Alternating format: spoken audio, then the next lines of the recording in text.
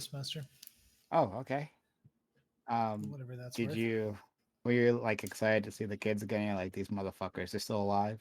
Yeah, they had no idea that it was a new semester.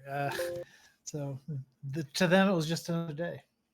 They were really surprised to see me like change up all the curriculum and stuff. Did they? How did they not know it's a new semester? I'm confused. Well, that's just it. It's this is really new to me too. This is my first year like not to be teaching in a public school. So so they view my classes, it's really interesting, but all of these students are children of Chinese nationals, so they're used to having like tennis coaches and golf coaches and debate coaches and things like that, like are their own thing, so they don't really think of it in terms of semesters or whatever. I'm just they they sort of just see me as someone who like teaches them how to do stuff. So And they don't really think of it in the way that they normally would think of school. Like they're ah, just always ah. doing something. Okay, That's what it comes down to. They're always doing something. okay. We have wealthy kids. They're always up to Yeah, something, right? They yeah, got exactly. activities. Yeah, exactly. Um, Yeah. but yeah, yeah. It's I mean, funny yeah. what impresses them and what doesn't, because they're not impressed by a trip to Paris, but they very I'll take much look it. forward to I'll going be. into my class every once a week. That's. I mean, yeah. I mean, if That's it's pretty like, awesome. That's a good accomplishment. I mean, Yeah, I it. guess. I just think that I suppose I don't know. I suppose it's just you always look forward to things that are relatively rare in your life or whatever. And I guess trips to Paris aren't rare for them. I mean, they summer in the south of France. Right? Why would it Exactly. be? I mean, Yeah. um, Yeah. Exactly. you mistaken them for a poor? Like, come on. Yeah. Oh, I have one girl. This is also my first time to have kids younger than high school. I've never had that before. And this girl, she's 8. And the first time I had her in class, she told me that she owned 7 houses. Not my family owns 7 houses. I own 7 houses. Like she doesn't know Like the difference. doll houses. I think I can Uh, Uh, imagine. yeah, yeah. yeah. So Um. Wow. yeah. Uh, And this is remote, right? Well, obviously, I guess. No, although I do have remote kids. Like that's another thing. I'm teaching kids in China, and this year I'm teaching. So what I'm teaching them is Animal Farm. So it's really strange because I don't know if I brought this up on this particular stream or not, but I'm teaching kids in communist oh. China, Uh-oh. about communism. Yeah, I'm teaching them Orwell. It's so strange, but They're their gonna get parents you. well, they're not going to get me. They're going to get, but I'm afraid they're going to get the parents of these kids that I'm teaching. But this is what they asked for. This is what those parents. Are This is they what those these particular kids in parents Hong asked for. Kong? No, they're in like China, Oh, like okay. Shanghai and places like that. That's interesting. Yeah, But yeah. and what ages are they that you're teaching this 1984 class? 1984. Animal Farm. Sorry. They're 1984 early. class. Yeah, they're early teenage years, I guess. So like Mm. 12, 13. How age. far are you willing to push the envelope here? Like, I'm definitely teaching them like everything that's happening in the book, and I'm Yeah. definitely teaching them about who the characters represent. So, who represents Stalin, who represents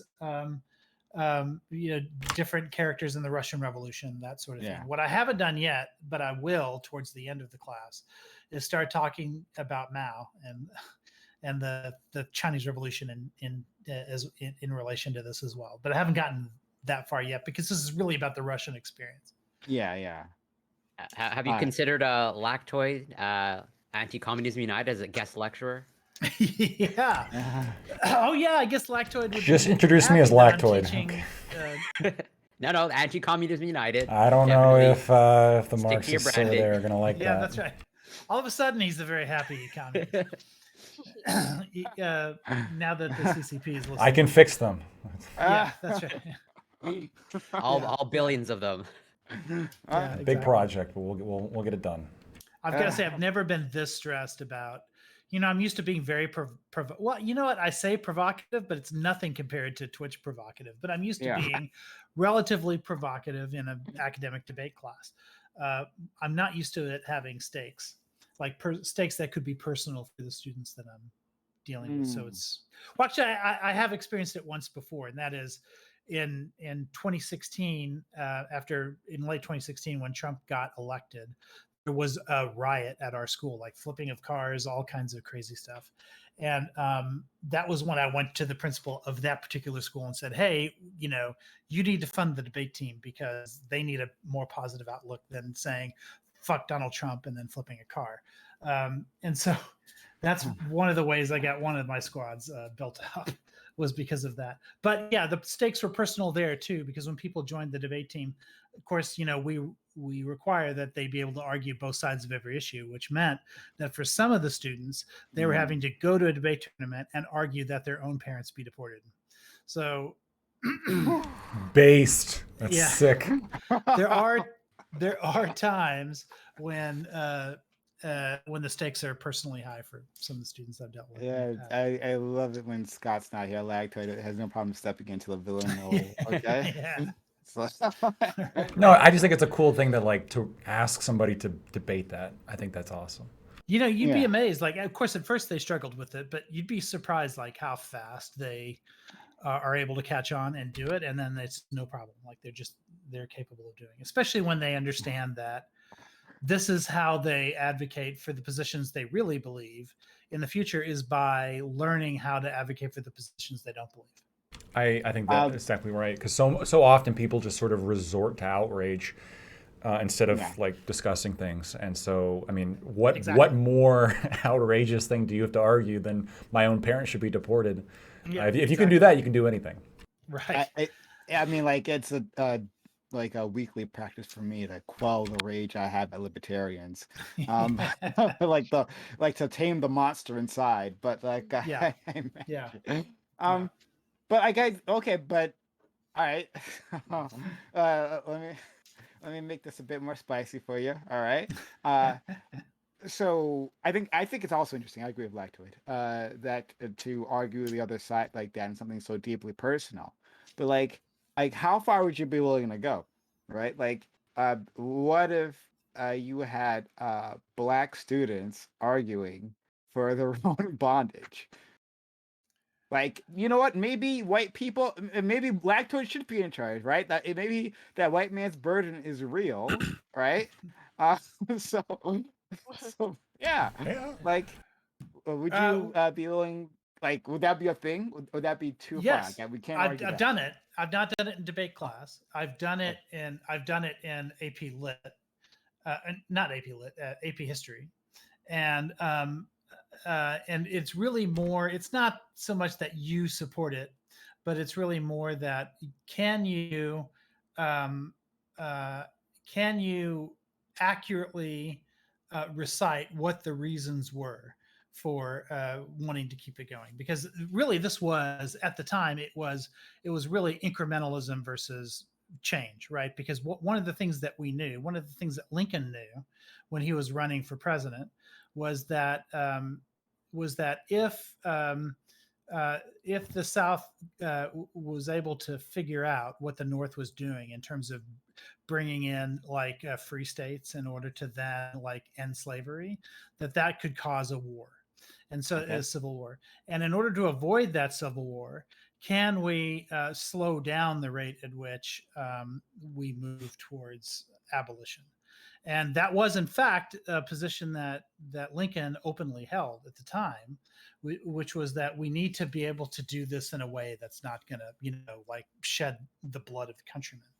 And so that was an argument that he made. Now, once it became obvious that civil war was happening anyway, then he was like, okay, fuck it, we're gonna end everything now because we're paying the cost anyway, so we might as well also get the benefit.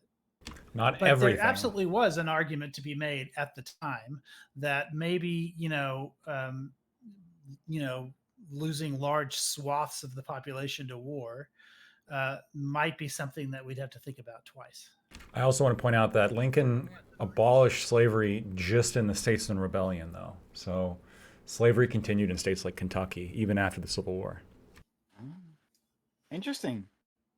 But the proclamation didn't. Oh, okay. It was interesting. only for non-union states. So all the slaves were freed. Until the 13th Amendment. Yeah. Right. Okay. Interesting. Thank you. Which he also pushed for. So it was happening in stages. Yeah. Oh wow. I would assume. Oh, sorry. I was going to say I would assume the idea of him not abolishing slavery in the states that are already not seceding is literally just because, like, listen, we get it. He probably wanted slavery to be abolished as a practice, but it's like if you don't have to take the risk in abolishing it fully, why take that risk? As a sitting president during like a revolution or during a civil war. All right. There's the risk of, well, I don't want to turn them against me, kind of thing. Yeah. I want to get our friend Aiko here to answer the question directly because you kind of dodged it there. All right. So so like a topic like were Black people better off in bondage, right? Like one, would you allow that topic? Period. And two, no. Would you ask Black people? Okay, all right, there we go. No, that one I wouldn't do. But the first one that you asked, Okay. I think That's it is fair personal. to say, yeah, like, are there situations in which, like, ending slavery all at once is maybe something you need to think twice about? And I think that one is a fair question. There are occasionally times when we get a debate topic that actually is what we call an imbalanced topic, one where, like, you cannot ask people to support either the affirmative or the negative on those topics. And when it happens, like, we have to get very creative about how we interpret things. And kids do anyway, because, like, debate kids are very progressive. So they will try to find a way to be progressive on the affirmative and progressive on the negative. They will try to do that. And so we have to get more and more creative to figure out ways to force them. So why wouldn't the subject of, like, self-deportation be an imbalanced topic, right? Or imbalance, excuse me, topic, because like, I mean, that's used as like hate speech, right? Like, get the hell out of our country, right? So like, yeah, but like, there's arguments you can make. Like, here, I don't know. I can argue for the white man's bird. I can argue that it is true. I shouldn't need to be in charge of me. But that's where I think you should. Where I would ask him like something else would be like, if you had a kid that genuinely did believe, right, that like slaves were better under slavery or Black people were better under slavery, just in general, right? Huh? If they actually believe that, do you think that should be something that could be like or should be debated in that or in your class, like if it was happening? Or is that something you would just kind of shy away from? No, that's out of bounds. Like that's not no, you can't do that.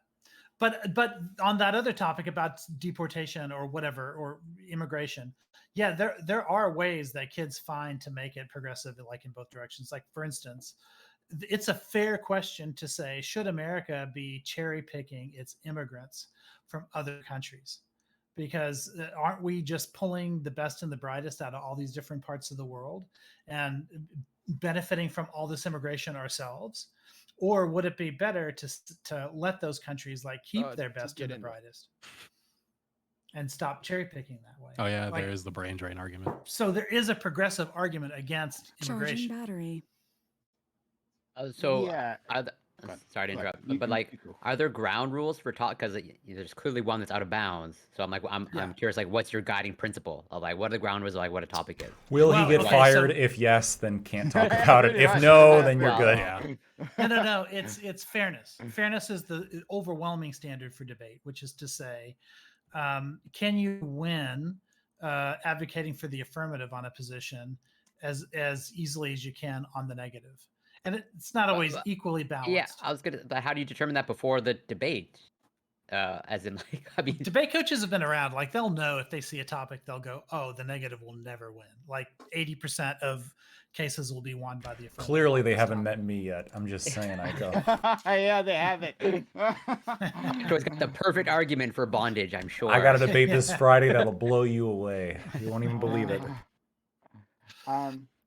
I can tell you there are positions that get that get taken on Twitch panels that absolutely could never win at a debate tournament. Never. Thank you, Ginger, and thank you, Noxalid, for the resubs. We're close to Hype Train. Subs to channel, that's good subs for that. But thank you, both of you, for being so kind. Nice to stick with the channel for so long. And 9 months, our stream baby, made Ginger. Hooray! It's super ugly. Super ugly. I'm sorry. It's all my fault. It's all my genes. I'm sorry about that. Yeah. But yeah. Anyway, thank you for the help there. I, yeah, like it's. I mean, like I'm asking you the same questions that like we ask of of like Twitch panels, Twitch moderators all the time, in this like internet sphere. It's like what's inbound and what's out of bounds, right? Clearly we have a greater expanse because we don't have to deal with a PTA here. But like, but still, it's like it's interesting. Like I want to say like everything should potentially be up to debate, but like I'd say that like not everything has to have a place on your particular platform. So in this case, in like your classroom, not every question, whether like you could have a fair debate on it or not, necessarily deserves to be on that platform there. Yeah, so let me say this. Usually you'll have 4 debate rounds in the preliminary rounds, and then after that you go to octafinals and quarterfinals and so on. And usually it takes about a 3-1 record or a 4-0 record in order to break into octafinals out of prelims. If you have a round, if you have a topic that's like imbalanced, where the affirmative wins almost all the time or the negative wins almost all the time, what'll end up happening is almost all of your debaters will go 2-2. And that means they'll win 2 rounds and they'll lose 2 rounds because that's just how things are set up. Okay. You don't want tournaments where everyone goes 2-2. You want there to be a clear delineation between the good debaters and the bad debaters. And so you want there's going to be a lot of like top tier debaters who are going to go 4-0 or maybe 3-1. And those are the ones that need to break. And so when you see nobody going 3-1 and certainly nobody going 4-0, that means you have an imbalanced topic. And so that's really what drives a lot of what is in or out of bounds. It really has to do with, can you determine how good a debater is based on how many debates they've won? And if the topic is getting in the way and the topic is causing people to win or lose, then it's not happening on based on the merits of the debater. Okay. That's fair. Like, and I'll look at all of us gathered. And with only 20 minutes afterwards, this is actually really good. Like, it's actually really good. So yeah, why don't we get started? Thanks everyone for being here. Much appreciated. This is the Reverie Roundtable, which we have Mondays, 8 p.m. Eastern. I got a fantastic group of individuals. Going to introduce them in a second. But guys, yeah, if you've been enjoying the channel, hit the follow button. If you're just following, if you've just jumped in, hit that follow button. We have conversations like this all the time. Spicy conversations. Seriously, spicy conversations. And if any of that sounds good to you, to consider joining us. It's up on social media, Twitter, Discord, TikTok, and YouTube. We'll find the VODs. All right. So let's start by introducing our good friend, Lactoid. Lactoid is back with us. Lactoid, how are you? Good. Just getting over getting sick. Feeling pretty good today, though. So I'm happy to be on. Interesting topics. This first one I've been having a lot of debate with an Armenian friend of mine, so I might have to pull out some arguments I've been saving, but we'll see. We'll see how that one goes. I'm excited. Okay, Aiko, please, you're back with us again. Aiko's not here with us every week, but every time he does, he's fantastic. So thanks for being here. Yeah, thanks for having me. Next, we have our friend Corey. Corey, thanks for stopping by. Yeah, definitely. Thank you so much for having me and inviting me on. Always grateful to be here. And yeah, definitely looking forward to the topics. Although particularly like the second one, me and video game companies, I got a lot to say, or at least I think I have a lot to say, but we'll find out. And yeah, looking forward to getting into it. Okay. And then we have a person. They've been on our open panels. I don't think they've ever been on our closed panel before, but I could be incorrect. I'm gonna be honest, maybe like once. Yeah, I've done thousands of these. So, but whenever you have been on, it was special and it was memorable, and Obviously. I loved it. It's been something I replay over and over again in my mind. FK, thank you for being around. Howdy, how you guys and, doing? Hey. And we have Ginger. Ginger back with us, right? Back with us at 20 FPS. Thank you for, Is it for so being with bad? us. No, it's fine. It's fine. It's fine. It's fine. Okay. Yeah. Yeah, how are you? I'm great. Thank you for having me back. Hey, all right. Sprouticus, god damn it, American hero, right? Sprouticus is with us proudly with his flag behind, right? I wish someone else somewhere would do that. But oh, it looks like only Sprouticus is brave enough. Sprouticus, thank you. Brave enough I to love just this wanna- country enough. Go ahead. I appreciate it. I just want to point out that unlike some other streamers in the Twitch universe, my flag doesn't need to be retired. So that's a very good reason. So yeah, and my flag doesn't need to be retired. It's not stained. It's not dirty. It's actually very clean. So I take great pride in that, and looking forward to debate. And you only have one flag. Yeah. I've got several. Well, no, I mean like displayed, as in like he's got the Swedish one equivalent displayed. to the US. Yeah. Yeah, I mean, yeah, because the American one takes primacy over any other ethnicities there, right? You're not a traitor. So let's go to our friend Darko and Saber Doobie, who brought our friend FK here onto the channel. Thank you for that, Doobie. Doobie, how are you? Terrible, actually. So less than an hour ago, I had my wisdom teeth pulled, and my mouth is numb. And here I am. I'm bleeding, Brother. actually, as we speak. Oh. But Wow. I'm a grown ass man, so I'm fine. Okay, Yeah, if you're a grown man, you wouldn't Fucking complain Chad. though. So can you shut up? it's fine. All right. Frogs have molars. You didn't know that. Yeah, it should But happen. but yeah, Divi, I hope you feel better soon, or like get 100% soon. I'm used to the taste of blood. It's not a big deal. Of your enemies, maybe. But like, was it really bad for your wisdom teeth? Like, were they like impacted, or are they like? No, it was just more like a preventative thing. I think they were like starting to like be a problem, and so we decided to just get rid of it. Okay. All right. Cool. Well, I hope your recovery will be quick.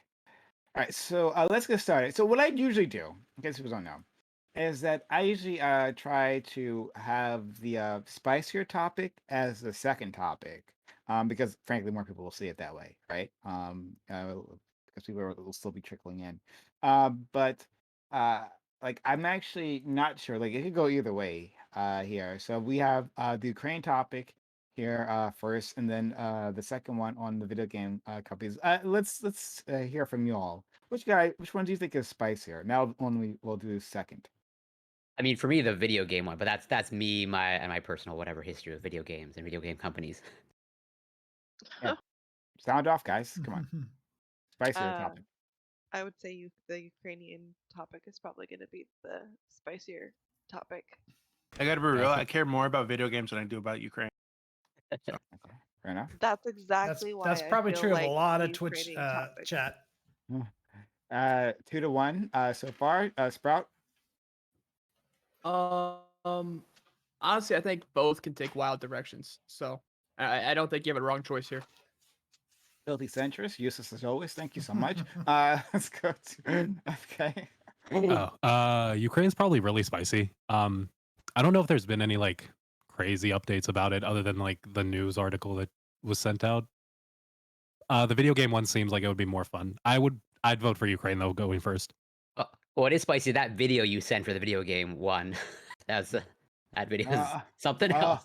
Who watches Oh these yeah, things? yeah, Yeah, I didn't know Oh. Vivian started Oh, I making know what you're YouTube talking about. a video. Oh, Oh no, you're on But the it list, was- Doopy. The list.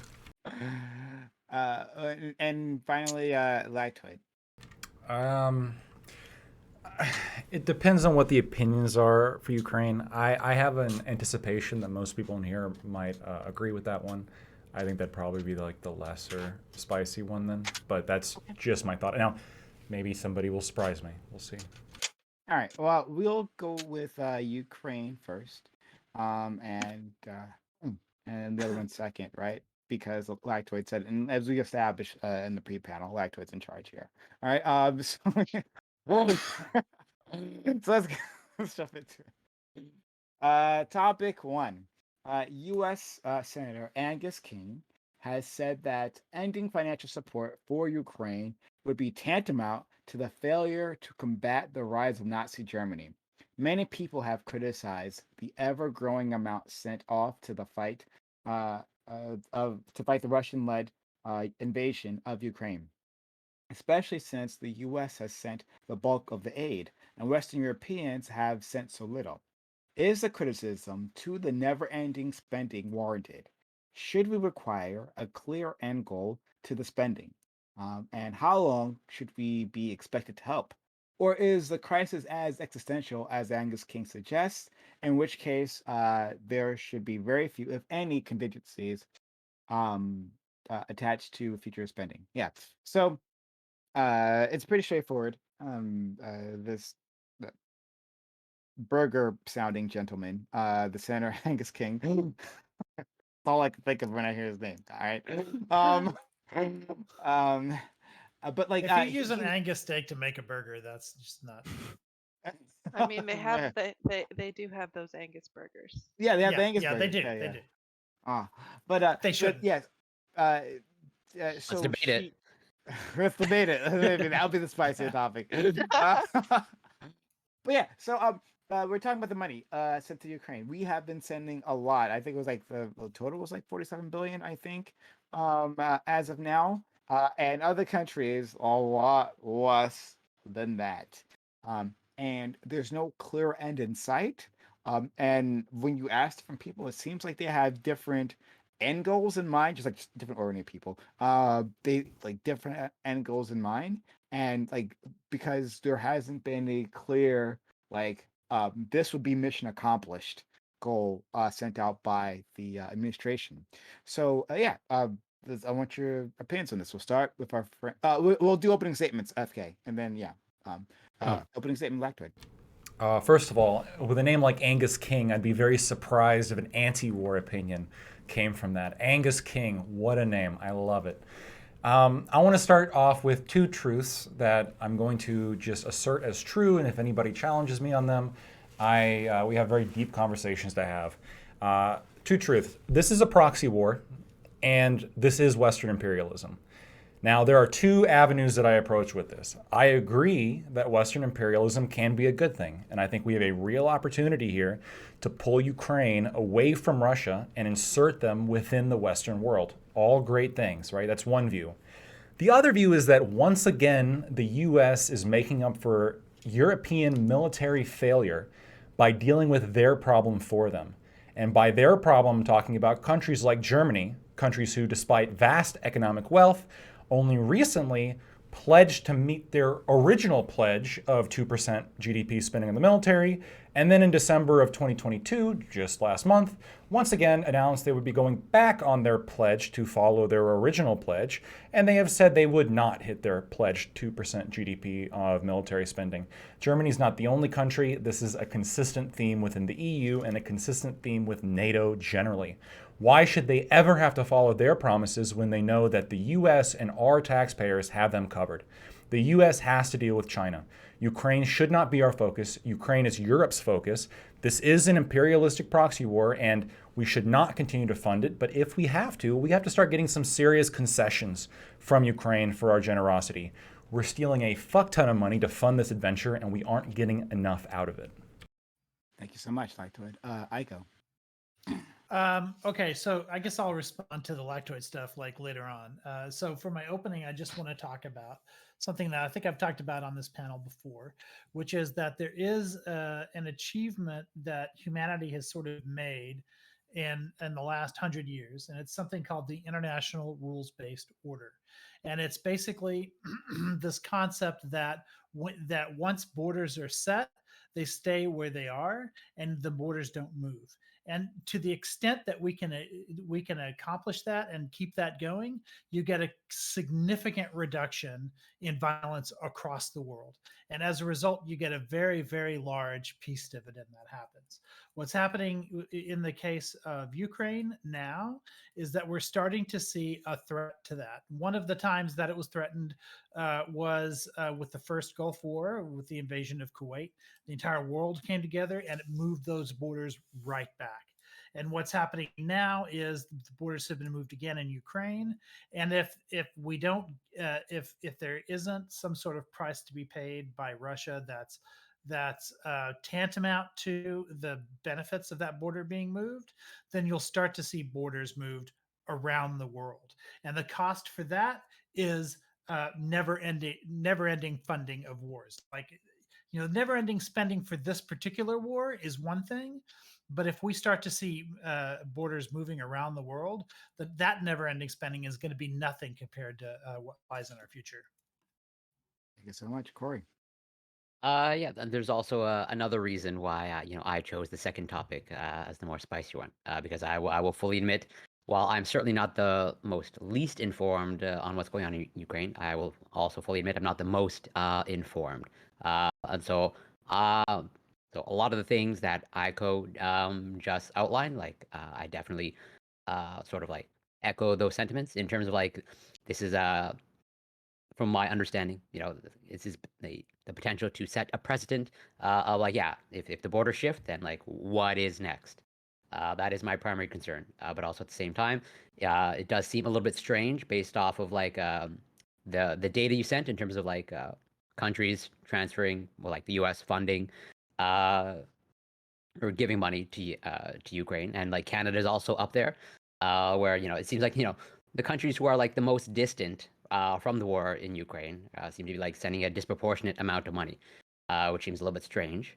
But I understand that there's let's say Western interests in doing that. But like I don't know how to solve that problem because like obviously it should stop at some point, but I don't know what that limit is. But I'm gonna leave it there for now because there's a lot more that I want to pretty much go through. But yeah, that's it for now. Thank you so much, FK. Hey there. So the reality of the situation is, right? Like, America has interest, the West has interest, everybody has interest everywhere else with what's going on in the world, right? Especially now that we live in such a global economy, such a global fucking system. But this war is about Ukraine sovereignty, right? It's about these people not wanting Russia to come in and decide, like, I'm taking this part of your land. These people who live here are now going to be Russian and they're going to have to follow Russian rule. What America's doing is making sure that a nation can't go around and just be like, we're going to start taking land. I think what we're funding is actually pretty good. If we need to fund more, I'm okay with that. I think as long as we can continue to set the rules and make sure that, like, hey, you can't just go around doing whatever you want around the world. Like, to be fair, unless you're America. And I think that's okay because I'm like kind of an imperialist. But with what we're doing right now, it's pretty good. Yeah, we should be restraining Russia. The goal is like people are asking for an endpoint, but the endpoint is pretty much when Russia decides to stop. That's it for me. Well, I feel like we don't have the money to send to anybody. We don't have the resources to send to anybody. However, if we don't get ourselves involved and if we don't continue to help, then they could eventually lose this war, and Russia's not going to stop with Ukraine. That's not how they work. That's not how they've ever worked. So it's important that we stay involved, even if it's not through completely altruistic reasons. Short and simple. Oh, yeah, we stay involved. We signed the Budapest Memorandum, which is an assurance to the security of the state of Ukraine. In trade, they give up their nuclear weapons. So of course we stay involved. Of course we assure the security of Ukraine. And I America is America. We're an imperialist country. I believe we have better values than the other countries that we're facing that are also imperialist. So if there is going to be an imperialism that's going to win, I would argue that American imperialism would be for the best. But we're gonna get the money back. We are gonna get the money back. It may not be in like Andrew Jackson's. It may not be in Ben Franklin's. It may be in what that country does for us in the future. It may be in many different ways in which we'll get our money back. But you can almost guarantee that the American government will get their money back from their investment into Ukraine. And final duty. I don't care about Ukraine at all, right? Like about the citizens of the government, the nation, like anything. But I do think this is like a really useful opportunity to try out weapon systems, get rid of old weapon systems that were like already expiring, and fuck over and embarrass Russia on the world stage, right? And enforce the rules-based order, right? Quote unquote. So I think we should keep doing it. If it costs $30 billion, that's fine. We send that to Israel every few years. I don't have an issue with sending that to Ukraine too. It'd be way more useful on that front than it is in other places that we send that money to. So I really wanted to focus on like the spending. We can expand to other things, of course. But the spending in that like it's one thing like this reminds me of like Afghanistan to a certain extent, right? Where like we come in and we decide we are going to do this large project that doesn't have like any sort of end date, right? Like now, like I'm Right. not like determining whether I'm not asking whether the project itself is good, but like does the project end? I will And highlight mission accomplished was announced at one point by George W. oh, Bush. exactly, yeah. So, but it just keeps on going, right? So like, I think it's fair to say that like, well, it just becomes it just becomes a protracted war, right? If Russia entrenches itself, if Russia um um uh not entrenches, but advances, right? Starts to push back the Ukrainians, gets their act together, which apparently so far they can't. But gets their act together and pushes back the Ukrainians, and there is a stalemate. Like, do we just keep funding to maintain this stalemate? Well, I think there's 100, I think once we get to that point, there's more to talk about, right? But the reality is, like, we're nowhere near that. Russia has continued to like waste their money. They've continued to kind of embarrass themselves. Like, realistically, I know, like, what was it? There was a little period of time where like the Pentagon was like, "Oh, well, we're running low," but like realistically, what that means is like because the American military they overinflate themselves, and then by running low, it's like we're not really running low. We're just like we're getting new shit in anyway, like Doobie said, right? Um, I don't know. It's wild. Like, I don't think it's worth talking about like what's the end point because the reality is the end point is when Russia decides to stop this.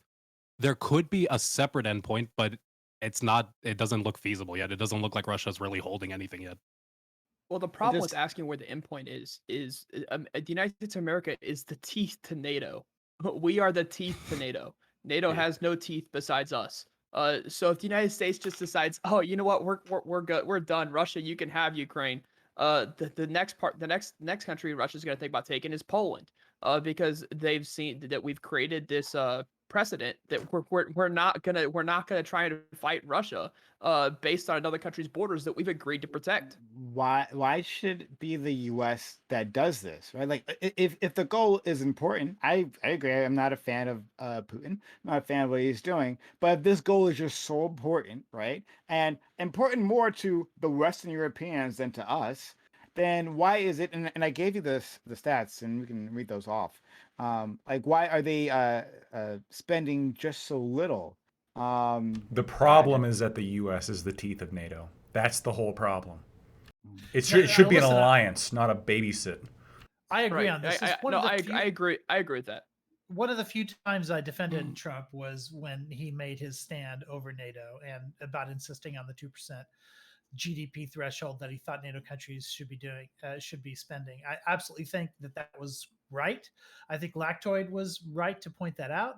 Germany actually committed not only to 2% GDP, they moved it to 3%. Then they GDP backed at one off point. last month. And then they backed off from it. So, you know, my solution to that, though, is not to pull out of Ukraine. My solution to that is fucking make Germany pay 3%. Like tie it to trade, do whatever it is that you have to do to keep the alliance together and to keep people paying for it. Present other NATO countries with a bill that equalizes the spending that's being done. Whatever it is that you have to do in order to get that done, I think we should do. Something else I agree with Lactoid on are his two truths. I agree that it's a proxy war. And I agree that it's Western imperialism. I just think that Western imperialism is the best kind of imperialism. That's a totally fair take, yeah. Because the fact is, yes. If you're going to call it, and I guess I should have asked this to Lactoid too. So the question is to both of you: if you're going to call it, if you're going to call this imperialism, then is making treaties to where you would protect the other country's borders, should they be attacked, is that imperialism? Because no, not necessarily. Okay, so what about the Budapest Memorandum? So what the United States does and what the Western powers do more broadly with capitalism is that we make it so that we position people so that they kind of have to make deals with us on a certain basis, and we create the framing that makes it like to our advantage. The only reason I don't have a problem with this in comparison with everything else that's out there is because there's always a big danger in power vacuums.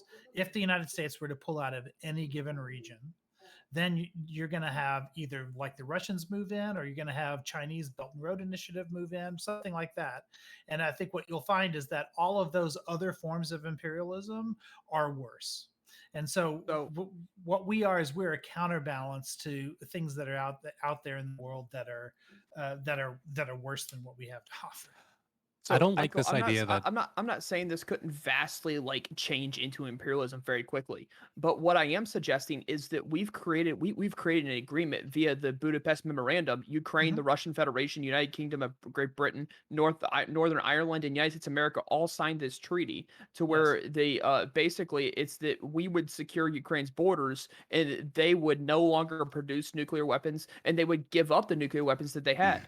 So like why are we not like dutifully obligated to protect Ukraine's borders against an attack by Russia? We are. So, well, I don't think it actually has any obligations. Dutiful obligation though is not. That's not imperialism. That's dutiful obligation. No, but that's not the only international agreement or set of policies out there in the world that are associated with the United States and with the West more broadly. So you have to acknowledge those.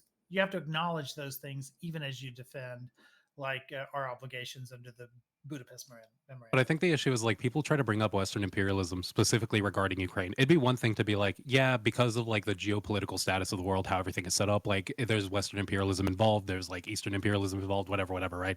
But like when we're talking about Ukraine, I don't get what the point in talking about imperialism is. It's okay to talk about like interests of like each state, but like calling it as a whole imperialist project seems weird. Like what's happening in Ukraine doesn't really seem imperialist. It seems more like the West is kind of just helping or holding on to treaties that it's already signed. Well, hold on. We never signed. The U.S. We've agreed to. I mean, the Budapest Memorandum doesn't really have any enforcement mechanisms built in. It is like an understanding that that us and Russia don't violate the borders of Belarus and Ukraine. But there's not a and then if so clause. That's my understanding of it. There's also a lot of other shit. Right. There's also a lot of other shit that kind of happened between then and now that makes it legally kind of difficult, and more ambiguous. The first legal ambiguity is, maybe not legal, but I guess maybe when we're talking about imperialism here, is that the people of Crimea don't want to be part of Ukraine. They want to be part of Russia. And that's the exact same thing with the Donbass, right? The people in Luhansk and Donetsk do not want to be part of Ukraine. They want to be part of Russia. Do we have any real numbers on those, or yes. are those all just numbers? No, so there have been multiple UN and international polling done, in Crimea and in Luhansk and in Donetsk prior to 2014, prior to Euromaidan. What are the opinions now, though? What are the opinions based on Russia's actions? So that since 2014, they've only gotten more pro-Russian, because basically between 2014 and 2022, Ukraine was like waging a war against the rebels in the Donbass for 8 years. And a lot of that included shelling and bombing civilian centers. The war did not start in 2022. The war's been going on since 2014. And there have been a fuck ton of civilians killed in the east since then. That has pushed a lot of opinion pro-Russian. Even before Euromaidan, opinion was pro-Russian in that area, and especially in Crimea. We have got polls going back since the Russian Federation happened, right? We have from the very beginning, every single international survey done says like they don't want to be part of Ukraine, they want to be part of Russia. So when we're forcing people who do not want to be part of a country to be part of that country, I think there's a different argument that is like more imperialistic. Now, is it for broader good terms? I think so, but we are absolutely forcing people who do not want to be there to be there. Could be. I was going to ask Lactoid actually. Yeah. So in the 2014, like the war that started in 2014, in like the Donbass region, I think it was. Isn't that like where Azov Battalion was formed, and they had like a ton of stories that came out at the time of them like torturing people and committing war crimes on the civilian population there? In Mariupol. I don't know. My understanding is that Azov did have like strong ties to neo-Nazis, but most Ukrainian military personnel don't. No, but I think Doobie's asking, did they form in the east, or did they form in like the Donbass? They formed in Mariupol, Yeah, because I think that's where I originally heard about them. It's technically part of the Donbass, yeah. They were like part of the main push in that region, right, to fight the rebels. They were one of them, yeah. They had a ton of like issues or stories that came out of them torturing people and like committing war crimes against the civilian population. They were problematic. If you're somebody that lives in that area, I think it'd be reasonable not to not to want to be part of Ukraine. Oh, I get. Okay. I'm confused. No, I get it. He's saying, okay, so what Doobie's saying is that the Azov Battalion was formed in that Donbass, eastern Ukraine region, right? Around that era where a lot of those rebellions were happening, uprisings were happening, whatever, right? Azov Battalion was a really brutal battalion, right? Their history of like torturing civilians, their history of like just mutilating war prisoners, whatever, right? And then their ties to Nazis, all that. Doobie's saying that like because of that Azov Battalion formation, it was probably more the case that the people were anti-Ukraine because they were anti-Azov Battalion. It's not that they were really anti-Ukraine. I don't know if you could say it's like fair that the people who live in that region would be anti-Ukraine in the modern era in the same way that they'd be anti-Azov Battalion. No, people didn't. Since 2014, they've been actively fighting against the Ukrainian military. It's not just Azov. It's it was frozen for a lot of it. But I mean, there's been consistent shelling and bombing on both sides. Okay, so there's multiple things here. And I think are super interesting. So Lactoid, you talked about like forcing a region. Actually, I don't know how you're gonna answer this. Forcing a region to be part of a country they don't want to be part of. Well, we had that here in the States. We had regions that didn't want to be part of there, right? Like, do we just allow these territories to break off? So I believe again, I think this is like where Western imperialism comes in, where sometimes like in the interest of the broader picture, we get to force areas to do things they don't want to do, and we can force areas to be part of us, that even if they don't want to be part of us. So I'm sympathetic to that argument, I'm more sympathetic like the worst shit that people are doing there. So like owning people's, it makes me really, really sympathetic to stopping them. But and overall, do I think it's better for us to have Crimea and the Donbass be part of Ukraine and then Ukraine be firmly within the EU? Yeah, I think that's like overall better. But I mean, like I said, I mean, they don't want to be part of Ukraine, especially in Crimea. And if this is why I'm saying it's Western imperialism. Like it can be good, but we are absolutely like making them be. And not only are we making them be a part of a country they don't want to be part of, we're making them be part of a country that they don't want to be part of when the president that they elected was unconstitutionally removed from power, right? He started killing civilians, didn't he? Like they were shooting in the streets. He ordered the police to shoot on the civilians. There was an election immediately after that revolution. But also, okay. He was still unconstitutionally removed from power, though. That's yeah, the but point. if a president is killing civilians, I would assume I don't care if it's unconstitutional. Like I think it's that's okay what for the people revolutions to are. like By definition, revolt. It was a revolution, right? It was a Western-backed revolution. Absolutely. Just like the American Revolution against the British was. I mean, that's okay. Against like, the constitutional mandates if a of ghetto, Britain. If a ghetto in Nazi Germany got guns from like the UK, I'd be okay with that ghetto deciding to like fight back against the Nazis trying to kill them. But there's another factor here that I think we need to consider really fast if we're going to keep talking about what the people in these regions want. Because, like, let's take for instance, Crimea. The reason Crimea polls the way it does now, and by the way, like, it didn't poll this way even in the 90s. But what happened is, like, Stalin, starting way back in the 50s, but then these purges continued, starting purging the Tartars and everything else. Yeah, what's the old Soviet strategy was to get rid of the native populations, to get rid of them any way that you could, which was by like exiling a bunch of the Tartars to Turkey, for instance, or by just slaughtering people wholesale, and then bringing Russians in to the houses of the people who formerly lived in that area, and then populating them with Russians, and then saying, those people that live in this region, those Russians that we just moved in there, they want to live under Russia. And what we're doing is we're incentivizing that sort of behavior. We're incentivizing ethnic cleansing by allowing Russia to go, because they're doing the same thing now. They're going into Donbass. They're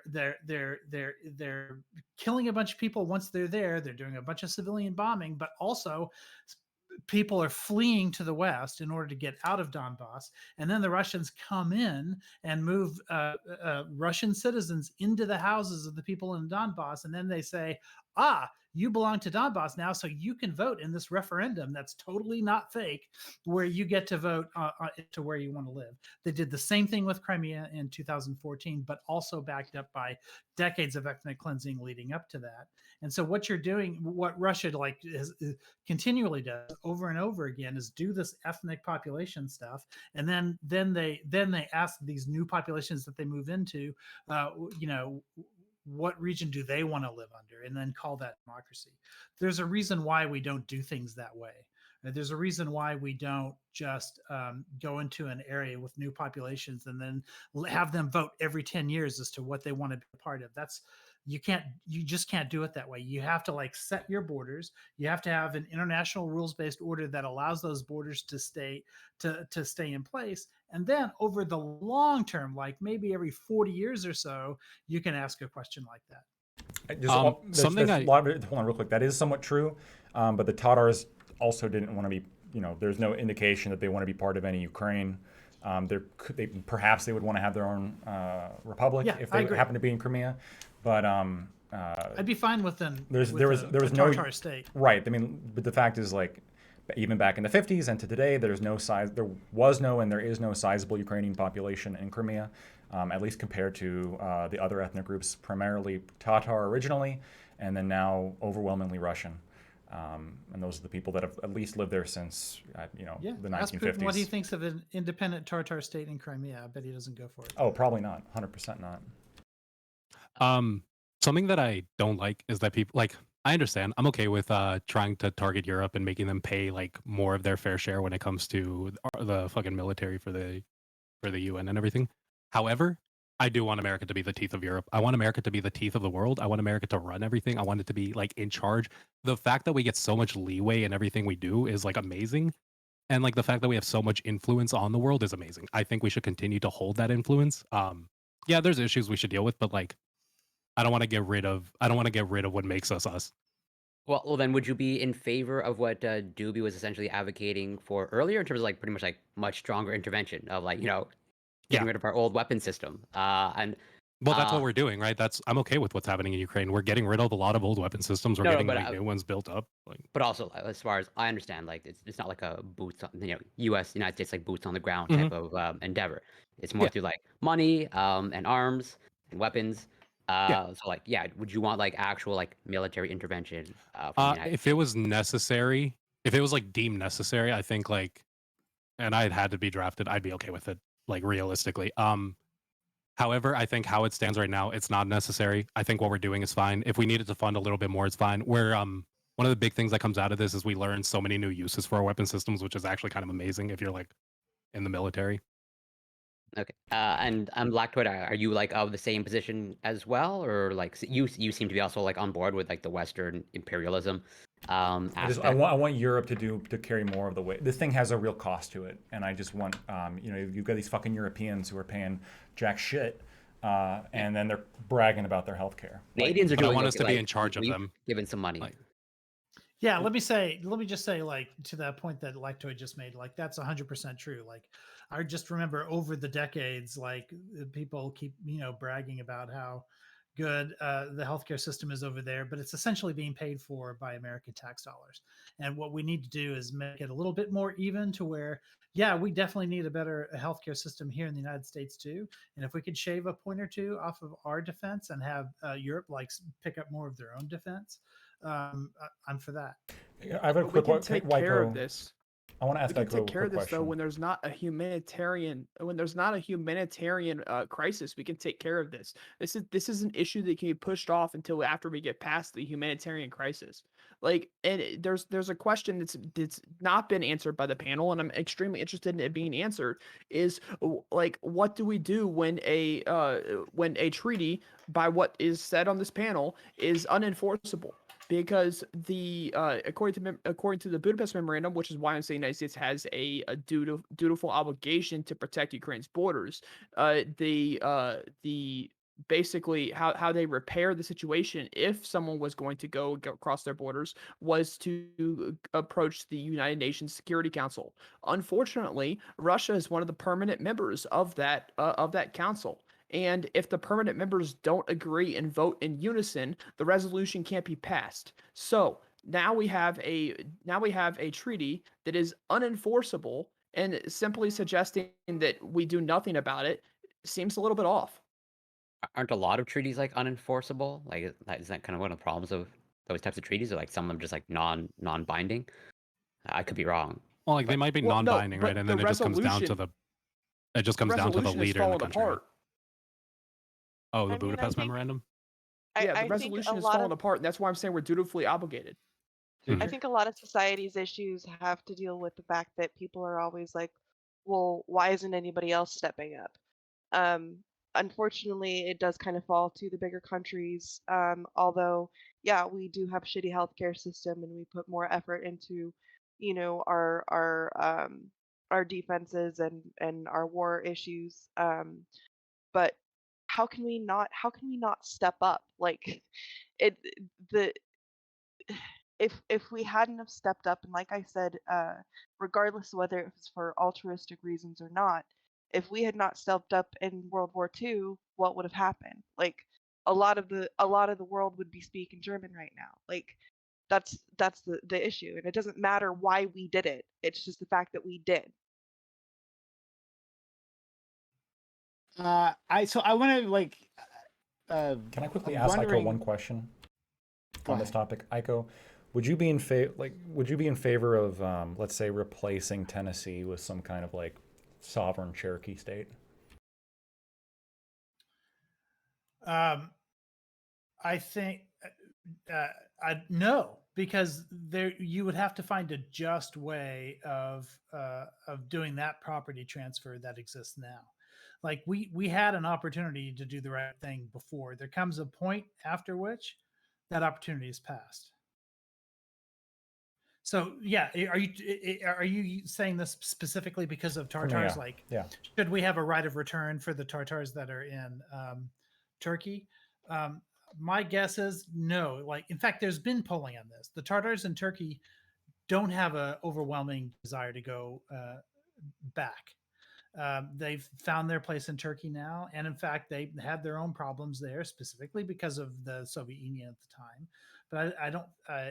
Culturally, they're closer to the Turks than they are, because they're Muslims, than they are to Ukraine. I think at this point, the only way for Crimea is to go forward. I don't think there's a way to go back. And I think that would be even harder with Native Americans, because you have to go back even further. And also there was a genocide. Like, there's not enough of them to take back the territory that they would be living in. So let's leave aside our shared Western chauvinism and imperialism that I think leads me to want Crimea to be part of Ukraine again. Leaving that aside, Crimea probably is Russian and probably should remain Russian. I mean, I think that's something that's going to have to be decided by the Crimeans and the Ukrainians. Okay. They're going to have to be the ones to decide whether or not they're willing to. I've been asked this question too, which is to say, if Zelensky agrees to give up land in order for peace, like, should the West be okay with that? And my answer has always been yes, because they have to decide their own fate. But on the other hand, right? So the question I was going to ask previously, if Zelensky demands that, like, no, they push in Greater Ukraine, they push the Russians back to the Russian border, right? Like, throw them off, and he says, well, we're not done until we've thrown their military out of Crimea, till we retake Crimea. Then in that case, like, does the war continue? Like, our support for Ukraine has been seemingly unconditional so far. Except the one thing that we put a condition on is don't start firing missiles like directly into like the Russia proper. But Right. beyond that, as far as I know, and I could be wrong, as far as I know, it's pretty much been unconditional. So should that be a condition? If everything that if you agree with Lactoid, should that matter in terms of our funding? Or what? Go ahead. No, I think we should continue to fund through that. I think that Crimea, especially like the polling that was done, the voting that was done, has never been recognized internationally. This has been just a Russia op. It's never been recognized internationally that Crimea is part of Russia. And the voting has so many scandals with it. It's not even funny. So no, if Ukraine wants to push Russians out if Ukraine wants to push Russia out of Crimea, I've got absolutely no problem with that, and I think that Ukraine should push Russia out of Crimea. So I think the only way I'd really the UN Development Program did a series of polls in Crimea between 2009 and 2011 for every quarter, and every single time, overwhelmingly, the vast majority of the population voted to leave Ukraine and join Russia specifically. You only have barely double percents who are saying no, we don't want to do that. So you're saying the Crimea vote was recognized internationally? I'm saying they don't want to be part. Whether or not it was recognized internationally, scandals? I don't think it was. But I'm talking. Well, hold on, which vote are you talking about? You're talking about the 2014 when Russia came in? Yes, 2014. Yes. Yeah, I don't trust their numbers. I'm just trusting the UN's numbers.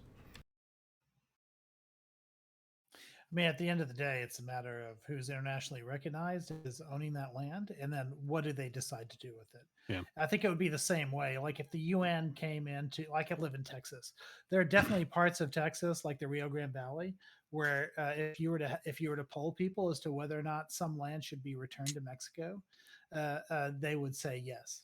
I'm not sure that the United States should be obligated to give that land back to Mexico.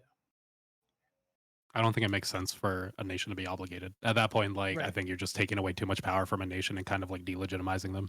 It's right. And then you're incentivizing people, because then what you're doing is you're creating an incentive that if I can get my own ethnicity into this area, then the UN will give that land to me. Yeah. That is not an incentive that you want to give to the, I mean, well, that's also India does that too. India does that in the Kashmir region. I believe it is. So they just like move people. So they've been put like terrible policies of violent policies, crackdowns on people in the Kashmir region, and then they've had a policy of moving people. And then of course there's Israel, the classic example of this. Moving people in. Yeah.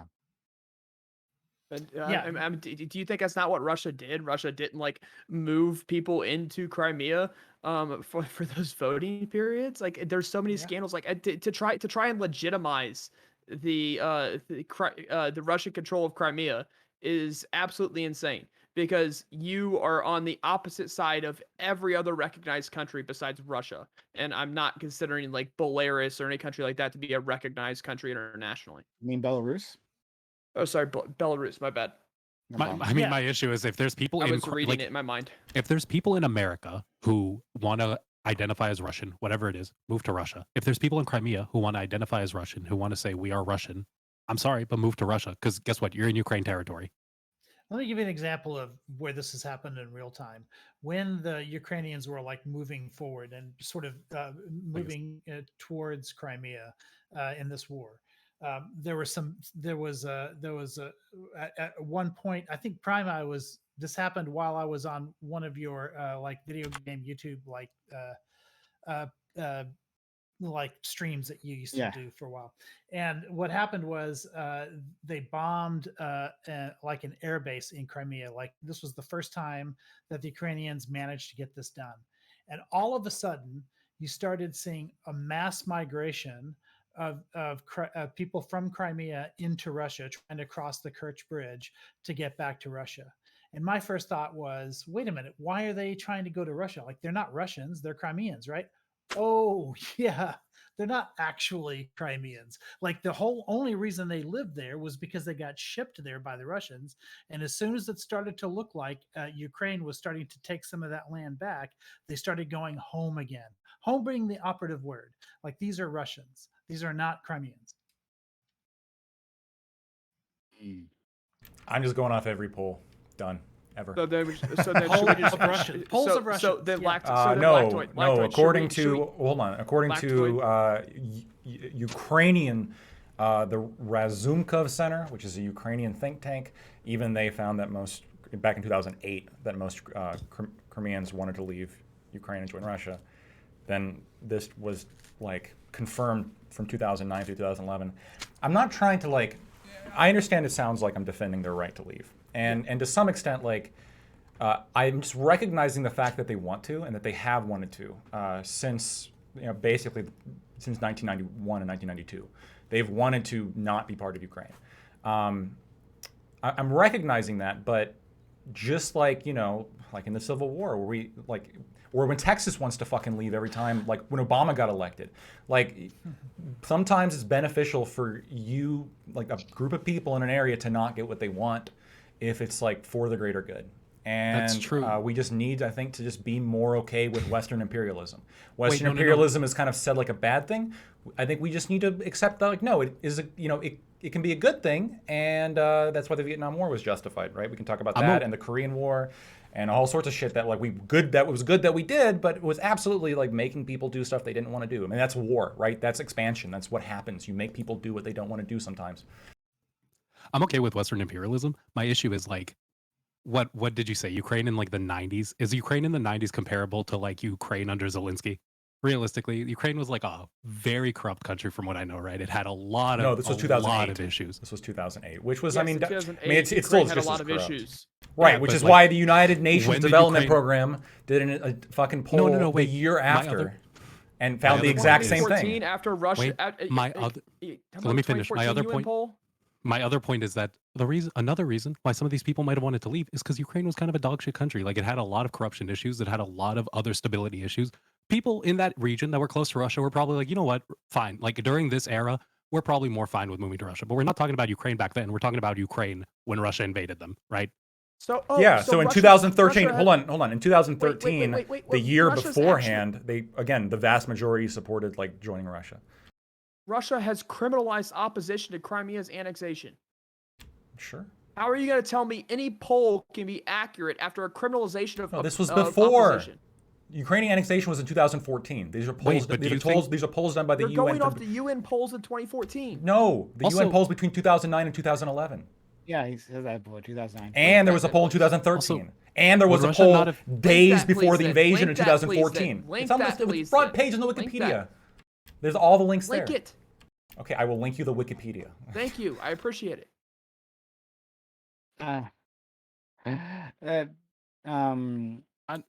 Wait, I'm sorry, Prime, but like the issue is, I understand the polls could say this, but it just seems to be the case that there's too many issues revolving Russia. There's too many issues revolving these polls. There's too many issues revolving around like how trustworthy these are. Too many issues, like too many changes that have happened between that era and like where Zelensky is now and him as a leader of like Ukraine and how Ukraine has been progressing, right? I think it's really weird to rely on these polls for like, yeah, these people are lied. Because even if that's the case, cool. You shouldn't be allowed to just be like, just because some people want to leave your country, they can leave. It's weird. So uh, so this is like kind of turning into a question of national sovereignty, which wasn't like the intention of this question. But we can go there. So uh, I don't have an idea of what like Ukrainian politics looked like before the invasion. I don't know. Um, but it seems like if he and I mean before the Crimean invasion. Um, it seems like if you have an ethnic group separate from the main group, off in a separate region, an isolated region, that is rife for like discrimination, and im- impoverization, lack of funding. So let's say that that was the case, right? I don't know if it's the case, but let's say it was that. They were being treated badly. Is a region being treated badly a good reason for them to be able to leave a state, um, to declare that independence, and then for it to be recognized? And does it matter if another country directly helps them do that, right? Like like I think people maybe look at it as one thing where if Crimeans had risen up and said, "We're done," right, and we're leaving, right? But Russia steps in and assists, and that's different, right? So, like, in those Can I f- scenarios, yeah. I mean, I'm gonna fact check real quick. So you're going off the UN you're going off the UN polls where where Russia has significant influence, right? Now I'm not gonna The say that development Americans don't program? have Russia has significant influence in the UN. Do they not? So I would argue that in the UN development program, the West has Are they a founding nation? dramatically outsized The Are UN they is a like a really, founding Russia. nation? really big institution. It's a Like, massive, They got it's a massive significant institution that gets influence. Yes, most they of have its funding from the significant- U.S. So you're telling me Russia does not have significant influence in the UN? Nothing compared to the U.S. Okay, so then why No. has why As so then why has Russia itself been able to stop a resolution regarding Because they're on the Ukraine? Security Council. Exactly. so they have And I- so are significant influence in the we. UN. So I'm No, not saying. Lactoid, So I'm we not saying. are. So We are. That gives us a lot of power. I don't know. I did Model UN like Gives once us a and we fuck did ton really of good. power, which By is good. being on a founding nation, you get a lot of fucking power. Russia was a founding nation. They also got a lot of that power. That's what's being told. Is to there you. Like, I any get that the West has- evidence that these polls are like skewed or yes, wrong? right here. I was getting ready to give it to you. But you All right, give interrupted it to me. I'm not saying America doesn't have bias as well, but according to the International Republican Institute, in May of 2013, they found that 53% of Crimeans wanted autonomy in Ukraine, not to be a part of Ukraine, Yeah, so not to be What were the options not in that to be vote? a part of What were Russia. the- What were the autonomy. options? What were the options on that vote? Autonomy, Crimean Tatar autonomy within Ukraine, common oblast of Ukraine, and Crimea should be separated and given to Russia. Those were the options. Okay. 53% said autonomy in Ukraine is what they wanted.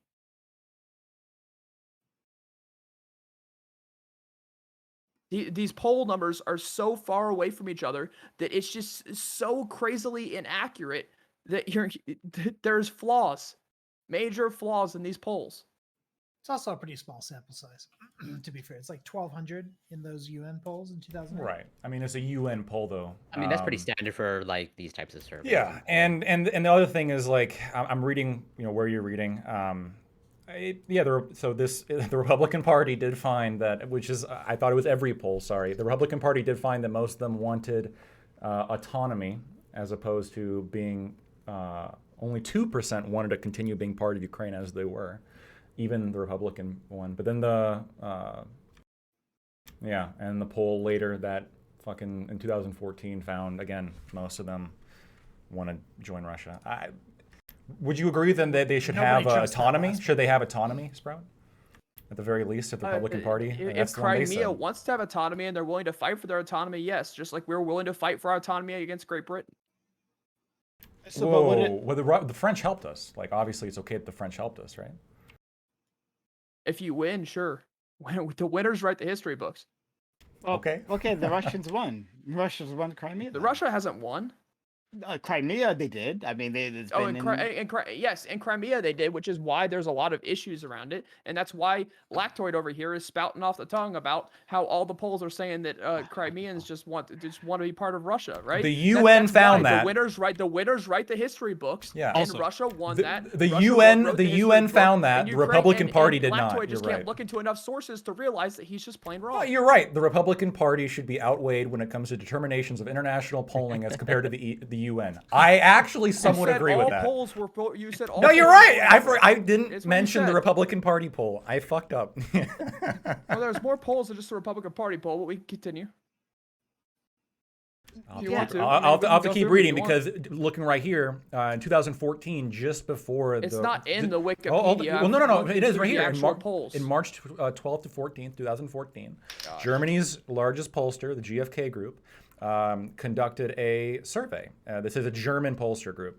70% of Crimeans intended to vote for joining Russia. Okay, so is that the only poll that was done, or are these the only polls that were done? That only the polls inside No, of this Wikipedia are the Republican Party polls did a that you poll. will accept. Is that correct? Do you have other ones? Yes, there's a ton of other ones. You go look up. Well, hold on, you can't. But well, also, I'll you link it. can't I'll link it. I'll decide- link it. You can't take a sample size of 1,200. Like I understand, Corey, what you're saying, but we don't generally use, like, say, political polling with those kinds of sample sizes or with any kind of sample size to determine the political future of a country. No, I understand the Right, stakes like- are higher. I totally, Yeah. you are Yeah, correct. you've got to poll the whole population if you're going to do something like that, right? It's gotta be a getting, referendum. trying to understand people's voting habits is different than, the self-determination of like, this geographic, that is a totally valid point. But Yeah. in terms of, Wait, but why does it matter what the people there want or what they voted? Like, if the nation has claimed this territory, like, who gives a fuck what these people want? Yeah. So this is I a mean, question like, of even- international law, actually. So there is a question of what are the prerequisites for a nation forming, for a group, an area gaining independence? And the UN International Court of Justice has taken on this case a couple times, well, more than a couple times. But there's a couple rulings that seem to, there's some contradictory rulings because we're talking about international politics here. But there seems to be a general idea, which is if the people in an area are not oppressed and they have the right to vote, then they're generally, then they don't necessarily have a right to secede. But if they're being like politically oppressed and they don't really have the right to vote, they don't have the right to like participate in the country, then it can give rise to the right to secede. So they did one for Quebec. They found, well, look at Quebec, everyone there can vote. In fact, a lot of people high in government are from Quebec. There's really no evidence that people from Quebec are like oppressed or democratically smushed, so they don't get a right to leave. Well, I'm just saying that's what the UN found, right? Quebec says otherwise. Right, and so that's like the question of sovereignty, and so that's why I think Doobie here, the details really do matter, and the details do matter when you have the president elected who has derived most of his voter base from areas like Crimea and the Donbass, right? How he was unconstitutionally ousted. One question that comes to my mind is, Capitol Police shot Ashley Babbitt as she was breaking into on January 6th. Let's say hypothetically January 6th was like successful and Donald Trump was instituted into power. Would California, we're like, well, fuck it, like we all voted for Biden, fuck you, we're leaving. Would there be any sympathy to that argument?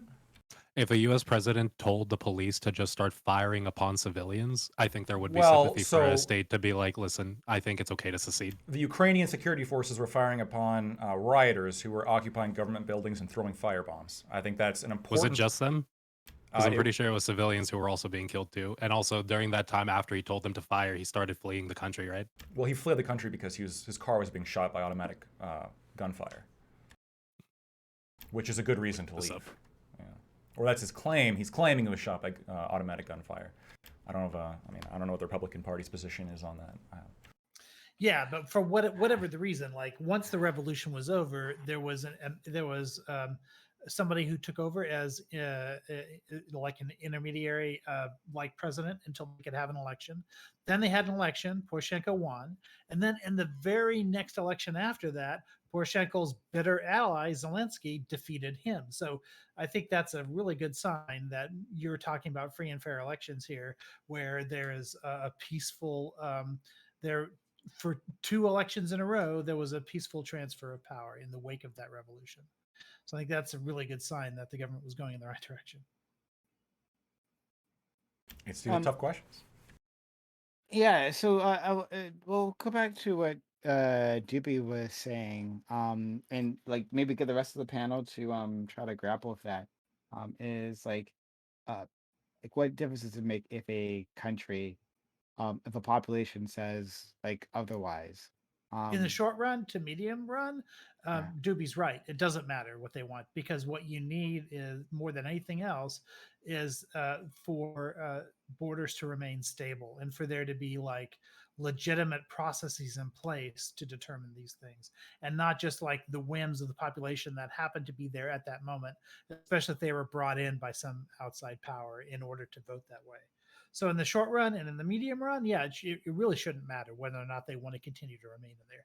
In the long run, people do have ultimately have a right to determine, like, what government they live under. Yeah, I would say that it's just as far as like in the area that they're in and living under the the Russian thumb, basically. Like, how can you be sure that what they're saying that they want is actually what they want in the first place? So it's like in these kinds of situations, you kind of have to step up and kind of open your eyes and see like what's actually necessary versus what they are saying that they want. I think what we're doing is if we're being honest with ourselves, we're practicing ultimate skepticism on something when it doesn't go our way. And then if it does go our way, we don't practice ultimate skepticism. I mean... What do you exactly do you mean by that? This idea of like, we can't trust any of the polls because the Russians... Oh, okay. Yeah, as in like, yeah. We'll only trust the polls that, the numbers are what we like. Yeah. That's pretty standard. Because I mean, very, and this is or true. You trust polls, or you trust polls that have to come out with accurate numbers when they come out with a poll. Like those are the polls that you trust. The ones that haven't been like accused of violently attacking people for showing opposition, threats of kicking them out of Crimea for opposition, threats of violence against their family for opposition. Maybe we would trust the polls that don't include that. The UN did this? Well, that's part of the... No, but Russia certainly did during that time. Yes. In 2009. But that's the nature Russia of like... certainly did during that time, yes. But that's the context of like the area that you're polling. Like no matter what you do, like unless like, I don't know... There wasn't a referendum in 2009. There was a poll. Not saying there was a referendum in 2009. There was a poll.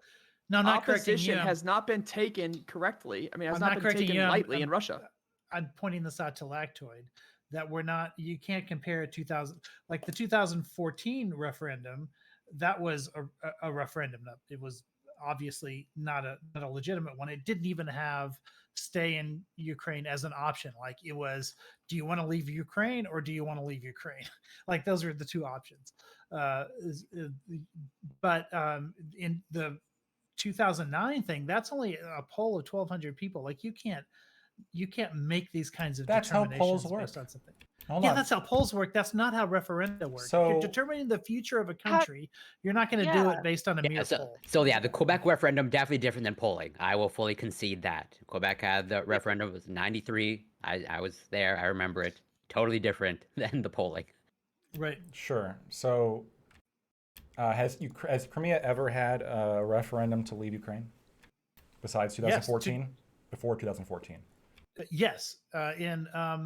In the early 90s, there was a poll. They had one poll. They had one referendum in 1991 or 1992. I don't remember which one it was. I think it was 1991. Mm-hmm. And the only two options were stay part of Ukraine as a oblast or have a little bit more autonomy within Ukraine. They overwhelmingly voted to have more autonomy, and then that referendum was revoked. Their constitution was revoked by the Ukrainian authorities, and they were given a brand new one, absent any referendum. Yeah. That is the only referendum that they've ever gotten. And let me ask you a question, Lactoid. So do you think that a country that is considerably run by a dictatorship country telling them, if you do this way and say things this way, this is what's like, these are the repercussions that are come to you, that they're actually going to poll in favor or in opposition of those rulings? Like, Honestly, I don't. So I'm looking. So this is all prior to the invasion, all prior to Russian authorities being in Crimea, absent Sevastopol. That's not what and I'm asking you, though. Well, hold on. That's not So what what I'm saying is that during the time that Ukrainian authorities had control of Crimea, both Gallup, the UN, and GFK all did polls that overwhelmingly found that they wanted to leave Ukraine and join Russia. And the Republican Party did a poll and found that they wanted greater autonomy, but not necessarily to leave and join I already Russia. sent you a link. I already posted a link that shows that it was more than Republican Party. So you can drop the Republican Party shit. There is more than the Republican Party that found that. I'll be right back. I'm so sorry. And I mean, Lactoid, do you think the 2014 referendum was a legitimate referendum? No. So you don't think it was a legitimate referendum? It probably wasn't legitimate. No, it doesn't line up with the polling prior. It was like 96% voted to leave. It should have been closer to 70 or 80. It's likely that a lot of people were like intimidated out of voting in the referendum. That's likely what happened. But you're still suggesting that the referendum should have stood. Not necessarily, no. So then you think that Crimea should be a part of Ukraine? Because I'm a Western imperialist, absolutely, yeah. I think all parts of the world should be part of America. No, what I'm saying is based on what you're saying, you're given two options because you're saying that you're saying that you think that the referendum was corrupt, but somehow you still believe that that it shouldn't have belonged to Ukraine. You either have to say that like they should have followed the corrupt referendum, or you should say that Crimea should have still belonged to Ukraine. And I'm giving you this dilemma right now, and unfortunately, you have to choose one. I'm saying that I would bet my left nut that most people there would vote to join Russia. Whether or not that vote should be respected, probably. I mean, I don't really. I'm kind of more along the lines of like, yeah, like just because the people there want something. Like for example, in Vietnam, there was a vote and the people voted the pro-communist candidate, and we stepped in and stopped them from doing that. I think that's great. Like we should stop in, like when shit's going south or when the people want something bad, like democratically, I think it's okay to step in and stop that. Overwhelming, like this. I'm not like married to this democratic. We're coming in and democratizing and liberating the area. It's not always what we're doing. If there's an opportunity to invade Russia for whatever reason, do you think America should like invest in it? Not when they have nukes, no. Yeah, I'm just saying if an opportunity arises, like because of this war, those should be as in okay as. Like if an opportunity arises for whatever reason, like let's say there's like a split in Russia where two parties start fighting against each other, one much more favorable to the West. Yeah, from like a Machiavellian point of view. Should we put our thumbs on the scale? Is that what you mean? Yeah. Should we start like getting invested like much more deeply in it? You don't think other countries don't do this? Like, I mean, if anyone's gonna say we shouldn't, then no, they but I'm are just saying, they're vastly misunderstood on what Russia and China try to do. Well, I think the question is how. Yeah, we should put our thumb on the scale. Like it would be an incredible opportunity, but in the form of say like direct invasion or something like that, no, I don't think that. I think that would be too risky. But Lactoid. No, but do you think? So I guess we're not invading. If we do you think at some point in time it would become necessary for the United States military to enter the country of Ukraine and protect its borders? I'm not gonna. Fuck no. That's crazy. I would say post. That's war. That's fucking like World War III, dude. That's fucking crazy. Fucking sending U.S. troops. I'm asking you. No, asking me about what? I'm asking Aiko. Oh, yeah, but hold on. The question was, do we invade Russia? Do we invade Ukraine's? I'm asking. Yes. Story. Yes. You said no, because I don't think you said we necessary. should never invade Russia. I'm asking. At any point in time, do you believe that the United States should send troops into the country of Ukraine to protect its borders? No, because I don't think it's necessary. For one, I think the course that we're on now is the safer alternative. What do you think we do after this? What do you think is the like? How does America make its new treaties with Ukraine? How does the West deal with Ukraine post this? Ukraine becomes part of NATO. I think it's more important that the higher priority should be making sure that Ukraine gets into the EU. Do they get which nukes? Well, the EU wouldn't involve nukes. Neither would NATO really, but I think that The only thing NATO involves is nuke sharing.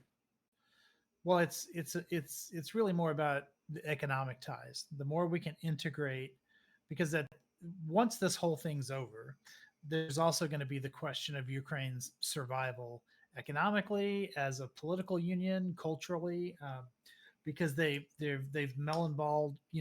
We've all talked about what this is doing to demographics in Russia, but everything that it's doing to Russia, it's doing way worse to Ukraine. And at some point, they're going to need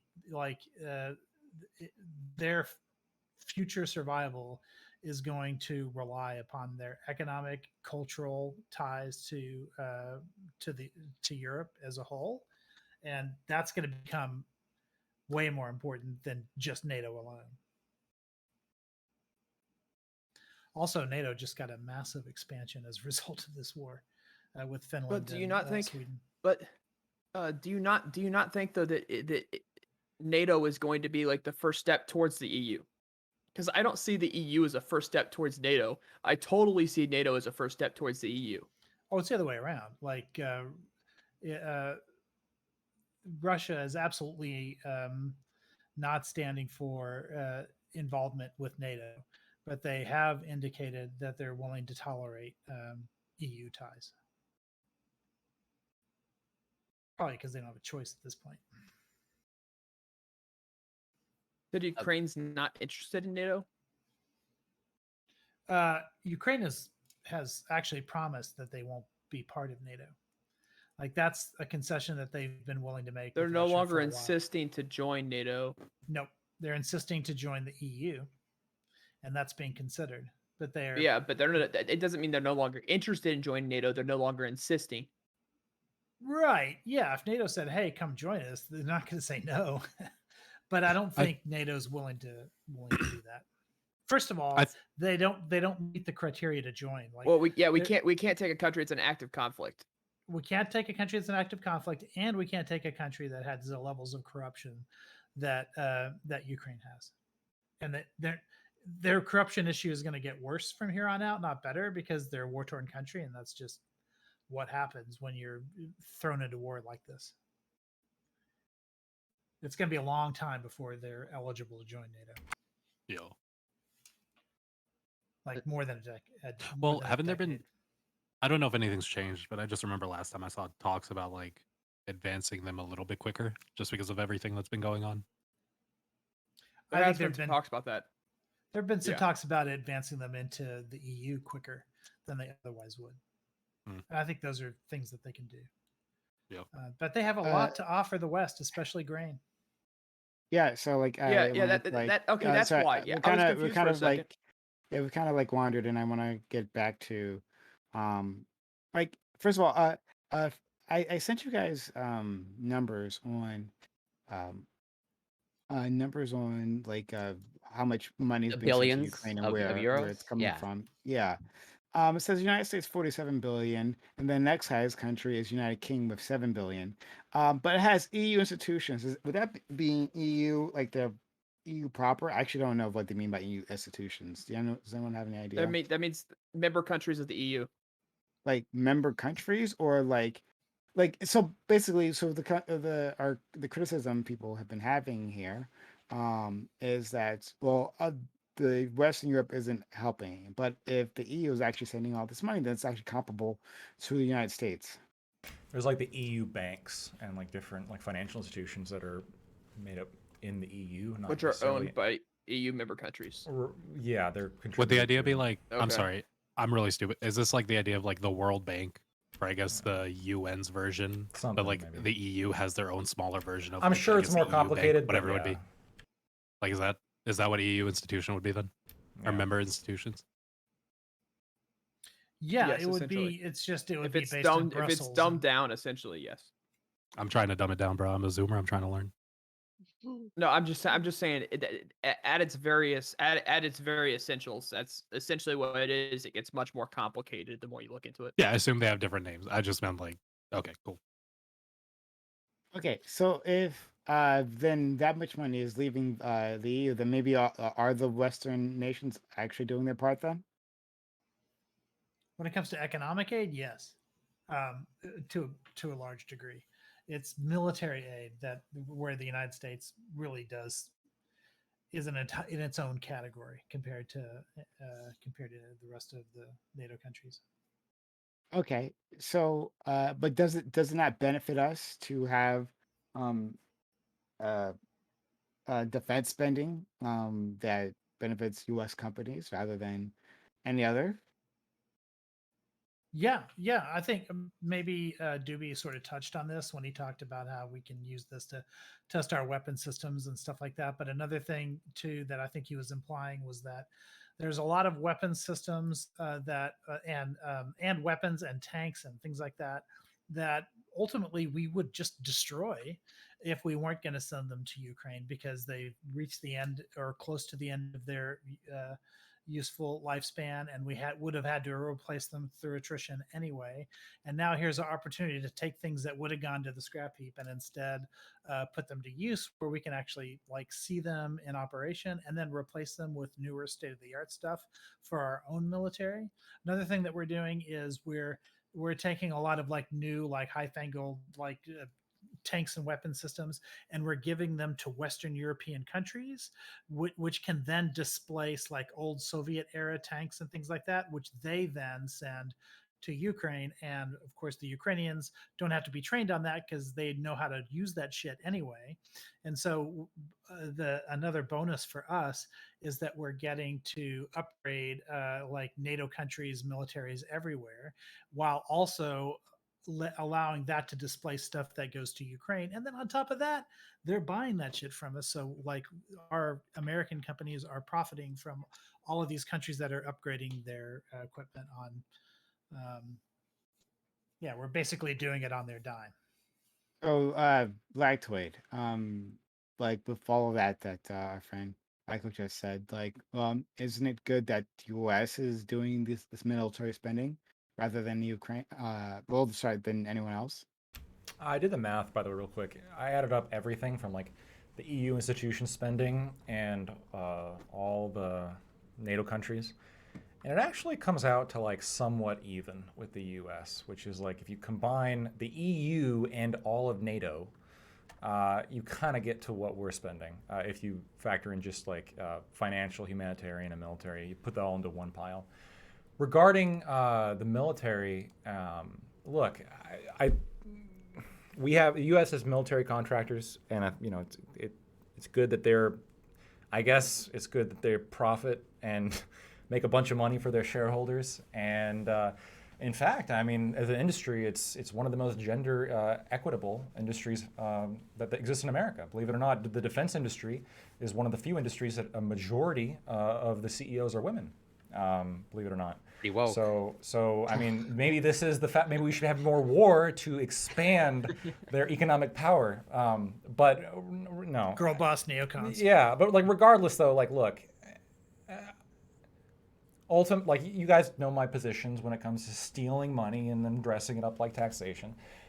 We are spending a fuck ton of money, and we have been for decades, protecting countries that are more than capable of not only defending themselves, but we even gave them obligations. We said, look, you got to hit 2%, and they just can't hit 2%. They can't pay for their own shit. They don't have it like the shit to send. The shit they send doesn't work because they're just not investing in their own defense. Because why would they when they have the umbrella of America? And we can say, well, that helps our industries. But like, there is a real cost to that, right? There'd be a cost to taking money from people and putting it into any industry. Or sure, we can boost that one particular industry, but I mean, does the concern? I mean, the U.S. military. I mean, a little bit surprised. I mean, U.S. military spending for a long time was much more contentious, but I think recently we've kind of shifted into Republicans, and by the way, a narrow sect of Republicans being really the only political voice that seems to be concerned with our military spending as compared to our other NATO allies, how much military aid that we're sending out. I mean, is this not a concern for like the taxpayer?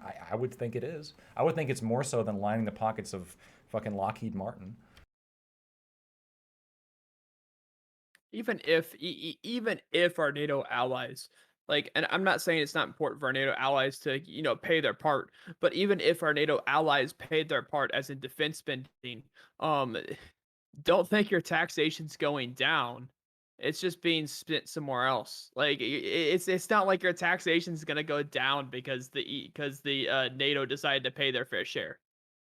Well, sure, but if it's redirected to something that's more based in the U.S. and like for U.S. or like the Pacific. Like I said, it's I'm not arguing against NATO paying their What's in fair the Pacific, share. Lactoid? But There's nothing what I'm simply suggesting is Lactoid seems to have the belief that his taxation would go down if just NATO countries would pay their fair share and he wouldn't have to give this much money to the government. That's not what's going to happen, and that would never happen.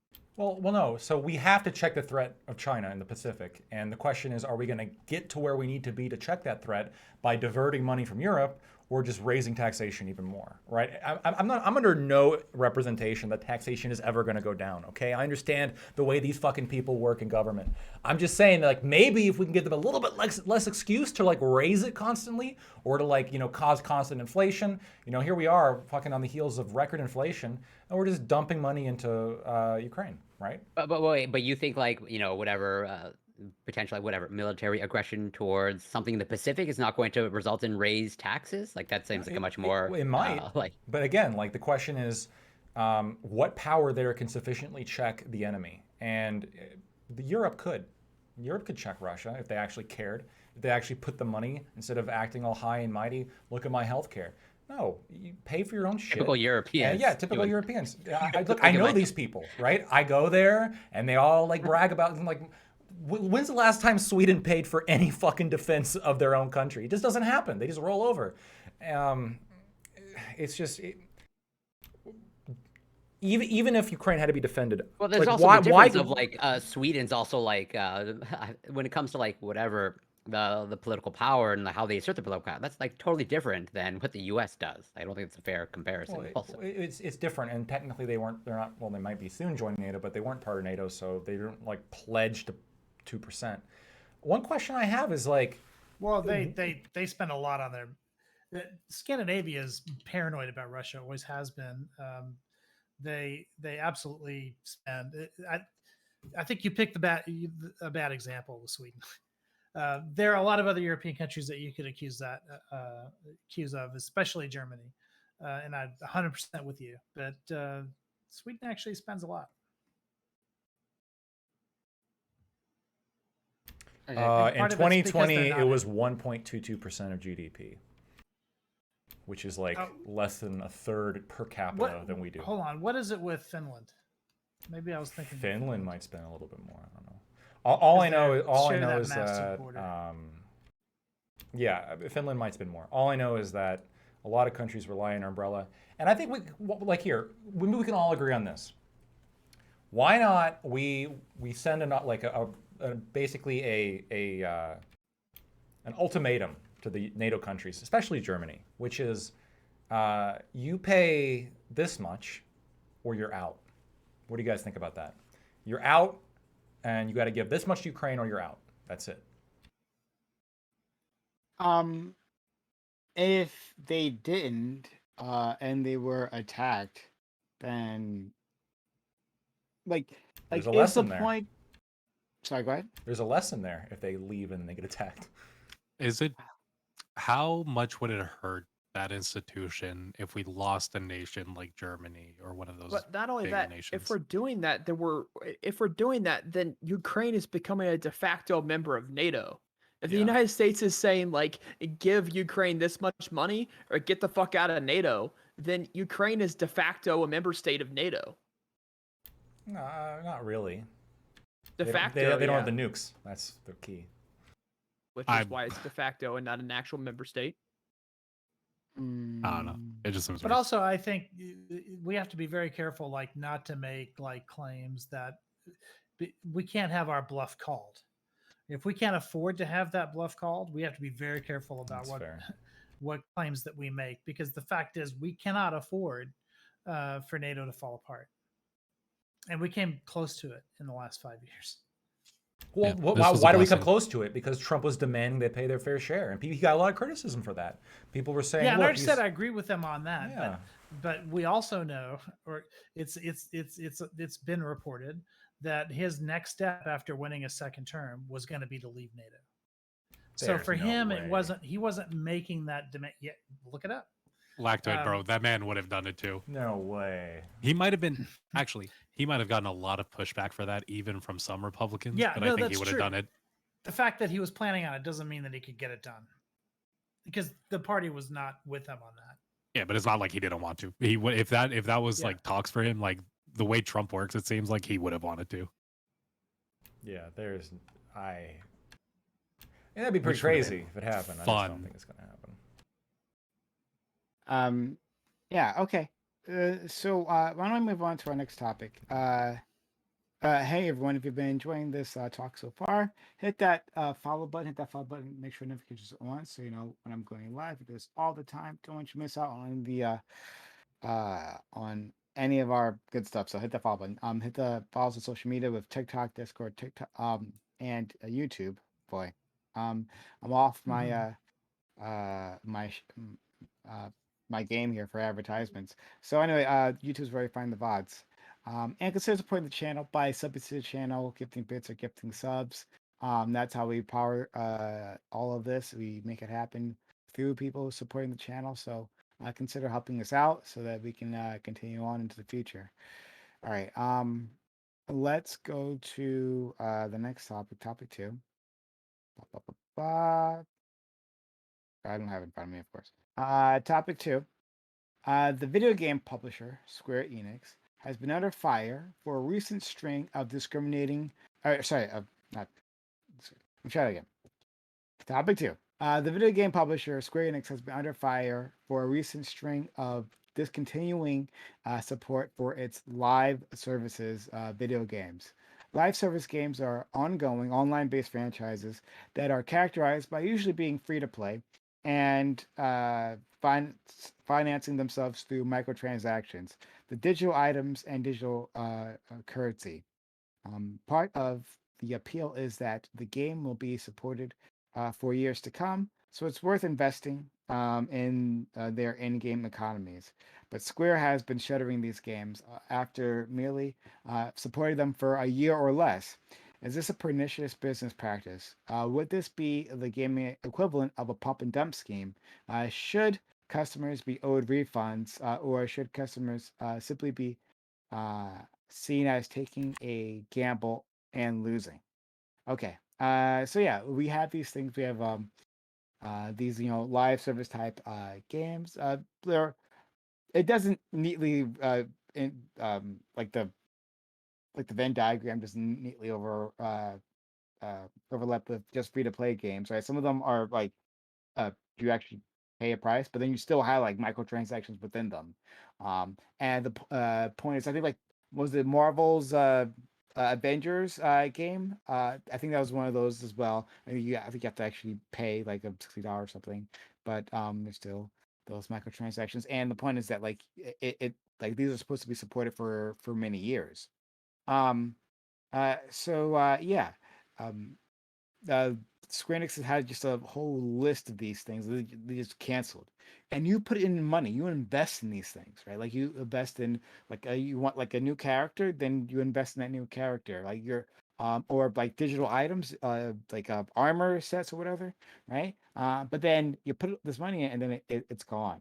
So is that up to consumers, or like to like is you pick the wrong game and that's it? Or should these companies be held more responsible?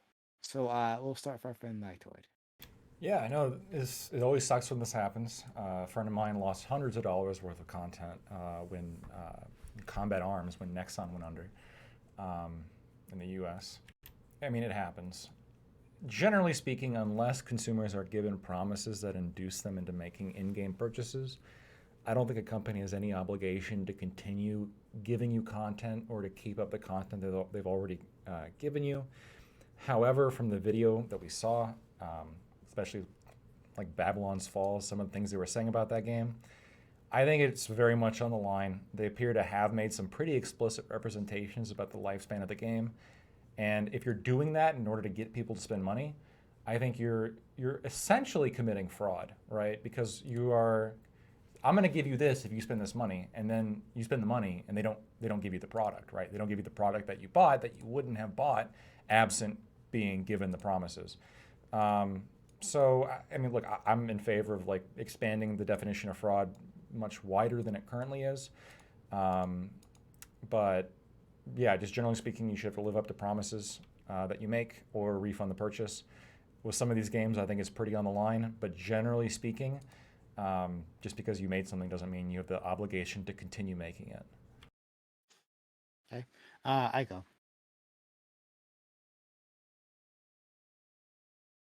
Yeah, I think a lot of it, I guess the God is in the details here because, the thing that really makes me ask questions is, does this have to do with, because I know that there can be microtransactions that like have to be maintained on a regular basis in order for you to keep the things. And do those just all of those items just disappear because you can't pay for that on a monthly basis anymore, or can you like keep those items once you've paid for them once and then that moves on forever? That doesn't seem so bad. I used to play a game called DCEU, which that goes back a while, but it still exists. It's still around, and there's a lot. There are a lot of items in there that if you don't have them, like the characters that you're playing that you've maybe have played for many years, all of a sudden don't work because the one thing that everything else that comes after that was built on can't exist anymore, and so everything's just like screwed up. At that point, you would have to pay for years again to get back to where you were from. That to me like sounds like a pretty big problem if those are the kinds of sort of unanticipated outcomes that are happening as a result of like losing these kinds of transactions. So yeah, I mean, I'd have to know more details. I'm sure they'll come out as the panel goes on. Ori. Yeah. So I'm memeing a little bit, but when I say like yeah, we definitely have to like regulate these gaming companies. Just because like I come from the days of a long string of like broken promises from like I think that's part and parcel part of like the gaming companies in terms of like whatever. Valve and Blizzard when it was Blizzard and Activision, just like release dates and broken promises. That's just like part of the game. And now this is just like continuing on in terms of like as Lactoid, let's say Express, where pretty much expanding the definition of fraud, like this might be able to solve that. Where like I have a little bit of like mixed feelings. Where like yes, Square Enix, they've made some of my favorite games, like the more recent Tomb Raider games and the Deus Ex series. Fantastic games. But then like as outlined in that video, it seems like they really like dropped the ball and like by some definition may have like committed maybe not legal fraud, but like pretty at the very least like deceptive practices or like trying to get people's money with the hopes that this will be supported, and it turns out it's not supported. I think there's a strong argument there that is fraud and that should probably be rectified. And I think many things need to be changed in the gaming industry or gaming companies because I think there's a lot of really shady stuff that goes on. But I'll leave it there for now. Rodigus? So from what I'm looking to, like they had a kart racing game that they ended support for after 9 months, with no single reason. There have Marvel's Avengers, in which they all of a sudden halted, basically pay to play or pay to win microtransactions inside of that. If I was a say if I played Marvel Avengers and I was paying a lot of money to win, right? And then all of a sudden like it doesn't matter anymore because now they remove it. It that seems a lot like fraud. To me that seems a lot like there's a promise there that this is going to give you like this advantage, right? And then that advantage gets taken away. I would totally see that as fraud, and I would expect the company to owe people that did purchase those money, because the initial promise of this is going to make your character better, this is going to make you better at the game, was taken away. FK?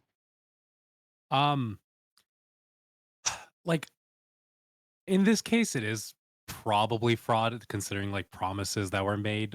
But like I think realistically, I don't know.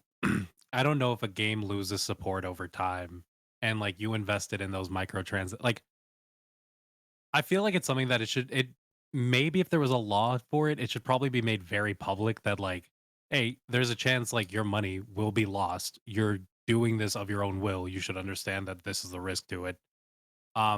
Because I think it's like really weird, especially with like the medium that it's in, like video games in general, that like you're gonna expect them to like infinitely support this game just because people have invested into it that much.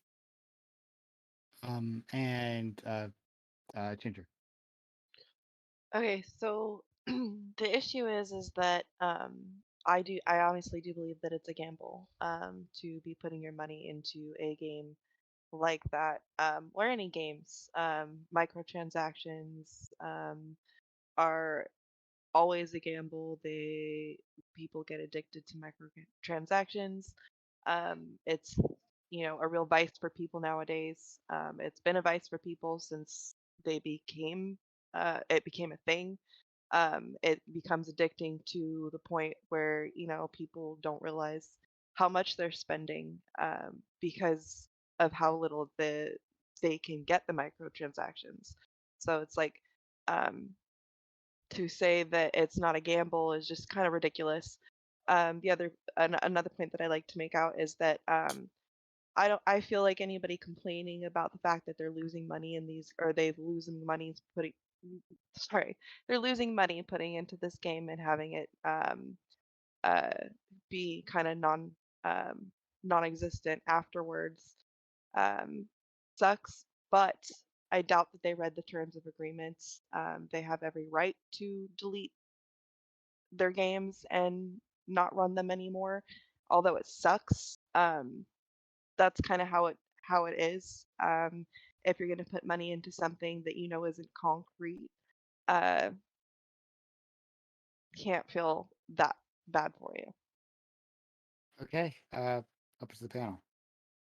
So I just like while you were speaking, Ginger, it was really funny because I was thinking, I was like, it is kind of like it's like a clothing product in a weird way, these microtransactions, right? Like you buy a shirt, you're gonna have that shirt, but eventually that shirt might just like wear and tear and break apart and it's gone. Like, I don't know. That's how I look. Like when I make a microtransaction, I don't think that game's gonna be there forever. I do like personally feel like, at least for me, I think like I'm buying this. I'm enjoying it. It's fun for while it lasts. If it disappears, it's gone. But I've invested in it for this moment. hmm Uh, and I've put money into plenty of games. I'm not gonna lie. I enjoy multiple games where I've put microtransactions in and I've spent not a lot of money, but a decent amount of money for certain games that I've liked. If they deleted the game, hell yeah, I'd be kind of pissed. But I also know that I knew what I was in for, especially games that have been out for like a year or so. It doesn't really matter what the ratings are in the game. Like it's great, everybody enjoys the game or not, but there's no real investment to them yet in a year. I'm not sure the clothing analogy holds that much, just because I think, at least in my mind, just the way I process it, given the overall context of how like some of these games they're being marketed, where it's like, especially like the outline in the video, like yes, verbally, maybe not legally enforceable, but like promises were made, and so like just as you'd be disappointed, where it's like if you bought a garment or whatnot, or some sort of accessories, like yeah, it's guaranteed, like whatever, this backpack, it has whatever warranty, 1 year warranty, and then whatever it's faulty and no longer usable, you'd probably be disappointed. I think that's a more fair comparison in terms of like these companies are making these inward promises so that they entice people to like buy and invest in their game, but then they're falling short, so they're not living up to like their word. And I think there's something to be said like that. I think there's good reason to be disappointed, and try to at least hold them accountable to their word. Where if they're gonna, like, I don't know how, if this is legally enforceable. That's I guess I should probably direct that to Lactoid. But they alluded to like expanding the definition of fraud, where if it's possible to like pretty much expand the definition where this doesn't happen, I think that would be the direction to go in. Because I'm looking here, and this Babylon's Fall game, apparently it was trash. I never even heard of it before I watched the video. It was trash. Yeah, but that shit lasted for less than a year. and you bought it. It was retail, so you bought a game that lasts less than a year. I mean, did they represent? I mean, I guess the issue with that one though is, yeah, games fail, but didn't they also specifically say like no, like we got shit coming, like we're gonna be good for the next like while. A road plan. Yeah, we got a road Yeah. plan here. We're gonna be good for going on. So when I hear that, I'm thinking something like, yeah, like this shirt's gonna last you 3 years, and then it lasts 5 months and like breaks apart, But- like it's from Wish, and you're like, fuck, dissolves now I don't as have you a wear shirt it. anymore. But the issue is like every Yeah, it turns- company has a it's road made of, like, plan, right? Fucking Like every cheese company falls every apart. company has an idea of like, we're going to expand, we're going to get bigger, this is like what we're going to do. The issue is like, if there's companies out there that are actually saying like 100% this is how we're doing it, like that's cool and all, but if the game fails, I don't know how you can blame the company. It's just on like the game failed. Yeah, I don't. It's I don't. like, oh, go ahead, sorry. I- They sh- No, go ahead. You're. I was gonna say, like, it's one thing when you see an NFT rug pull where it's like the active goal is like, we're gonna make money off of this, we're just gonna screw people over. But with a game, it's like their goal was to make the product. They made the product. It's just the product failed in market. Like, I understand that, but again, the issue, if it fails, it fails. I get that, but again, one of the issues was that they represented that it would keep going, and the other issue They're with trying to games make spec- it succeed by getting them to it, like by enticing them, Right. saying we're going to support this. It's like, Right, and let's be honest here as well. The other element of this is with any game, I'm sorry, who's the target demographic here? It's children, right? You're selling this shit to kids. Lying to children, I think, is maybe a little bit worse. Oh, I don't know. dear. Oh God, are we really gonna go? Yeah, I mean, look, Lying if I children? sell a kid something, I Seriously, misrepresent who's things. buying the game? Are the children buying the game? No, the children are not buying the game. The parents are buying the game. Like, are we children really gonna spill say, credit "Oh cards no, all the can time. can somebody please think of the children?" Like, Well, at the I same could see time- like my at- thing with. at the same time. Oh, go I mean, ahead. at the We same should just time, supposed to get any money from Chocobo- kids then. Chocobo GP sold 12,414 weekly copies in March. Like and that's at $50 a piece. You're not talking about like the game like failing or not making money. That was number 6 in Japan. Like Chocobo, you're not, not this game wasn't failing. Chocobo. 9 months after its creation date, you're talking about like the game is just dead. They did no further updates. Like, well, again, it's Chocobo, not Chocobo. Like from Final Fantasy. Okay, I don't know how to pronounce that. I don't play the game, so. Fair enough. Okay, yeah. So now you know.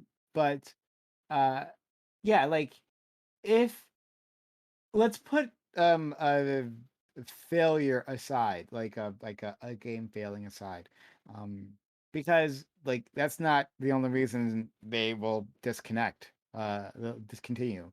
Like they can decide that whatever reason they want to direct their resources somewhere else. If that's in that specific scenario, would you say that that would be problematic? That if if the reason why we have these promises that these games will be supported for years to come, right? Not infinitely, they don't say that, but years to come, is because previous games, right, would fail like this. Right? That's the reason why this in the marketing to begin with, is that the gamers have had this experience where these games like disappear awfully quickly after they spent, some of them, thousands of dollars into these games. So if they have decided, well, we're just gonna, it's working out reasonably, but there might be a better opportunity somewhere else, so we're done with this, and it's been a year. But the issue is like, is it that it's a better opportunity, or is it just like with games like this?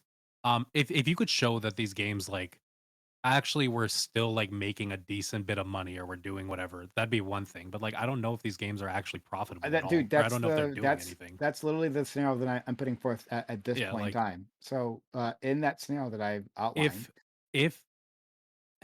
If the company is like actively shutting down games that are profitable, I think then you probably have a stronger case for fraud. Why would they? That they're like, But yeah, No, I don't know if to they would. redirect- I don't think that's a problem. No, I mean to redirect their because we've had games that have been like like as far as the public is aware, and another thing is there's no transparency in all this, right? But the public is aware that are seem to be profitable, right? Have a player base, but then it's shut down. So if that's the case, then like in that specific scenario, um, would that be okay? That we've decided for whatever reason, like a change in management, says like, well, this is looking good now, but we just don't think that this is the our future. And since we are a company of limited resources, and it takes manpower to maintain these games and expand these games, that we are going to try. We're going to try something else, and so they shut it down pretty quickly.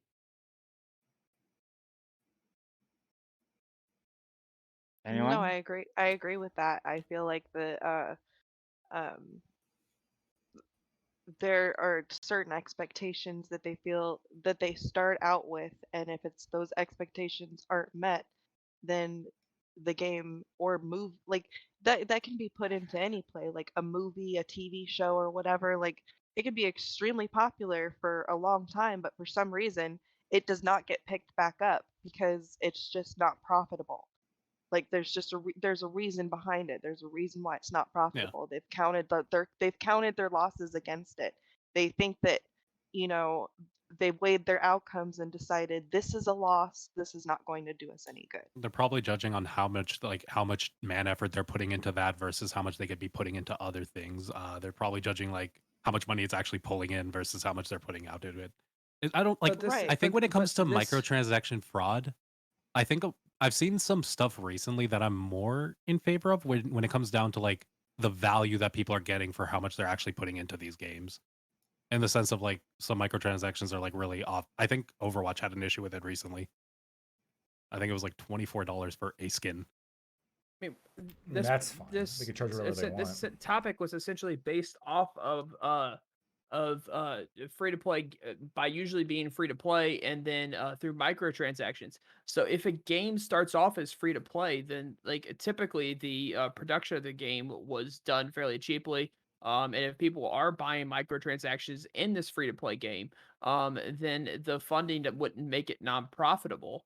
I would understand if a game wasn't profitable to stop it, but that hasn't been the case. These games have been profitable, and it just wasn't profitable enough to the company to where they're like, oh no, we're gonna stop it. And like, what do you do about all the people that just bought microtransactions for that game, or what do you do to the people that bought microtransactions and they no longer work?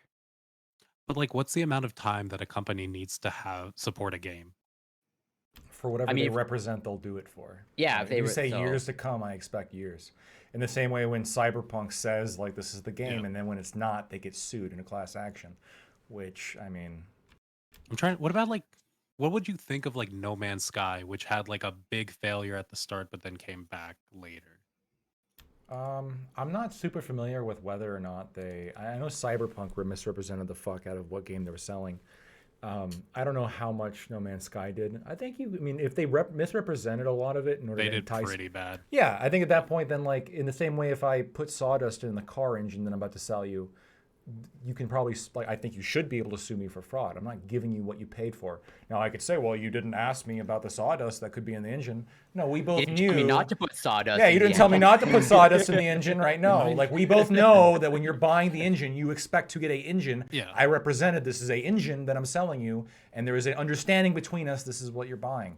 If I sell you a game that's going to stop working in 6 months, when I promise you it's like years to come, it's going to keep working, or we already have shit planned, we've got big plans, this is what we're going to do, and then 6 months later you shut it down. I mean, there's an issue with that, right?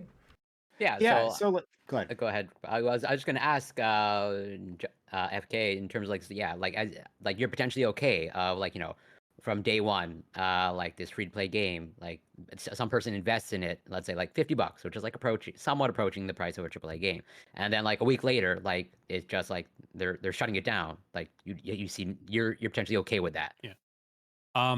So like here's where my issue comes with a lot of this. To answer your question, I guess yeah, potentially I would be. But like, it's really hard for me to believe that like, I don't know, dude. Is the video game market just like really oversaturated? Because it feels like there's just so many things that are coming out, and it's like it's hard to expect all of these companies to continue to succeed. There's gonna be like games that just fail. It's No, it's really weird. well, Like, here's the thing, right? So when we were talking about the perniciousness of this, is I think the genre in and of itself is the problem. That rather than investing in things that are single player, because single player works, right? We have God of War, we have Elden yeah, Ring, like single, we can have amazing single player experiences. Even though I think it was the head of EA, right, who said like, oh yeah, like no, the market's not into single player. Single player is that like it's all about multiplayer, right? And then like a few months later, like the God of War 2018 comes out, right, and just like blows up the market. It was amazing, right? Like it just completely shatters exactly the narrative he was pushing out. But the reason they're doing these things is not because as they said, like we're delivering this amazing experiences to our users. The reason they're doing it is because they make a shitload of money, right? That you can say that we are rather than having just a $60 price given or buy-in or a $7 price buy-in, you can have people put in thousands and thousands of dollars into this.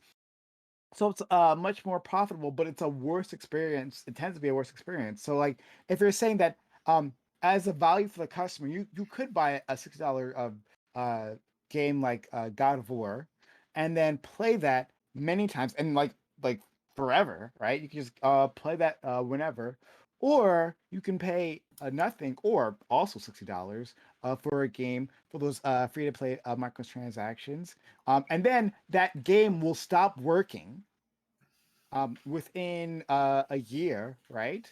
Or honestly, well, I'll keep that argument away for now. But like a year or two, right? And that's it.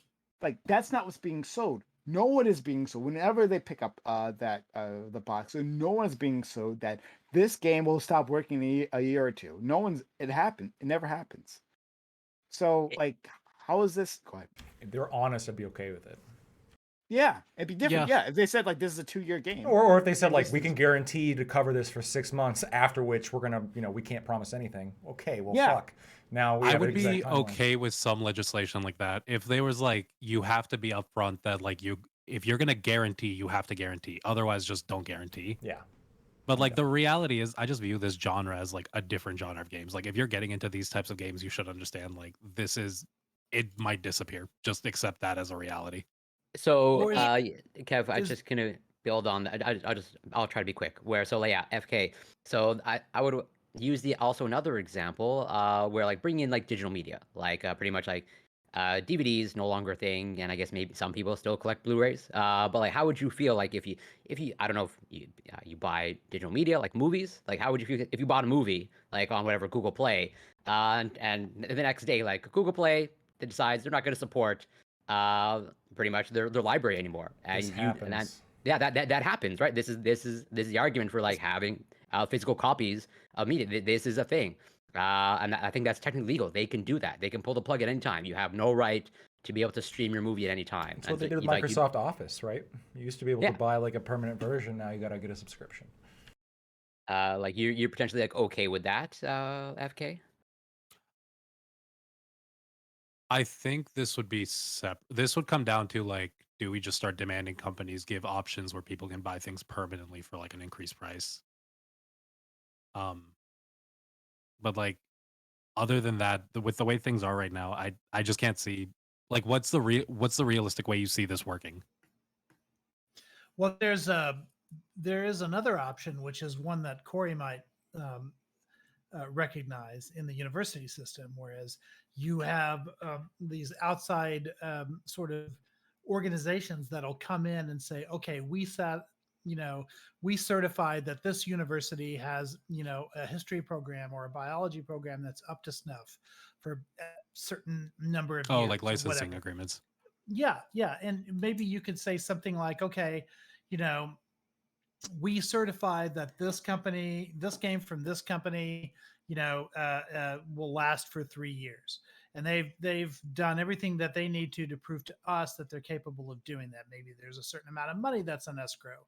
Maybe there are certain like employment guarantees or agreements with their programmers or whatever it is. And then you don't necessarily trust the company. You trust the certifying organization that's willing to say something like that. And maybe eventually that becomes a standard that gamers know that this organization isn't certifying this game, so I really probably shouldn't trust it. Yeah, like something like Energy Star or something like that, where it's like put like a little stamp in the bottom where it's like, this is actually something you might want to buy. Because playable for 1 year at least. Yeah, for at least 1 year, you'll be able to play the game. Something though you'd have to push for like after 1 year. That sounds like something you'd realistically have to push for separately, right? You can't really get the government to do that immediately. You'd probably want to create like some smaller organization and have that organization just start like working with developers. Yeah, well, that's the beauty of this. Like with at least with universities, this isn't the government doing this. These are, you decide, like as an employer or whatever, that you trust these organizations that certify university departments or whatever, and then you only hire people that have that come from universities with that certification, and then students, they know to only attend universities that have that level of certification, because their degree is going to be worthless if they don't have that. Somebody in chat just brought up, what about indie developers? Because like a lot of this certification stuff kind of seems like it'd be fucking over some of those. Developers don't do live services games in that way, right? Like, I mean, in that like the like indie live services games that we're describing are like a AAA like creation. Now, I'm sure maybe you could find maybe someone somewhere it's like doing it like an indie developer, but it's not like an indie thing. I mean, it takes a certain level of investment to be able to do that. Like in terms of just like server space, right? Like server time takes a certain level of investment. So this is not really an indie thing. Yeah, how's an indie company gonna like make a free game and then hope the money comes in? Well, they can also promise like 1 month we'll cover it, because that's how much fucking money we have. Right, but also if you're an indie, like these companies that you don't necessarily need to be part of these certifying organizations if you're a massive company, because you can like afford to do the things that it would take to build that kind of trust like on your own anyway, if you chose to invest in that. But if you're an indie, you'd rather be part of a certifying agency that has many customers rather than having to foot the bill by yourself. So I would think that this would actually benefit smaller developers more. Yeah, I don't like, I'm okay with having standards to it. It's just like really weird. It's really weird with this type of thing, because I think like the reality is it just comes down to the company. If the company makes promises, they should probably have to uphold those, and I think that just falls with normal fraud, like anyway. But more than go ahead. But more than that, then like I like wanted to talk about like, is this an actual pernicious behavior? Right, like I categorize it as pernicious behavior, like like the category in and of itself, like the genre in and of itself, for multiple reasons. And discontinuing being like actually pretty low on the list, but still, we can talk about that. That rather than invest in these other experiences that tried and true that work, everyone is trying to sell the next Fortnite, but there's only one Fortnite, right? Like there's no game-changing advancements that are being done. They're putting out these like copy and paste, it feels like, live service programs that get a lot of money really quick, and then they end up discontinuing, right? Because like that's another thing, like why are these things so bad? Because the quality of the games just aren't there, and they're not providing anything else. So if that's the case, I mean, I just named Fortnite, right? Like Fortnite is a live service. But if that's the case, like, is this making the business of video games worse? I mean, I guess you could argue in some ways I think it's just making it different. I think it's just a different genre, right? Like, I don't know, have you ever watched Bleach Prime? Yeah. Have you ever played Kubo's Bleach, his mobile game? Yeah, it's like one of those live games, right? And the way he does it is actually really, really fun, right? He like he creates new characters personally, and he like creates new storylines that he like puts into the game, and like we'll have shit just going on there, and just like whole new art pieces and everything. I think there's ways to do it. I think like all it comes down to is like it's like this market is just oversaturated. It's the same with single player games. There's really, really shitty single player games. It's just that they're lower prices. I think what it might come down to is what I was kind of saying earlier. If you want this market to be better, you might have to just start enforcing certain price caps on things because like you have to recognize like this isn't a permanent market. This isn't something you should be charging like really high amounts for like temporary products. Or you should probably shouldn't be allowing these companies to. I mean, they'll say it's free to play. Like this game is free to play, so how can we go lower than that? I mean, the game is free to play, but the idea is like the return on like here's how I'd put it. We expect AAA companies to probably be charging like 60. I think like realistically it should probably be higher nowadays. But we expect them to have a certain price charge that they have at, right? With these games, we just have let their charges be infinite. I'm okay with them accumulating an infinite amount, but I think they should have a certain cap that they can charge per time. Because I think like the amount of Right? like the way okay, so like I'm okay with these companies accumulating a lot of money over like a long period of time, right? I just think they shouldn't be allowed to charge a lot on these smaller on these fucking Now, individualized payments because I think now that's you've how they lost kind of like me screw people over. because one thing, microtransactions are built to be tiny. Like that's like the whole point is that Well, they're tiny um buys that you can have again and again, and then they add up, so the user thinks that like, okay, well, I'm just spending $5, $3 here and there, right? But they don't understand over a long period of time that they've spent thousands, right? Like we mhm. have we you can search on YouTube for like user player testimony of how like, yeah, like I really love this game and I just like make these little purchases here and here, and then like I one day I looked at it and I didn't realize the massive amount that I League of spent, like very Legends. casino like. Yeah, so that's Yeah. like literally how they're built. It's very rare that you see large Well, purchases. The what I would micro say is, turns into a macro. have you ever heard Yeah, of the argument that they should get rid of like in-game currencies and just start changing it over to like USD, just to yeah, like so because people actually it's casino recognize what they're behavior. spending? Yeah, it's casino Yeah, behavior. But even then, still, like that only goes so far, right? I think it only goes so far, Because but I think it's better than like where we're at now.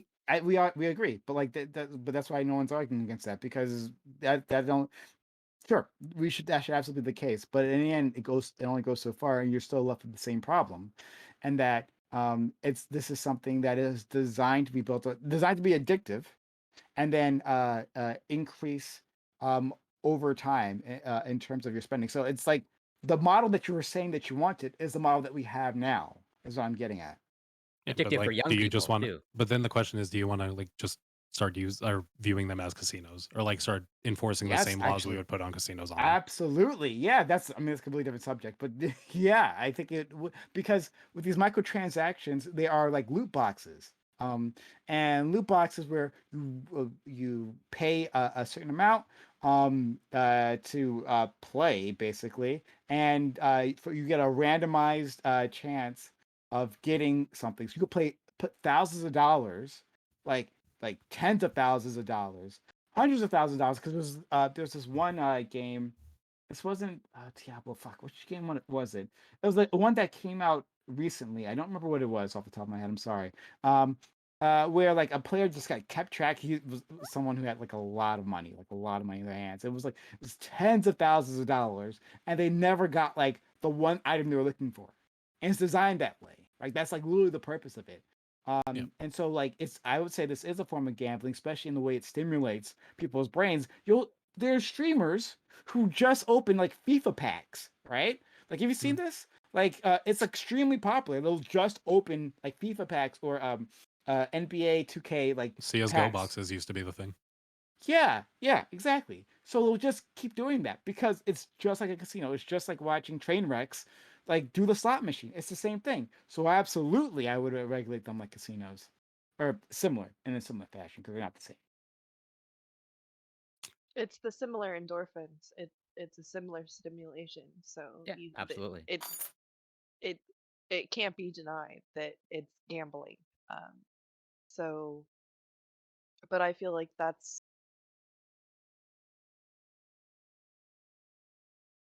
because some games aren't that micro. Like there are games that I've played that, the lowest amount is like $10.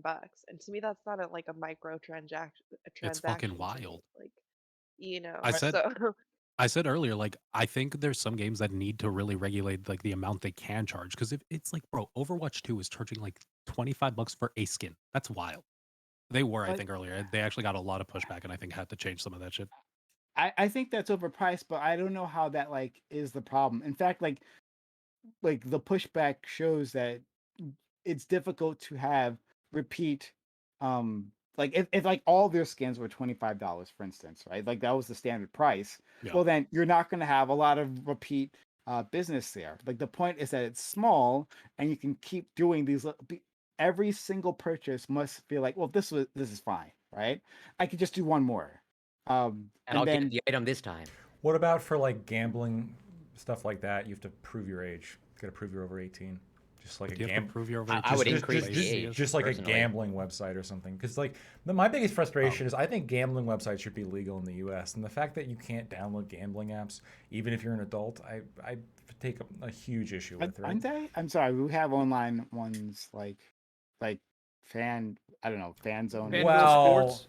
FanDuel. Thank you. like sports betting and that stuff is a very gray area, and there's some exceptions for Oh. that. But like blackjack or like typical casino games, in my state, it's not legal to just download like a gambling app and play, even though I'm over 18. I think it's certain jurisdictions though, but I think other jurisdictions you It's in can. most right? of I mean, America. there There's are 3 online states. casinos. There's 3 correct? states that allow it right now, and the UK obviously does. There's a lot of those videos are coming out of the UK. There's 3 states that allow it. Last I checked, the vast majority of states don't allow it.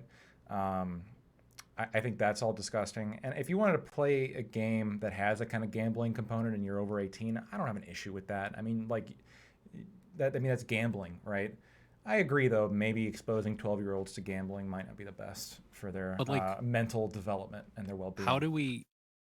How would this work? Like CS:GO, do you have to be 18 to play CS:GO, or do you have to be 18 to open a loot box in CS:GO? Yeah, and you got to then be is it, 18 to like- open it, right? So in order to like get the prerequisites to open up the loot box, you have to like verify your age on Steam or something. I don't know. But let's just clarify, like you can buy it, but you can't open it. Like, No, you can't buy it. You can buy it when No. like you're 17. Then when you turn 18, you can open Then it. you can open it. Like, oh my god, I'm gonna have so many saved up. That'd be really funny. The keys are on the limit.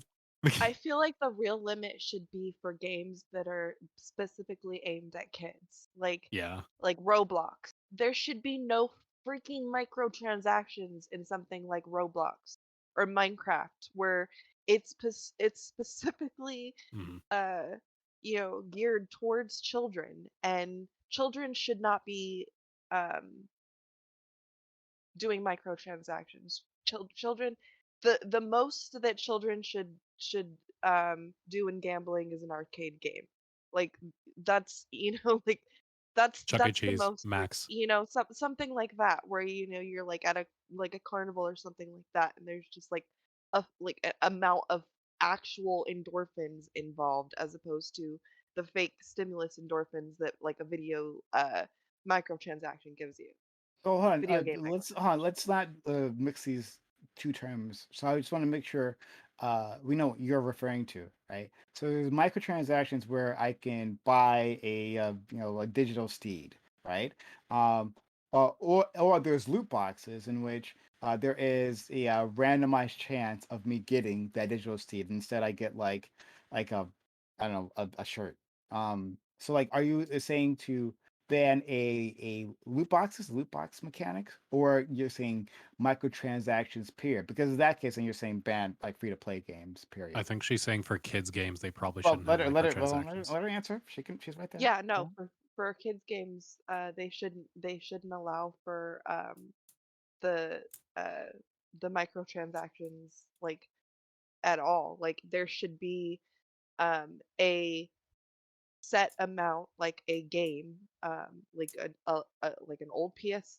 The only thing I can think of like right now is like an old PS1 game where it's just like you're just literally buying the disc, and whatever comes in the game is stocked in the game for a child. There should be no where it's like, oh well, mommy, I want $20 to add to this video game, you know, And it's like, and I'm saying that, whereas I literally just bought my nephew like a huge Xbox gift card for Christmas. But I'm just saying that it's like there should not, those shouldn't be in place. The Like video game should be the most Ginger, you like should where you spend on. Ginger, like where you almost like what PS2 was at, you played to get like the new skins, or you played you had hit like certain achievements to get like the better basically skins or better tools or anything like that. Right, where you Is what earn you're it, suggesting for kids games. where you're where you're earning it in the game versus you're paying for it. Yeah. I'm okay I with agree with Because that for kids games. Yeah. I'm okay Yeah. with microtransactions, just not the gambling aspect, because gambling appears to be like uniquely problematic for people, especially children, and that kind of like brain development.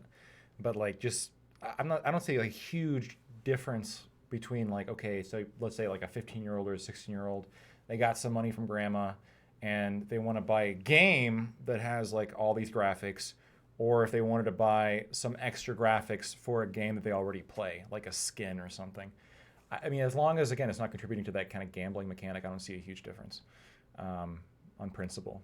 And I haven't seen any indication that there's like a major issue, like in terms of difference. Lactoid, just to return to what you mentioned earlier in terms of like you seem to be of the position that, yeah, if you're over the age of 18, you should be able to, like, whatever, I guess, download a gambling app and use it. Are you also, so I'm curious into, because it as Same in thing with you're porn. Wait, go ahead. Yeah. as in you're currently okay in terms of, like, you know, where we legally consider an adult, as in, like, would you also, let's say, advocate, as far as I know, like the generally speaking, the age to that you're allowed to consume alcohol in the United States is 21, right?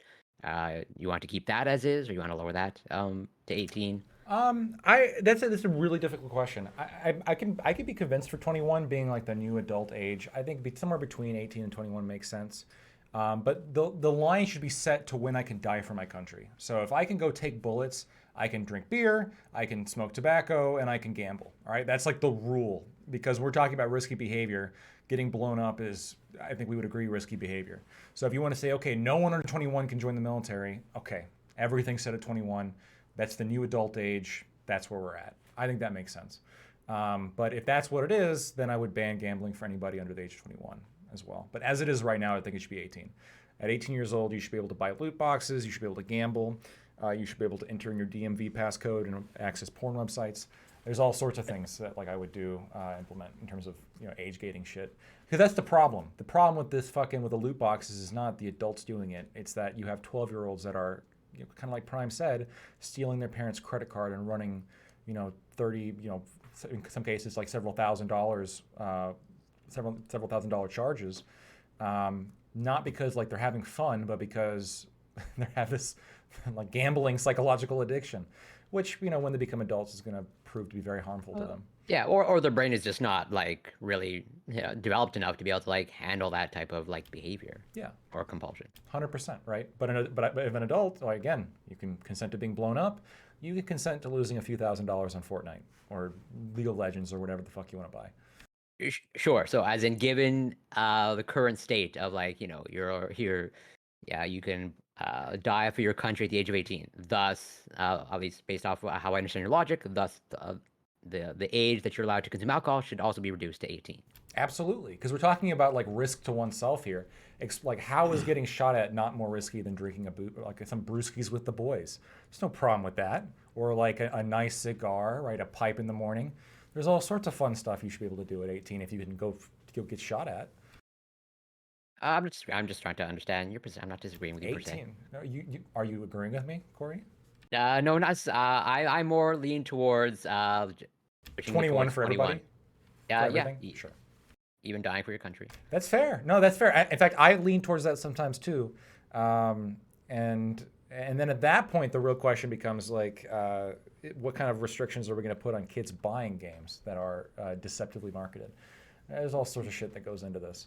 But yeah, microtransactions aren't necessarily a problem as long as they're not fucking gambling. Because gambling is like fucking brain scans and shit. They really haven't narrowed down how bad it is. I feel like I feel like it's still really weird to just have like a bunch of microtransactions in kids games. I would be more okay with like DLCs where it's like you get a big pack of stuff that comes out every once in a while, but having like continuous microtransactions seems weird. I agree. I mean, it might be weird, but I don't see like it's the difference is like you're releasing a game kind of piecemeal as opposed to releasing it all at one time in the beginning. That seems to be kind of the different thought process of we're going to release it free to play, and you guys are going to fund it kind of throughout the life of it, as opposed for to kids games. Well, even for kids games, like Minecraft, for example, right? I mean. Is League of Legends a kids game? I have no. I'm not asking that out of curiosity. Wait, Minecraft based on my teammates in that game, yeah, it's a fucking kids game. Yeah, it's a fucking. What do they say about you? It's an 8-year-old game. Like, fucking. Let's pull your Yeah, teammates. that's not important. Okay, what they say about there are ways around kids having to put money into the game with $5 here, $5 there, whatever for better gear. Is they're doing this thing where if you buy like a toy online that's Roblox affiliate, whatever, it gives you a code to get some like a special gear in the game. That's a brilliant way to do that, where the kid's actually getting a toy, getting something um, that's actually physically in its hand, as well as something that's in the game. So like that's a good way to like to do that for kids. Like that, I I I don't know. I just because it's the same amount of money versus, and you're getting two things versus one. Something that's viable, that's in your hand versus and something Nintendo that you did can get that. in the game. Nintendo did that with the amiibos. That was basically that concept. They got like a little figurine, and then Right. you put it on the Wii U, like a controller or something, whatever, and it scans it. And then for certain games, it loads in a some sort of object or some sort of prize or whatever. Um, I Okay, guess well, I would rather it manipulating the parents than manipulating the kids. Lactoid. Aren't Which- Legos which- like which- physical microtransactions? Sorry, go ahead. Lactoid. You brought up Minecraft, right? Minecraft actually doesn't do like the constant purchases. They release their microtransactions kind of like DLCs. If I'm pretty if I remember right? It's like every once in a while Minecraft might put out like a big pack of skins, and it's like they might have changed that now, but I remember it used to be like they put out a big pack of skins on Xbox, and you could get that pack of skins for like maybe $7. But if you're a kid, you got to ask your parents. I'm more okay with that rather than having like the in-game currency like Roblox or Robux, where then you could take this in-game currency and continuously like spend it on other stuff. I don't see in it kids again, games. I don't see a huge difference. And like I said before, now I'm thinking about it, like Legos is kind of like a physical microtransaction game, right? Like you're buying shit to add on to the shit you already have, or like armor for your action figures, or all this shit. Like people, it But you're doesn't talking seem about like the physical Legos or the you're Lego? just saying physical Legos, collectives. aren't they? I mean, If isn't you're that just saying microtransactions? collectives, you're just saying haven't played collectives now are Legos in a long time. microtransactions. If you can create a collection of something and now it's a microtransaction. Well, hold on, you can create a Yeah, collection of things that in a would be game like- with microtransactions. that would be like a DLC. I think it would be close to a DLC. What you're asking, it's like you buy a Lego set, right? Yeah. And then there's an add-on to that Lego set. That sounds like more like a DLC than. How This many? would be more Yeah, like the microtransactions. Lactoid. This would be more like if kids had to go buy Lego bucks, and then they had to use these Lego bucks whenever they wanted to buy like Legos, and then Or like to buy a few Yeah. blocks, like Yeah, a a few few blocks of it's Legos. just- So Just how buy many a few blocks? blocks. How many blocks need to be wrapped up into one purchase before yeah, it so, stops like, becoming a microtransaction But that's the and starts issue with becoming a this. DLC? I haven't bought Legos in a long time, but now that we're talking about it, I want to. I But like love typically Legos. when I bought Legos, it's like you get the entire castle, like what's on the picture of the box. You get the Millennium Falcon or whatever. It's not like you're not buying a few blocks. It could be wrong. Maybe things No, have changed. so there was there was entire franchises, especially with Star Wars, but yeah, also with okay. several others, where you would buy specific parts of different bases, and then you put it all together at the end. Or like, oh, I Yes. want to add on. You could buy individual Lego figurines that were just the figurines that you wanted. Like you I could buy think all that's sorts- separate though. so it's Usually not- the way Legos are meant to be bought is as like the box, right? You buy like a As a box that set. has a certain set and then you build that set. It's why it's like more like a DLC. You can buy the individual stuff, but that's usually more for collectors, but I'm pretty what- sure, but if you what's like an- have a specific thing you want. What's an individual thing compared to a set, right? So I'm not selling you like an individual like outfit. I'm selling Okay, you a so- hat combined with a robe, combined with pants, combined with shoes. This is a clothing set. This is a DLC So that you can buy. Lactoid, are Hot Wheels are those microtransactions now? Potentially, right? This is the issue with like labeling something microtransaction is saying like we can't let kids buy it, right? Because like Nope. to some extent it could be right. You buy like the big Hot Wheels set that comes with like the little loop and the fucking like little rope like battery powered car shooter thing, which is fucking sick, right? And That's then it, guys. No it shoots choice it for like a kids, they're all dinosaur. microtransactions. And then you're buying like the little cars that go with Sorry, it. Right? Christmas. No longer exist. I'm not Microtransactions, we advocating can't let against kids have microtransactions. that. I'm not advocating like, against microtransactions. So Lactoid is bringing up like so this is like the philosophical like what is a microtransaction? It's all relative. Like is $10 a Yes. microtransaction? Is $20? Like $100 for some people not a microtransaction. For some people it is. Like you know that's an arbitrary Microtransaction term. is digital. Something that's physical, in my opinion, is not a microtransaction. Microtransaction is when it computes to digitally, right? So any currency exchange digitally is a if I- microtransaction? Is your definition? No. I'm saying it's excluded to digital, right? If I can physically hold something, I don't consider it a microtransaction. Like Hot Wheels, I wouldn't consider a microtransaction. Legos, I wouldn't consider a I get what you microtransaction. mean. He's just drawing Yeah, an analogy because- though. Yeah, it's a right. comparison, yeah. Well, what Yeah, I'm saying because is, if I can it's- physically hold the Legos and I can build something with that Legos and it's as advertised, I don't consider it a microtransaction, right? why it's is not that like different? it's wait 1 second. It's not like you can buy this to make it better, right? This is the set. This is the portion that you're gonna get. This is what you get to build, No, right? It's Lactoid, not like what he's could I try this because I think I get what Go you ahead. mean. Go ahead. So the idea is like you go and you buy a Hot Wheel. That is one car. You're buying that single Hot Wheel. That's cool, right? You're getting a Hot Wheel.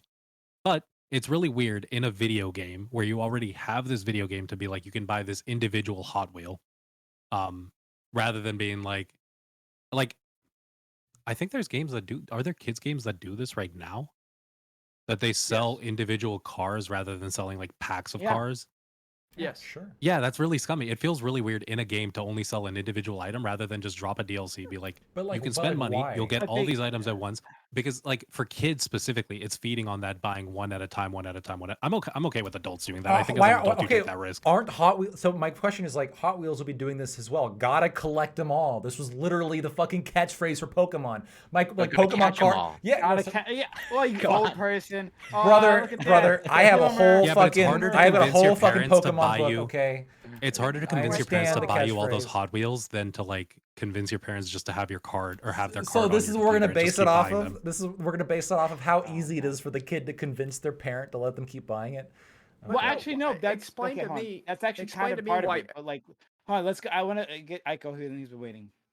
Yeah, just to me, what made microtransaction like when it was coined and what it really meant was a couple of things. One of them is that yes, it's digital, but the reason it's important that it's digital is that there's zero marginal cost. It doesn't cost the manufacturer anything to sell you a microtransaction, as opposed to when you're buying a video game. That's at least in theory like a fractional cost of what it costs to develop the game, and as opposed to say Hot Wheels cars, where it's going to cost them something to make each one of those cars. So there's actually a margin on that car, but there's zero marginal cost to a microtransaction. So there's literally no cost to the company that's selling those things to sell you a microtransaction, or at least a cost that's so low as to be the same as zero. What do you think the marginal cost would be to print one of these Diglets and sell them in a pack, or even sell them individually to children? I mean, I They're don't, not I don't sold know, but individually. you've got They're to not not sold just make it, individually but you've except also by got to private print it. stores. You've got to You gotta You print gotta it, but it's on a card. ship it out. It's The- on cardboard. I promise you. The marginal cost of each one of these cards to actually manufacture, we're talking likely pennies. But right, it's to more actu- than that to manufacture, though. Is what he's saying, right? Because like that's where it starts. You know, like for clothing, like it's pennies. to make it. If you got slaves in Bangladesh, But then then they have to it's really market cheap. it. They have to make But it. like, yeah, you got to Same thing with like online shit. Like you got to pay the developers to fucking design this shit. They sit in like a cubicle and they're making like, how do I make this look cool? And like that costs money to pay people to do that, and then they got to like embed it into Well, the once- game. Embedded, yeah. But once that's done, once they make Yeah. that money back, everything else is profit, right? They don't have to continue Yeah. investing in making that new product again That's and all again. products. If I manufacture No, a it's not shipment all of like, products. No, No, production. not all products are at Production. virtually zero marginal cost. Like you've got to Not how ship that out works. each one. If you sell 1 million of them instead of one of them, then you've got to ship it out ship out 1 million of them. Like, And the only but where the so this is where the microtransaction- line is drawn. This is what Well, no. makes children not be able to buy it. Is because The issue at is Lactoid. some point the company might turn more of a profit.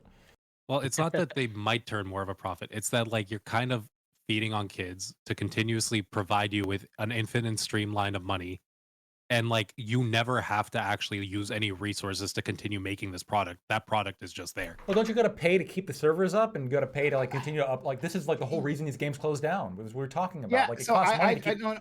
So okay, for me, I don't care that it has a no marginal cost, right? Like that seems to be like just the benefit of the media, right? Like, yeah, you could do that, great. You can have more profit, good. So like, I don't necessarily care about that. I care more about games that are designed to be addictive. And this is moving away from like the initial topic, but that's fine. The games that are designed to be addictive, and then cause people to do those microtransactions constantly, because that's like the real problem. And you guys have been limiting this to kids. I don't limit this to kids because adults can be preyed upon here as well. There are adults, for instance, who are neurodivergent, and for whatever reason, like these things are designed to get them to play, right, and to buy again, or to play on people's like loneliness, right? When they're dealing with things, right? Like these games are there to comfort them. Lactoid showing off his look, loneliness. These are Yeah. they're games designed to get you to keep playing and to keep spending money and to keep buying more of them. Oh, maybe they're a problem. I did Yu-Gi-Oh cards when I was a kid, right? And those things were fucking expensive, let me tell you. But like, like the amount of money, especially again, because it's different when you're the process of buying that, right? Buying that pack, especially back then, where you didn't necessarily buy these things online, where you went to a store. You exchanged money, and then you got the item, right? And then you have to go back, right? You have to do that again. That's all of that is friction to the transaction happening, and that friction matters, right? Like It's too convenient. You're saying. No. But the cards, I know. the cards I hear retain. you. I hear you. But they like that's what casinos do with like taking away as much friction as possible from a person, like taking money out and putting it into their games, right? What Like about online shopping then? reduce the hold on. I can't get. I'm driving to something, right?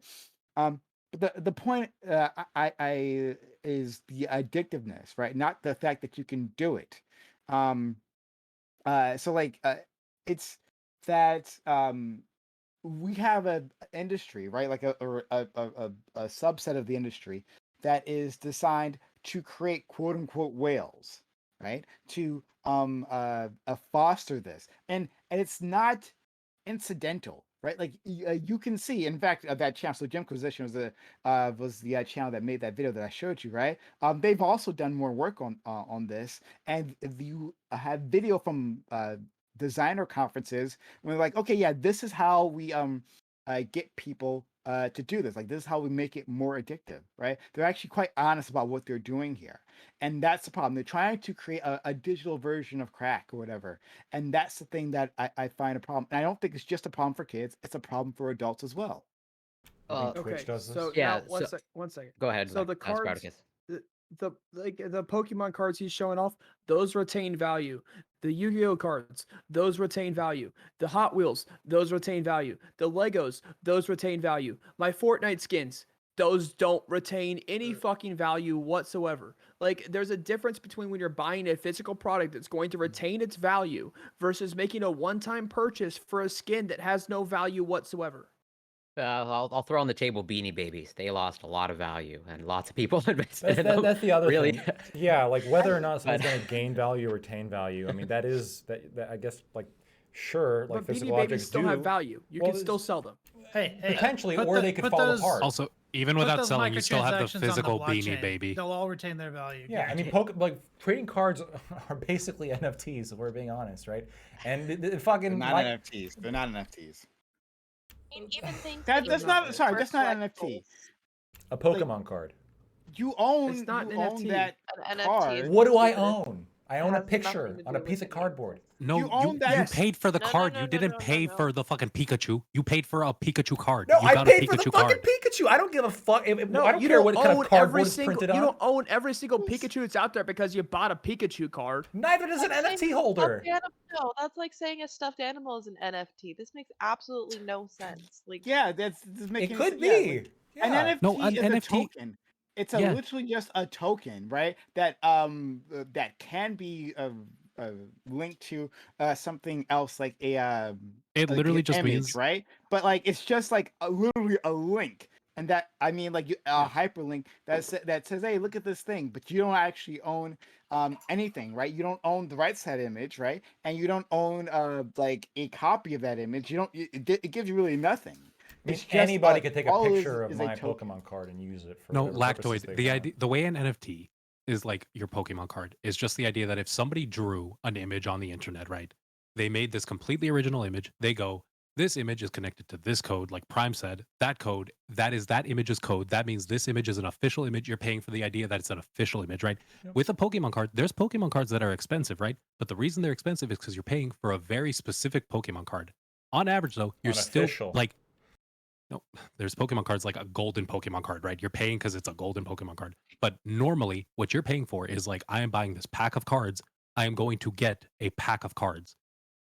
That's You're unlike an not NFT. Where Hold on, you're not buying these fucking Pokemon cards for the commodity value of the materials that go into it or its use value. Like this, it is absolutely like it is a card that Wait a second. represents like Wait a a second. picture, right? Wait a second. No one buys Pokemon cards for like trying to get like the rare card that's gonna be what I'm extremely saying. valuable. It's gonna help them out a lot. Like no one's buying Pokemon cards for that. Yeah, now you're talking about like microtransactions. You're talking about like No, it's like not a internet microtransaction. gambling. You're getting a deck of cards. You're getting like a pack You- of cards. even if when you Pokemon buy- goes under Lactoid, you keep the cards. You have the cards. I mean, Oh. technically, you keep the NFT if you know any NFT. That's it. You exchange. know what? It- Monopoly is a microtransaction. You can't convince me. You can't convince me differently. It's a This is the microtransaction, issue. and This we is need to get rid literally- of Monopoly. Here's the issue. Like my whole criticism of against like banning microtransactions is that you guys cannot like sufficiently delineate between microtransactions and anything else. And your response to me is, "Well, I guess it's all Yes, that's the point. You guys are having a very difficult time No, they're proving to me saying why that microtransactions sarcastically, are somewhat differently. Like They or were should be saying that treated differently. sarcastically against you. That not that they were all. No, but they proved my microtransactions. point by saying it sarcastically. But okay, so like I think there's different arguments, right? So Ginger made the argument that there should be no microtransactions, like period, within like a kid's game. I'm with Ginger on that. Okay, all right, and then FK made that argument. I'm not making that argument necessarily. Specifically, I'm talking about like the addictive process, right? Like I think people can buy things for cheaply, right? And they can buy them over for over and over again if they want. But it's the design of the game is the problem for me. It's the subgenre. That's what live services are designed to do, is to get people to spend a shit ton of money on them. every product. So like that yeah, that's the issue, not like the packaging of itself for me. But looking at I'll take Ginger's and FK's framing and talking about those microtransactions like one, they aren't the same as what you were saying, right? In terms of every particular purchase being a microtransaction, right? As Aiko said, like it means a very specific thing, and it being that a digital item with very low marginal cost to produce, almost zero marginal cost to produce. That's that microtransaction that gets people to buy into them. That's that's that. Now we can discuss like whether that should be in there, but like all these other of stuff that you're trying to analogize here are just like extraneous. I disagree that they're extraneous, but okay. Well, okay. So I think Prime, I think you do bring up an excellent point. So at least to me, this speaks to the larger issue. All of Kind of like, mankind, really. yeah, But yeah, fair enough. But like the broader issue of like consumerism, where like these games, they want to turn children into consumers. Okay. Because like it's in their interest. Like if you can get children to consume, then well that's a that's a source of profit, obviously, or a revenue stream. And also like children can hassle their parents to turn them into consumers as well, or to consume on their behalf. I didn't And buy so these like as an adult. yeah, but well, you I think that's just testament to you've been turned into a consumer and you might not even know it. But yeah, there might be something to the and here I think Lactoid has a point to a certain extent in terms of like what is the limit, like how do we limit consumerism, where it's like yes, there's the issue of like games maybe creating the environment that cultivates children turning children into consumers, but that takes place also in the outside world, like is is this is a little bit of a silly question, sort of, but I ask it semi-seriously, like, but like, is ice cream like a microtransaction of like, that there's an addictive property to like ice cream, and like I think there's a blurry line there that I'm not sure like how to tease that out. Pokemon Well, cards were addictive to I me. mean, ice cream could actually be a microtransaction in the sense that it, some places charge per what kind of topping you put on and stuff like that. So it adds up, they do that specifically so it looks like you're spending less. And they do that at ice cream places and yogurt places specifically because that's where that's the majority of what kids like, and families end up going there and they end up spending way more than they actually think in the process.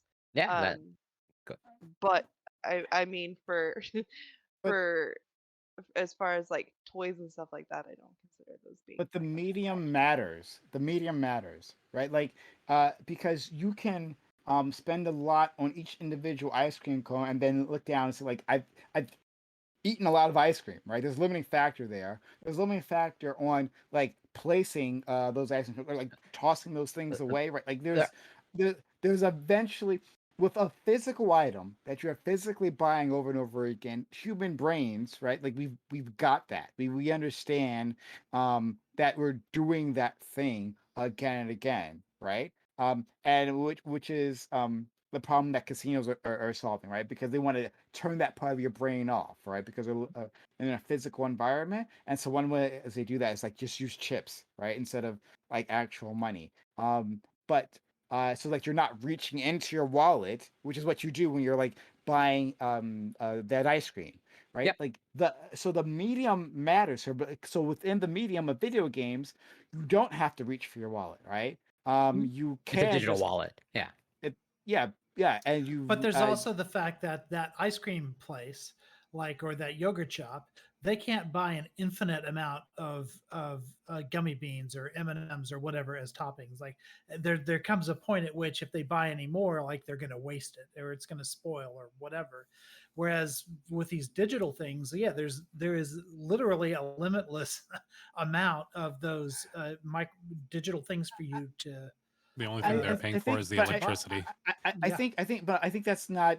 I don't think it matters so much, right? Like the matters, at least in my opinion, and maybe you can disagree with me, but like I think the real effect is on the consumer, right? So the very fact, like the storage requirements, right, the production requirements, like I'm not sure how much that matters, because $60 games like in terms of distribution have a similar distribution model, right? Like it takes a lot of, I mean, they have the upfront investment, but like in terms of digital games, like you can just like give an infinite number of those copies of those digital games. The problem is the effect on the consumer. You don't have people like buying a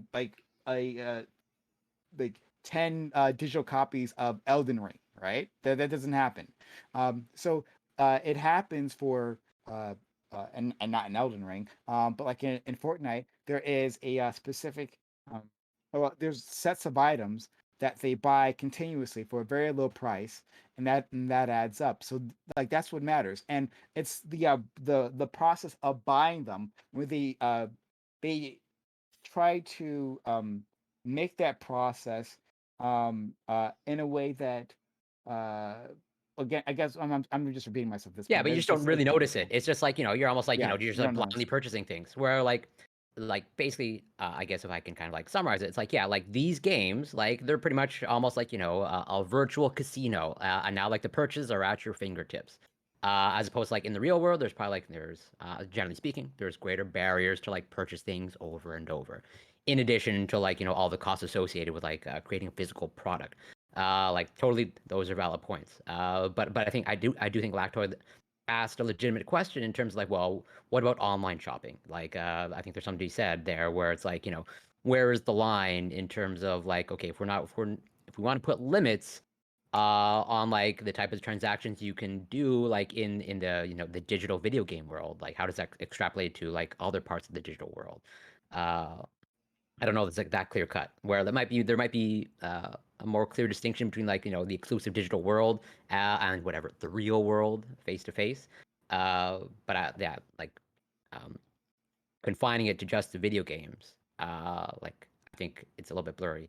I think think Black Code is okay, so I'm going to try to make this distinction. Um, and this is just off the top of my head, so I might edit this later on.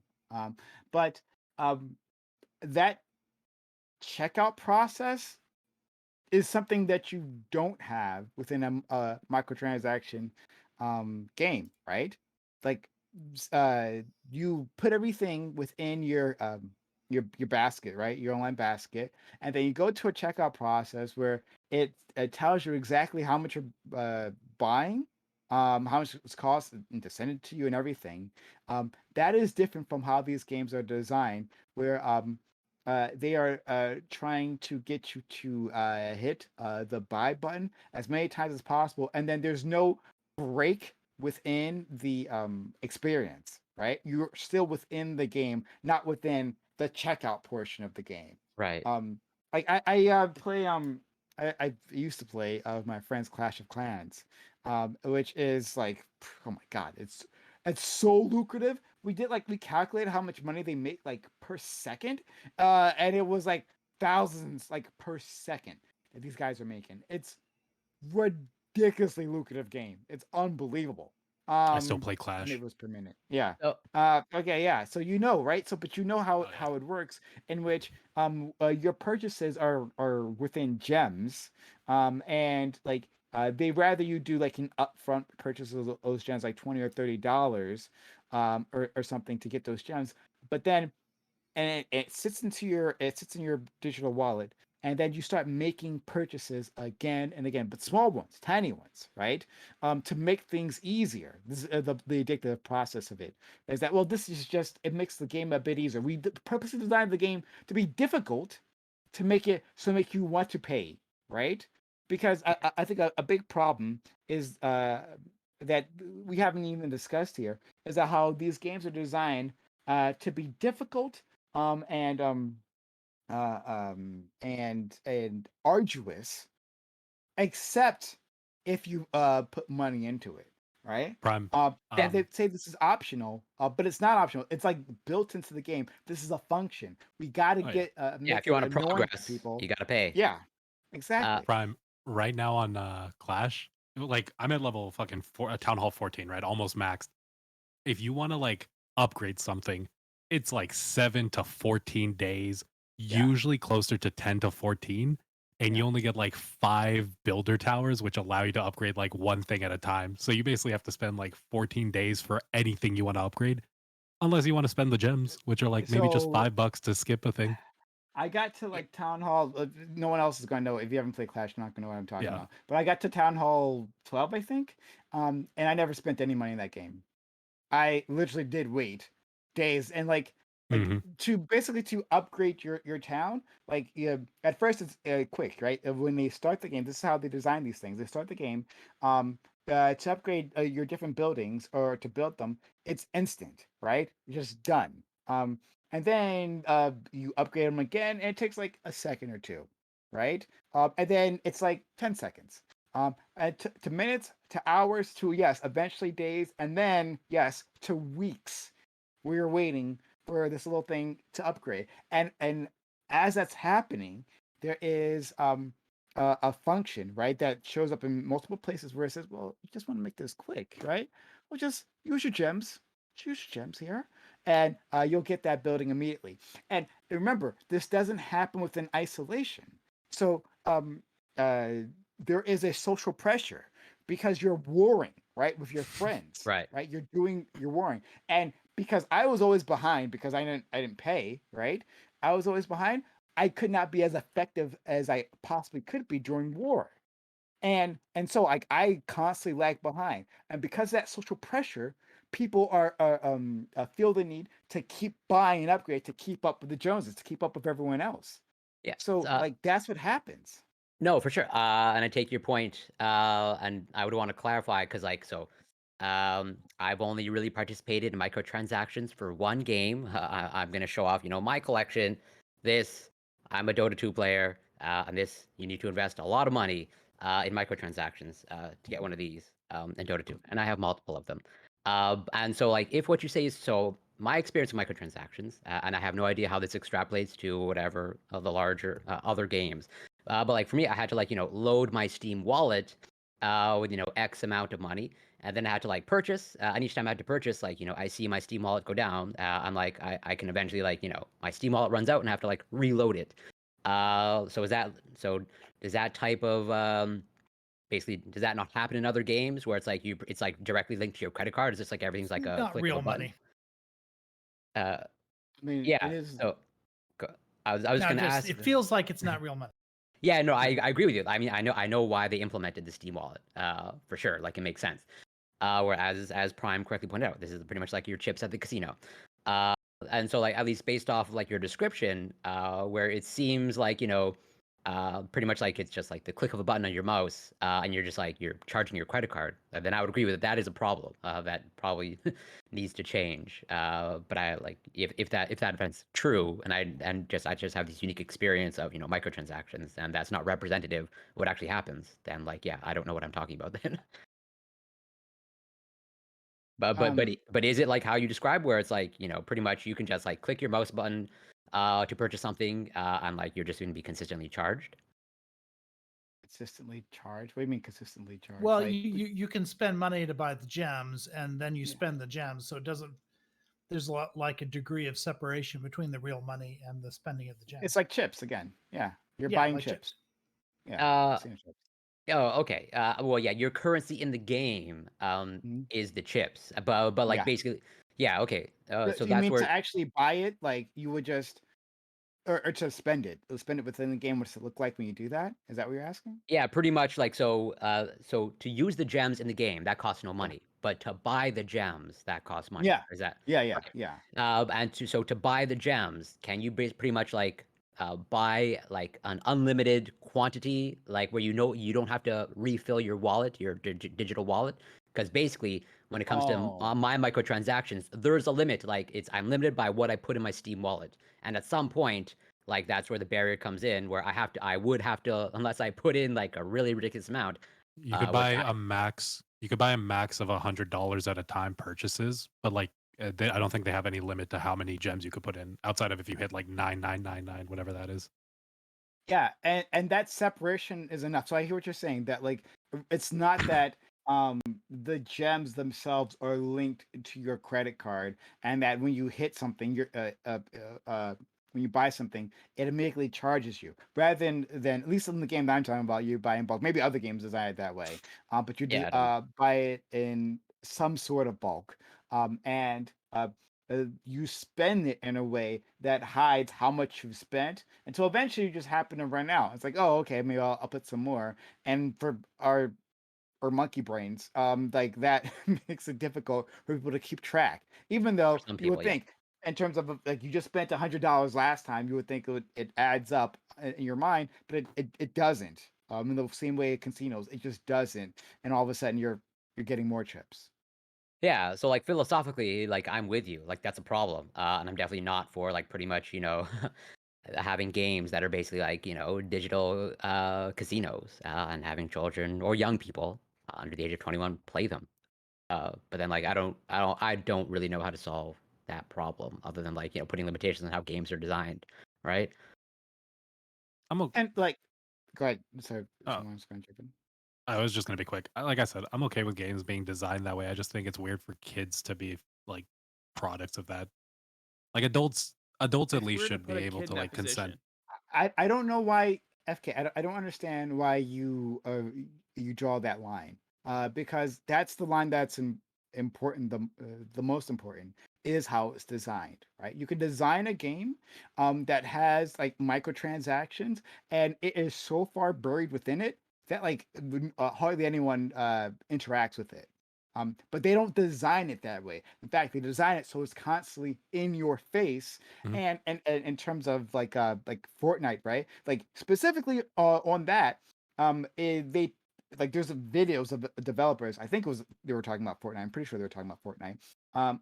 Talking about how well we design it in such a way that kids feel like it was like a FOMO. I was about to say mofo. Yeah. They might feel that too. FOMO. Yeah, right. But that like They most definitely kids do. feel shame about having like the basic skin, Yeah. right? And Yep. there's a social pressure to increase, and then you constantly, and they never let you forget that there's other cool skins. The Mhm. design of the game is the whole ball game. It's just a school Yeah. playground in a video I game, I that's all. mean, I even as an recognize. adult, I felt that way. Like playing one of those games where it's like if you don't have like a nat 5 monster, you're just shit. And playing 3 years free to play and not getting one nat 5 monster, having like the world's like unluckiest account, and people being like, haha, you're shit. I'm like, that's right, I am shit. I think like here's my issue with these games. I think there's space to be like, yeah, they should be more transparent. But I think where I like the only reason I differentiate is because as adults, I think there is some type of recognition you should have of like what I'm doing is like I'm just spending money on like thing that won't exist probably or maybe won't exist at some point. It's kind of like I'm playing into this, right? I play Clash of Clans. When I buy gems, I know what I'm doing. I'm like, this isn't valuable for me. It's not like helping me, but it's fun for the moment. And I just Yeah, like move on with that. It's but weird for we kids to be but products of we that do though. have. I don't see again. I don't understand. I hate this idea in general that like save the kids but fuck the adults. That like these things that we can understand that are destructive for kids. We're like, whatever. If you're an adult, then it's all good. Don't you Like know your we brain understand changes that like overnight? yeah, exactly. Yeah, that too, right? But like we Over my understand night. the gambling addictions, right? That adults have gambling addictions, and this is a problematic part of society. And then we like, well, I'll leave that alone. But anyway, we just like understand that gambling addictions are a problem, and to say that, well, for these games, that in terms of loot boxes at least, can hit the have the very same chemical reactions, right? Oh yeah, it's fine, and you should be able to recognize these things. Well, people don't. We understand this from other parts of life. Then maybe they should be more transparent with it. But I still think we allow adults to just take that option. If they want to gamble, they can gamble. It's like if it's becoming a problem in your life, that's a different issue. You just have other issues you got to deal with. Like I don't know if this game is your biggest issue then. Are we talking about Well, just should banning it gambling for should adults? shouldn't we prevent the problem like that like But as how it, do you prevent is preventing the problem just dealing with gaming, or is that dealing with like a gambling epidemic in America? that is a fair question, totally. Um, and like I said, I'm with you, Prime. Where it's like all of the issues, like I agree with you, and like I'm not necessarily opposed to like putting in limitations on how games are designed, or like, it sounds like you're advocating for, redesigning, the microtransaction system, or like definitely like putting in more barriers such that, at some point you have to be consciously aware, like you should be paying attention, like, yeah, I'm jumping through a lot of hurdles to make this purchase. Yeah, so exactly. So that's why, again, I'm saying it's the design that matters, right? Like of course you're like, well, at some point, of course, of course you end up being dismissive of it, if you aren't taking the design into account, right? Because if once you realize the design is the actual problem rather than the microtransaction in and of itself, then that changes that shifts the conversation. Did we also Right. just So like ban I was casinos? gonna bring up, okay, well you can so this is the question I was gonna get to Lactoid, because trying to get him back. I see his eyes are listless right now, and I want to bring life back into them. But like, yes, you can actually at least in my opinion, ban like game design elements. Like you can actually take do that. You can say that like you could design, step away for video games for a second. You could design a stock stock like an e-trading platform, right? That was like deceptive, or designed in the way that people didn't seem to realize like the extent of like the trades that they were making. And in fact, there was do you remember this? Like a few years ago, it's like, I don't know, like 6 years ago or something. There was a company that was hit for that. That the way they designed their e-trading app, like was like game like, and they got I think fined for this thing. I'll have to look this thing up again. But that's exactly what did happen because of the way they designed that, right? So it seems to me that there are specific design elements that would drive a person to take certain actions rather than others. And so, in terms of loot boxes, we'll just keep it quite simple. Lactoid, if you think that, or at least for the sake of argument, if you would agree with me that loot boxes are addictive and like gambling and possibly dangerous, then couldn't we make that design element illegal? I mean, you could do whatever you want. I mean, you could make it illegal. I would be in favor of restricting it from children, but again, like, if you're an adult, I'm not in favor of banning gambling for adults, regardless of what medium that happens to be in the form of. I've been listening, but I haven't heard any like clear distinguishing factor between, like, I understand the medium is what is kind of like what matters, and that's what people are saying. But it seems like the medium that people have an issue with is just like, this is convenient.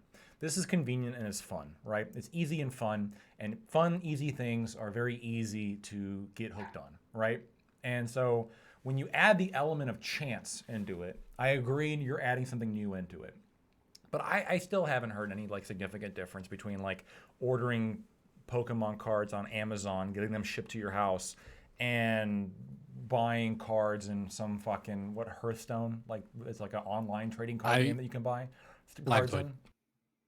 Lactoid, I think, like, at least for me personally, the biggest difference, like, if I really wanted to go, this is the one thing that differentiates them, is what we were talking about earlier, is that like a game and like something online, it can just disappear overnight. That game could stop existing, it's gone. Your cards Pokemon could isn't just disappear. your cards could rip, they could break if you don't break, take care they of could them. rip, But that's they could on get you. stolen, Wait, they could get that's burned. that's on you as an individual. That's not on Pokemon being like, okay, your cards will be gone from you. If they got right? Or they got stolen or they got burned. It's not really That's a on you. different That's not thing. But necessarily this on is you. more like no Lactoid. in- This is more like if Pokemon shut down as a company, or if like a fucking gaming company that makes, are they Wizards of the Coast now? Whoever makes know. Pokemon cards, if they shut down as a No, company and then they came to your house and they took your cards. Yeah, they repossessed. No, there is a That's risk not of, like really- there is a risk of all your physical possessions disappearing. But or that's on becoming you. destroyed. Not necessarily. If your house burns down, is that on you? If your cards get stolen, Technically not, is but that on guess what? you? Like, it's not really on you. It's some other actor that made a decision that fucked up your shit. Okay, it sucks, but like that's what happened. That's what can happen. And having digital assets is very much the same thing. You could lose it. Having like a fucking NFT could get stolen by somebody. Having fucking online digital assets all sorts of bad things could happen. But I don't think it's necessarily that different in principle, again, from a casino that, like, if we're talking about adults being able to go and play games of chance, if we have, or anybody just purchasing any product ever. We were talking before about people like, oh, I felt naked while these other people had like better skins than me or like new content. Yeah, like, and then Corey, you said like that's the playground in a game. Yeah, like the kid who had the cool bike was the cool kid, right? The one who had the coolest bike, that was fucking sick. The one with the cool paint and the fucking reflective shit, that was awesome. And then you had, the one with the coolest Pokemon cards, the one with the coolest anything. I fail again to see how this is really all that different. When we're talking about like gambling, like games of chance, sure, we're adding something new into it that has like demonstrable psychological effects. But absent loot boxes, just like regular microtransactions, I don't see nearly enough basis to ban them, especially for adults. Especially for adults. So again, but see, this is again why I'm making this distinction. So when, like, I get what you're saying, that like you can engage in that activity, right? The activity of buying microtransactions, and that should be fine for adults, right? Like, why shouldn't they? Or drugs. But or drugs. Yeah, drugs. Yeah, I agree. Or drugs. Marijuana. You'll find an argument with okay, like, I don't know if you're super into heroin, buddy. I'm not gonna. What about marijuana? Here, I mean, there's some people who like develop marijuana use disorder. But like, but look, I found an article, right? Referring to what I was talking about, not the specific app, but like, oh, actually, maybe it is the specific app. So this is from last year, but the UK's Financial Conduct Authority has warned that the gamification of trading apps can lead to amateur investors taking on more risk, being misled by spurious information, and making investments which aren't in their interests. Apps features may blur the lines between online investing and gambling-like behaviors. Gamification techniques that use positive reinforcement were implemented, including celebratory messages for making a trade and the use of points, badges, rewards. The FCA said these can lead to people taking on more risk when investing. Push notifications were used, and they do this in online mobile games as well, which can make people trade in a riskier way, with the biggest impact on younger and less experienced investors. Stock leaderboards showing the largest price changes have been proven to lead customers into behaviors that result in poor returns. And so, I am not saying online investing. What are you investing in? This is the trading. This is the stock market that I'm just talking about. Okay. But yeah. So like, I am not saying that you cannot trade stocks. I am not saying that you can't trade stocks on your phone. I am not saying that it can't be an app like environment, right? Like an app rather than like on a website, right? You can have all of that, but then you can just not have these design features, because these design features, as the UK watchdog have been pointing out, they drive people to engage in riskier behavior. So I'm saying the same thing is happening within all of these apps. So these games. So in terms of ones for children, yeah, I agree that's bad too, right? But for adults, you can engage in the game, right? You can do the game, but not have these design features. We can recognize that these design features might be pernicious and not have them. If you want a gambling game, we can have a gambling game, and then you could do that. I got no problem with that, right? A game marketed as gambling, that's a separate thing. But these games aren't marketed as gambling. That's not what they come as. So why not ban the design features? The most I could maybe be on board with is like giving more information to the consumer, letting them know like, hey, this app has celebratory messages which may induce you to make trades that you otherwise wouldn't make. I don't know. I mean, maybe I'd be okay with that. But straight up banning it, like why would you have to ban? Like, what do you think? You wouldn't ban it if we just labeled it gambling. You'd be okay with having it then, right? If it was, yeah, if Robinhood was labeled gambling and that was under a gambling app. If Robinhood was labeled a gambling app, yeah, but over 18s could buy it. I guess if it's marketed as a gambling app, you're there for gambling. I'm not saying that adults can't gamble. I never said that, right? You're saying adults can be tricked into gambling, is what you're saying. Yes, that's what I'm saying. Yeah. I do think it's hard to find an in between on this. Like I heard FK say a little while ago that maybe it would be okay if they were a little more transparent about it. But think about what we're talking about now. Be transparent about how deceptive you are, because ultimately that's what we're talking about. Because to the extent that they're telling you what they're doing, then it wouldn't work.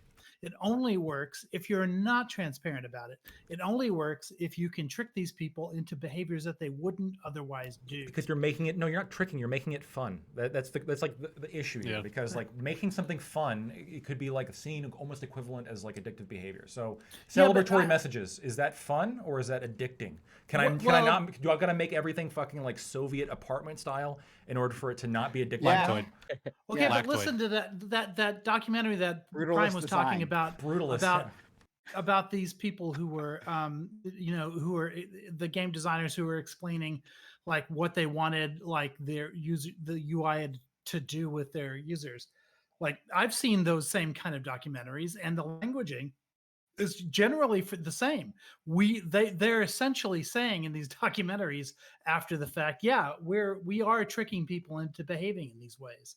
And when you think about it, like, why would you have to nudge them into that kind of behavior if they were doing it already? Obviously, it's because they weren't doing it already, and you're pushing them into doing it to a greater extent than they were doing it before. That's the art and of I think if you persuasion. were to be transparent that you were doing that, it wouldn't work.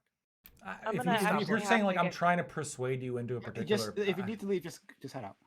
Oh, okay. All right. Bye, guys. Take care. Thank you. Be well. But Yeah. So were you saying Lactoid? I'm just saying like it's you're just defining like persuasion. So yes, I understand that people try to convince you to buy their product. That's what people do, right? The reason why I'm making pizza taste good and putting little like confetti around it and having it at a kid's birthday party is because I want the kids to come back and I want them to have a good time, because when it's fun, if it's not fun, they're not coming back, right? That's like the pinnacle of addiction is, oh, that was fun, I want to do that again. And then it's like ice cream. Just like ice cream, just like just marijuana, like the ice cream just like and, cigarettes, just like alcohol, just like skydiving. Heroin's fun, yeah. Just like heroin. Yes, I'll take your just word like for it, fentanyl, cocaine. All these things, I'm sure, are very fun when you do them, and they can cause addictive patterns. And people can be addicted to all sorts of things.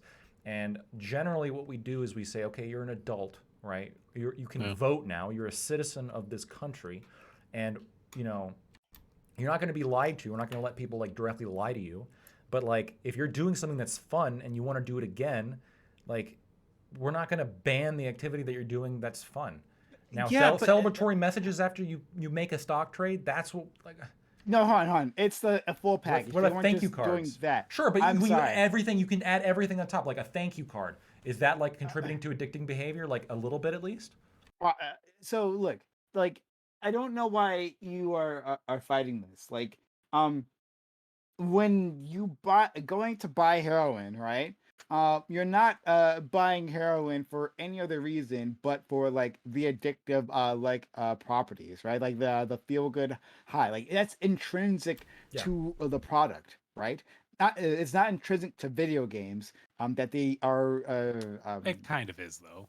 No, it's literally you're not playing a video game to feel good, to have like a little burst of endorphins. The little endorphin rush, right? It's good. That dopamine. Ooh, it's not good for us. I mean, if we're being honest, like we'd be better off not playing video games. It's whatever. Binding to opioid receptors is different than a video game. I will concede and put that on the table. Different in scale, but not in principle. No, different in scale and different in the effects of the brain. Like that is pretty concrete. It doesn't cause the same damage. Like it doesn't cause the same damage at all. It doesn't like rewire your brain to believe that video games are a necessity. It doesn't do that.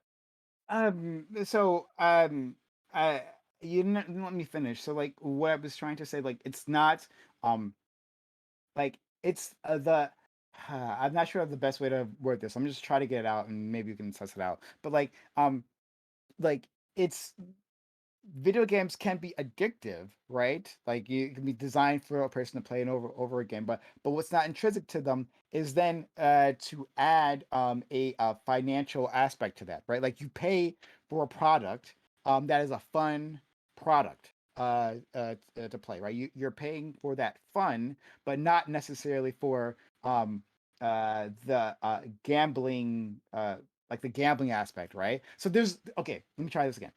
I'm sorry, I'm making this very difficult.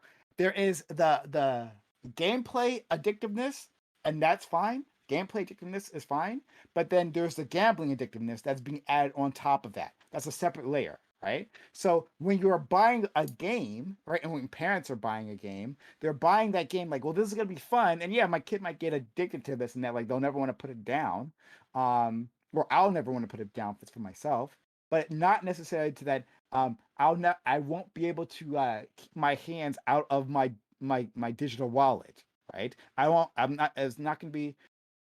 They aren't buying a product that will push them to financial ruin. Does that make sense? Like, I'm trying to make.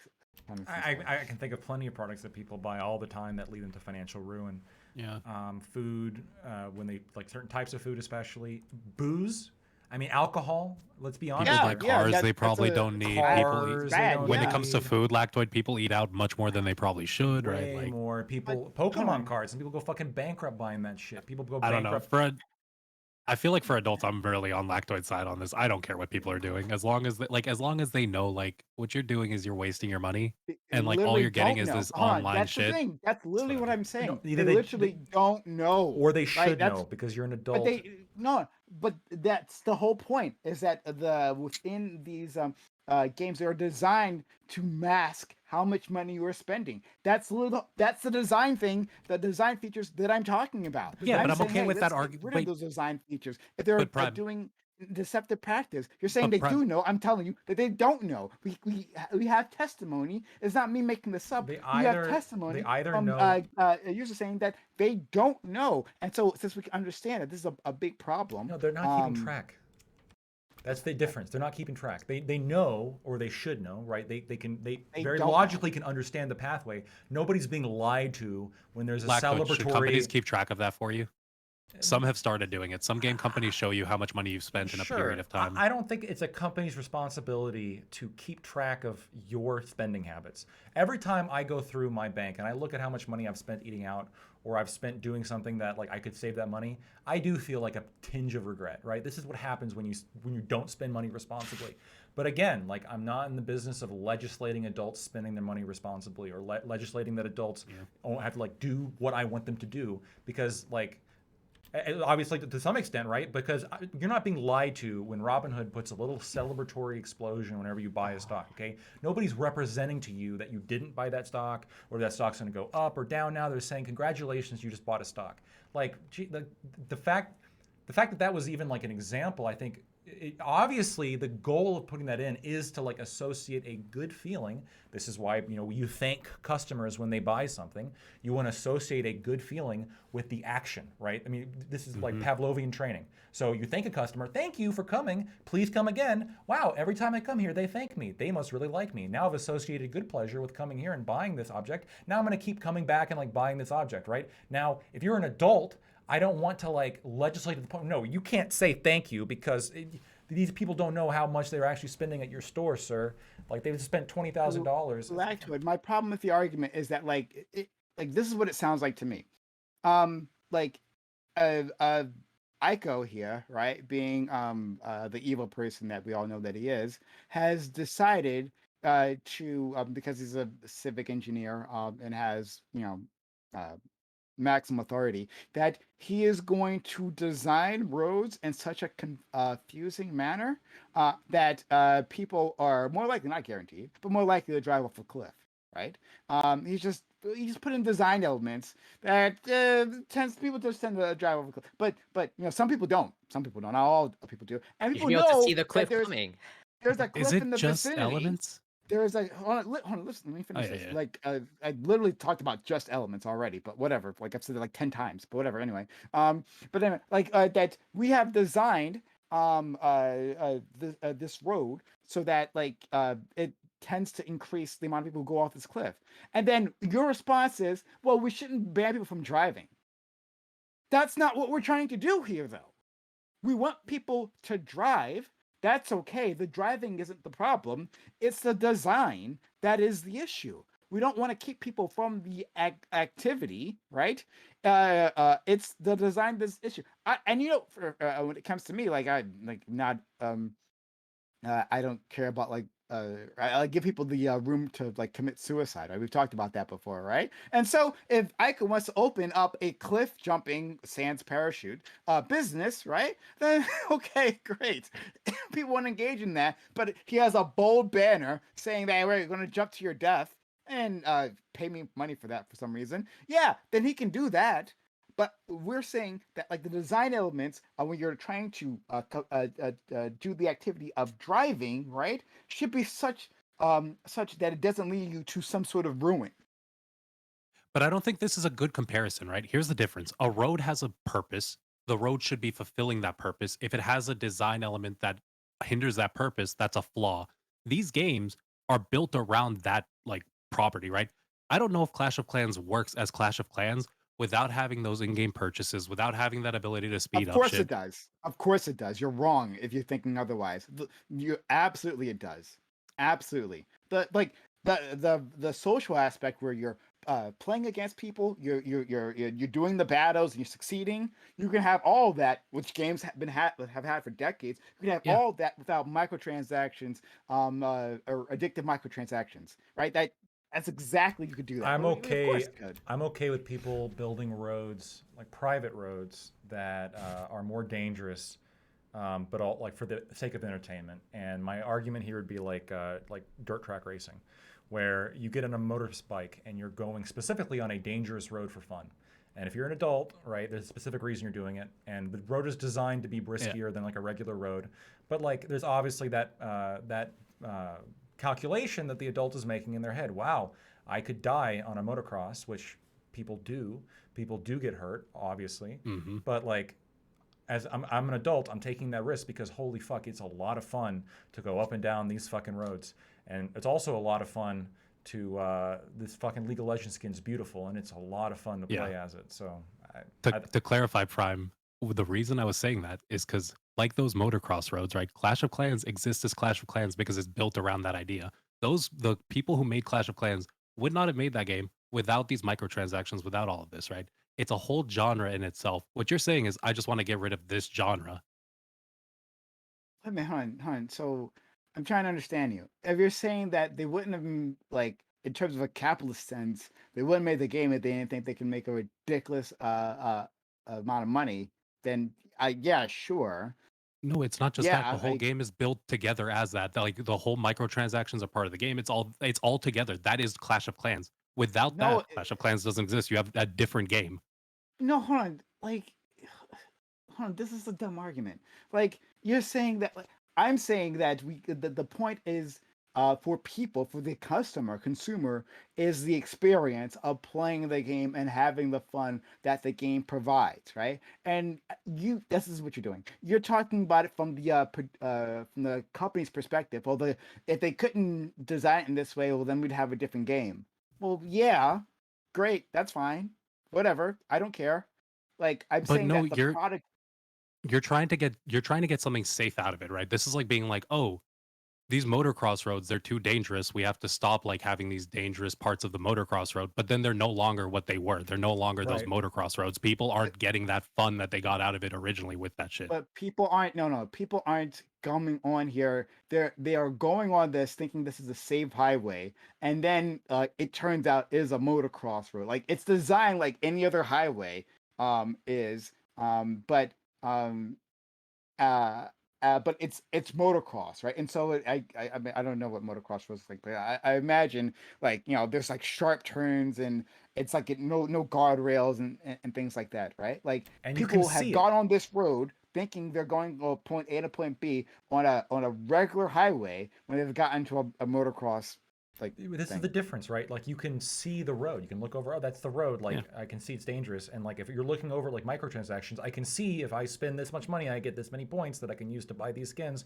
Like I could do the math on my fucking calculator, and you can say, well, like I said, like you can see. It's not like they're hiding this from you. Lactoid. Are you saying that there aren't that what does not exist roads that are any more dangerous than other roads? That like are you saying that like, well, since you can always see the road, right, then we would expect that people will be fully informed as to what's going to happen next, and so there aren't any accidents? Because obviously, of course you're not saying that, because obviously we have some roads in America that are extremely. In my town, we have one of the most dangerous roads in America because of just how it's designed. There's just constant accidents, and you have a clear view in front of you all the way down, but the design elements still make it so that there's more accidents on that road. So I'm not saying people can't drive or go from point A to B on that stretch of land. Maybe change the design elements because those apparently have an effect. I just think that there's a trade-off here. I think the microtransactions add something unique to the game. They can add something unique to the game. They can maybe not only add a different level of funding when there is otherwise other prohibitive forms of funding, but there also could be an element of like, I want to buy this because it looks really fucking cool, and that if this obviously if there wasn't that money to reimburse the developers for the time of making it, the likelihood of it being made would be much lower. But Prime is not against microtransactions. I don't think. I don't want to like. Sorry, they're just more like pretty much redesigning, like pretty much like probably putting up more barriers, like for basically children, not making, and including adults. What specific barriers are you advocating for? I'll let Prime, because I'm on board with that, but I don't know how it. But this is just my lack of creativity, so I'll let Prime.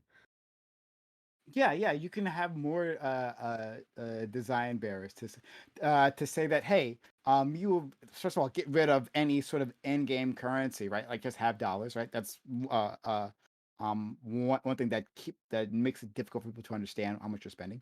And then you could have for every purchase that you make, make it clear you're spending this amount of money, right? And have something that says that you spent a certain amount of money within the past few days, or have alerts that come up that say, hey, like you've spent this amount, and just so you know, right? Not that we're stopping you, you can do it, but hey, here's an alert.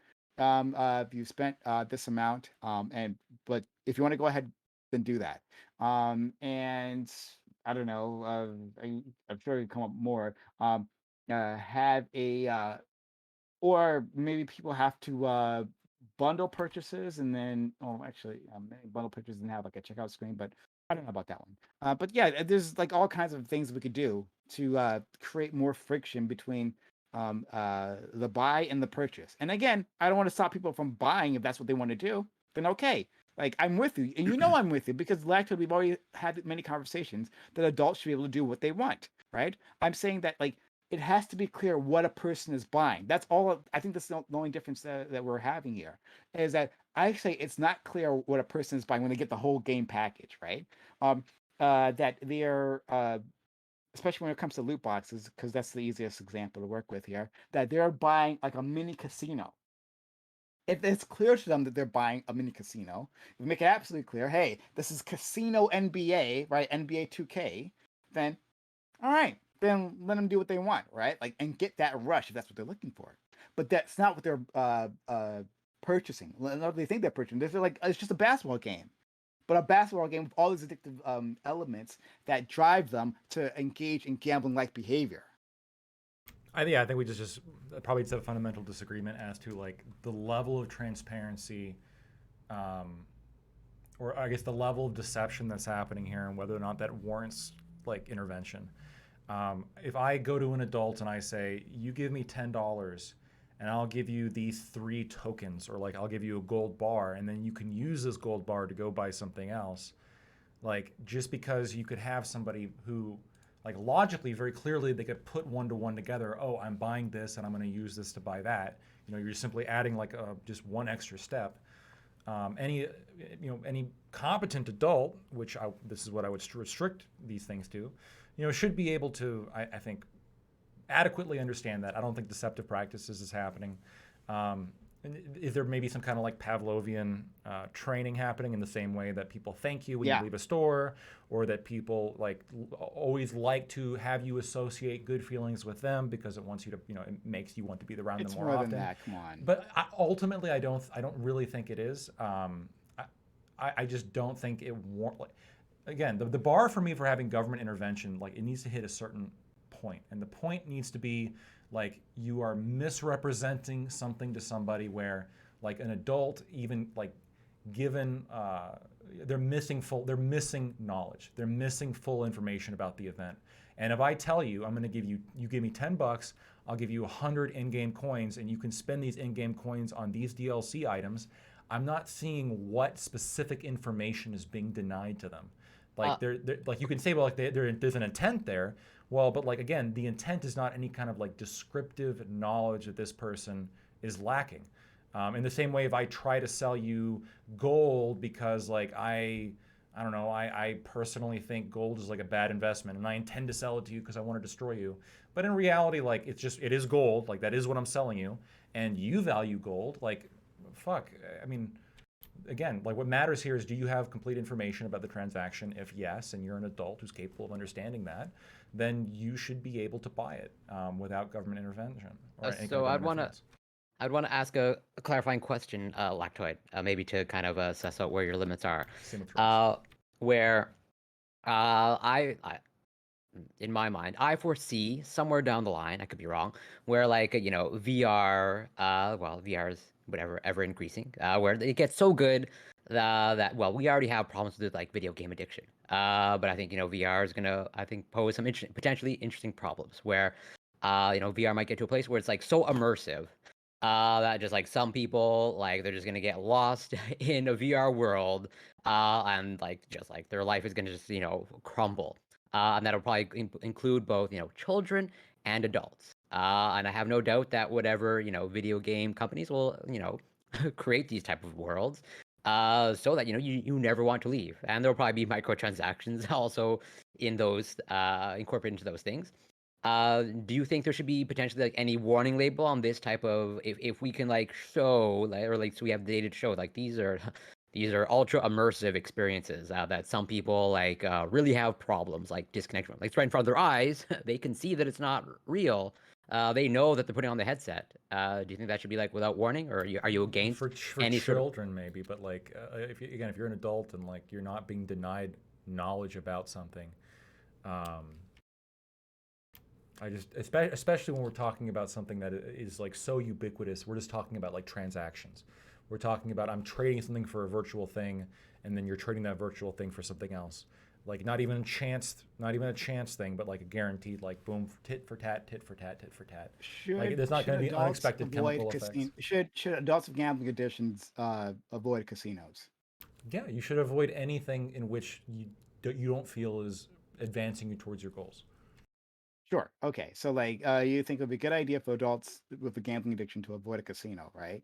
So, what if an adult buys NBA 2K because, they want to spend their time doing something fun, and then gets a casino on side of that, like, is not advertised for, and they just happen to be an adult with a gambling addiction. Like, is it? And then that leads them to a problem, right? So, like, it's not like they, like, crumbled and decide, like, oh, I'm gonna, like, head out to I don't know, Sands, I don't know casinos, but the Trump casino. I'm not gonna head out to the Trump casino. The failed casinos. They said, like, I'm gonna play NBA 2K, but then they get a product that triggers that gambling addiction. Yeah. So specifically for loot boxes, like I said, not for microtransactions, but for, like, loot boxes or stuff that's, like, comparable to gambling. Feature. Like, I would be in favor of, like, putting on the game case or something along these lines, like, in-game gambling or contains gambling. And I'm not mistaken, like, the ESRP or whatever, they actually have that. Like that. They have it where it's like, it contains gambling. Like, here's what game companies do. Is that they'll add it afterwards, right? So the game will get rated and they'll be printed, and then afterwards they'll put it in. There's DLC gambling. They should add that. Yeah. They should.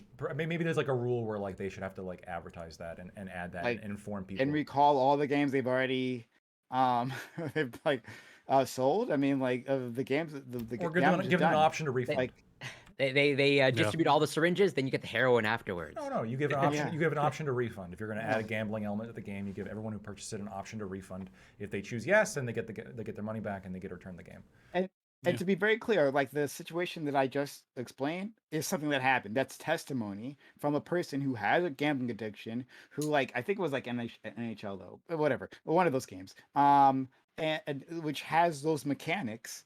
They recognize they have a gambling addiction. In fact, they said specifically, I remember this. They said specifically, I switched to video games because I thought that would be a good way to avoid this, like to spend my time doing something else other than gambling, right? And that like took the edge off for me. And then they found a gambling mechanic, and then it just sent them to a spiral. So I'm for you there. So I think that's interesting. Just to to very clearly label it. But even then, these people are deceptive because they're doing deceptive marketing, deceptive design practices, and so yes, they will add them afterwards. Well, that's what I'm saying. Like, if you add them afterwards, like if there was a purchase beforehand, you'd have to give them the option to refund. But my guess is that a lot of this would be with free-to-play games, and if that's the case, then you just change the advertisement. Not just free-to-play games. On like a login screen or something. No, it wasn't free-to-play games. It was like regular, regular play. Like regular price games, and then they said like there wasn't going to be any loot boxes or microtransactions. I forget which game it was, but Jim Quisition and the one he covered that as well, right? He talked about how like they added it afterwards, specifically after saying specifically weren't going to do it, they put it in afterwards. So yeah, give the option to refund. I think you could probably make the same argument for things like let's say you buy a ticket to like a venue that's advertised as family friendly, and you get there and it's not. You should probably be able to get your money back. Oh no, you should have to pay more. You're like, oh wow, really? There's boobs here? Like that's a bonus. Okay, I think we've come as close to a consensus as we're gonna get, but I think it was an interesting conversation from all parties involved. So guys, thank you for that. That was a lot of fun for me. So that was a vigorous discussion. Hey, we are going to go into our open walk-on panel right after this. And we'll either continue this conversation, we'll have another conversation, whatever you want, right? So stick around to the channel, hit that follow button. The content does not end, so we're still continuing on. Exclamation mark social and chat for our social media. It has up on all our socials. In case you haven't done so already, including YouTube, where you find the blogs, like, comment, and subscribe. So I definitely do appreciate that. I'm going to give an outro to all these great individuals, but stick around. We still do have more content coming. We'll go with FK first. FK, thank you for coming through. It was really enjoyable having you. Hopefully we can have you here in the future. That was a lot of fun. Hey y'all. Thanks for having me again, Prime. It's been fun. I really like talking to all of you. If there might be a topic in the future, some of you guys might get to see me be really, really spicy, hopefully. I guess just follow me on Twitter. I'm trying to do this Twitch shit. That's really all. Just average FK. Thank you. Okay, thank you so much. Let's go to our friend. Oh man, I was gonna say something. I read your name wrong. I'm not gonna say it. It's Corey. Thank you for being here. You read my name wrong? Don't worry. Don't. Don't worry. It's embarrassing. Neither here nor there.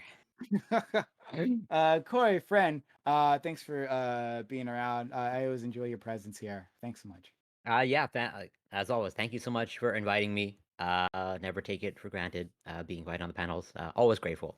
Where I will fully admit I was mostly an observer for the first topic, and mostly just trying to actually learn. And hopefully better inform myself, because I will fully admit I'm not the most informed on the Russia-Ukraine situation. But the second topic, I enjoyed both conversations, but I really enjoyed definitely the second topic, and I think there's still a lot more to explore. But yeah, really enjoyed it, and pleasure to meet you, FK. Always a pleasure, iCow and Lactoid, and love you, Prime. You can find me on Twitch, twitch.tv, Corey Campbell 84. And on Twitter and Instagram, literally, it's Corey Campbell. I'm a PhD candidate in biochemistry. I cover science, news, a little bit of politics, and I do the occasional workout stream. Thank you so much. Thank you, thank you. Aiko is here. Well, he was. I mean, now look, Aiko was part of what we did here. Aiko, thank you Yeah, for stopping by and yeah, jumping in. Oh yeah, thanks for having me. It's always enjoy it. I think I was maybe a little bit more invested in the first topic than the second, but the second one got more interesting than I was expecting it to be coming in. So, Great. And finally, Lactoid. This dude is like just a barrel of fun every time. And I love the way he argues, presents his case, builds his case on all these things. It doesn't matter if we don't see eye to eye. So I'm so thankful that he just always says yes to me, right? Like that he hasn't had a girlfriend who's taking up his time. So I think for stopping by once again. Man, I hope to have you for many weeks and months to come. Thank you, Prime. Yeah, who needs a life when we have the internet, right? Look, I'll say this: and video games and video and games, microtransactions. yeah, look, America is the best country on the planet. Face it, it's true, right? This is why Western imperialism, specifically American imperialism, is based. The whole world should be America, and one day it will. We should take over every single place, especially Canada, and we should take over. We should have been Vietnam, Korea, all this great investments. We should have all these countries be us, and what makes us great are loot boxes, are microtransactions. That is what makes America great. We need to export this to Russia. Russia does not have enough loot boxes. That's why they're invading Ukraine, right? There's a direct correlation between not having loot boxes and invading neighboring countries. So I just want to throw that out there. If you liked what I had to say, you can find me on Anti-Communism United on Discord, Twitch, and YouTube, or ACU on Twitter. I shortened it, so. Yeah, like that reminds me of like one of those heat maps, right? That just correlate to population, but you can make them correlate to literally anything, right? Yeah. Thanks all for jumping in. We are going to continue to open walk on panel right after this. Anyone here can join us. We'd love it if you did, but if not, that's okay. Also, just thank you to Lady Ginger Ramoth and our friend Doobie and Spartacus, yeah, and Doobie as well. Yes, and Doobie as well. Shout out to them for being here. But yeah, it's okay if you can't. Thanks for spending your time, your energy, your knowledge, and your passion for my community. I know they appreciate just as much as I do. Have a good one. Bye. Always a pleasure. Exciting.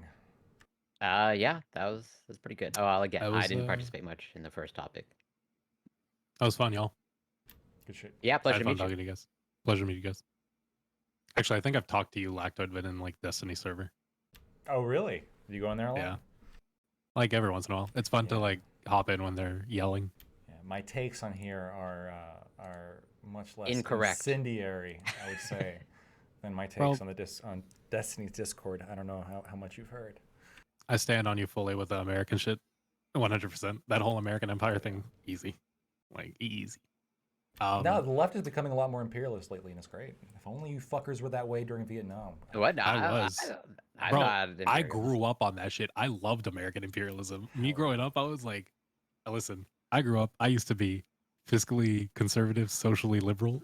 I'm just a lib now. We're just the best supervillains, dude. It's just. Hey, listen, I'm willing to apply that shit to Vietnam. Like, I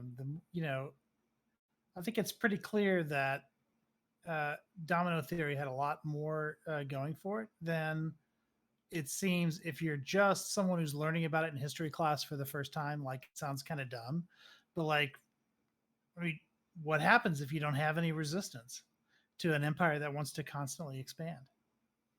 We should be the empire that's constantly expanding. But that's the reality of it. I'm sorry. But the difference, and this is what I was trying to say in the first, wanted to talk about a little bit more in the first panel, and that is to say, like, yeah, you can talk about how we always want to constantly expand too. I mean, capital wants to do that, but at least we want consent first. Like it amazes me how I don't know people if lacto like I don't know if lacto like Not so I would always. clarify in terms like I would imperialism like do you mean like war like imperialism through war like that's different than imperialism like trade and cultural exchange. I think Like, we should be like I think we should genuinely be investing in these countries, building up their like schools, building up their infrastructure, making them like democracy necessitate. building like Afghanistan. I would only agree with that if the schools were run by the U.S. Department of Yeah. Education. Yeah, I lactoed. I'm saying yeah. Yeah, the U.S. education It would be system, run. top-notch. It would be run by the U.S. Department of Education, and then like for these countries to genuinely accept it, there would probably have to be ties within their education systems. But there's some countries that like their education systems are fucked, and we're gonna have much more power than they will. I'm sorry, but like that's a reality. But Yeah, so, Yeah, I think so to Canada did this. clarify, You guys have been getting a lot of flack for apparently So- having some schools, and some people had to go to them or something like that. I don't know. yes, yeah, I'm fuzzy on the horrors of all that because they were absolutely horrors. But let me just clarify: like, you're okay with exporting CRTs? Is what I'm understanding. yes, Well, actually, now when you put it that way, listen, we need look, to maybe teach. Putin's right. Listen, I'm a leftist, and I'm the type of leftist where I'm like, in schools, I think it's really important to teach like a lot of America's history. We have a lot of fucked up history, and it's important for people to know that fucked up history, know why that fucked up history like developed who we are today, and how we can like move forward with that. Like that's the way I think this shit just has to be taught. I want to amend one thing. I think we should put a school. We should have our schools in every country, except it's run by the Florida Department of Education, specifically By Ron DeSantis. by Ron DeSantis. I want that man deciding the curriculum for every country on the fucking planet and every state. The Hell collective yeah. IQ of the world just like gradually decreases. Keep that. I love the Ron's a Texas smart school guy. system. Ron's a smart guy. Then I question your ability to detect smartness. Then that's all. No, All as much as you are a smart person. we need to. Well, that's because I was taught by Ron DeSantis. No, I don't think that's true. I was taught by W. But yeah, like that's where I'd want to clarify, like, well, as in like, so your imperialism, like, does it extend to like, to the point of like, war, like of like invading a Eventually. country? Yeah. Like for Korea, I think was a great example. We had to fight the commies. They were coming and they were taking shit over. We're like, So that's what I think that's a little bit different in terms of like, well, to use, I guess, I don't know, Scott's language, and I guess maybe yours, or like who's aggressing first. Where it's like, are you for like, aggressing into a country to, spread your Western So, values? Here's Wouldn't the it issue. depend on what the country's doing? Well, here's the thing. Like, we tend to view nations in terms of like we. This is kind of like, there was a famous philosopher who talked a lot about this, but there is like a tendency that people have to sort of like anthropomorphize countries, where like America's a person. And when America's got to keep its word, and America's got to do this. And when America, Corporations are people. yeah, and like exactly, like if someone like punches America, well then America gets to punch back. But like really, all nations is just sort of this abstraction. It's this idea of we've got a group of individuals that like live in this general area, and all this group of people, they tend to put up flags that are the same color schemes. And they tend to like all like prevent people with other color scheme flags from getting into their specific color scheme area. But like there's really no like the aggression always takes place on an individual level. So when you live under an authoritarian dictatorship, let's say like in North Korea, the coercion is constantly happening on the individuals that live there, right? They are the ones who are suffering. And so when you invade them, it's not like one country's aggressing on the other. It is one group of people is coming to liberate the other group of people. In the same way how like, if the cops come to your house because your husband's beating you, we don't say like, well, the cops came and aggressed upon the husband. Well, potentially, but like that's not like, it's more complex than that, right? Like they came to stop the aggression. So any invasion against a communist country is simply a stoppage of aggression. That's where. So it seems to me like borders don't mean much to you, which No. I can understand philosophically, because like They don't. they're arbitrarily drawn. Where it's like you see no real distinction philosophically between like the domestic abuser in the United States versus like the domestic abuser in whatever any other country. Absolutely. Like the police. Yeah. Okay. The idea is he holds a value on the Right. ideals that these countries hold rather than like the land that they hold. Exactly. There's only one border that matters, and that is the property line that's on my front door. If you come in my fucking property line, I'll be pissed. But that's about it. Okay.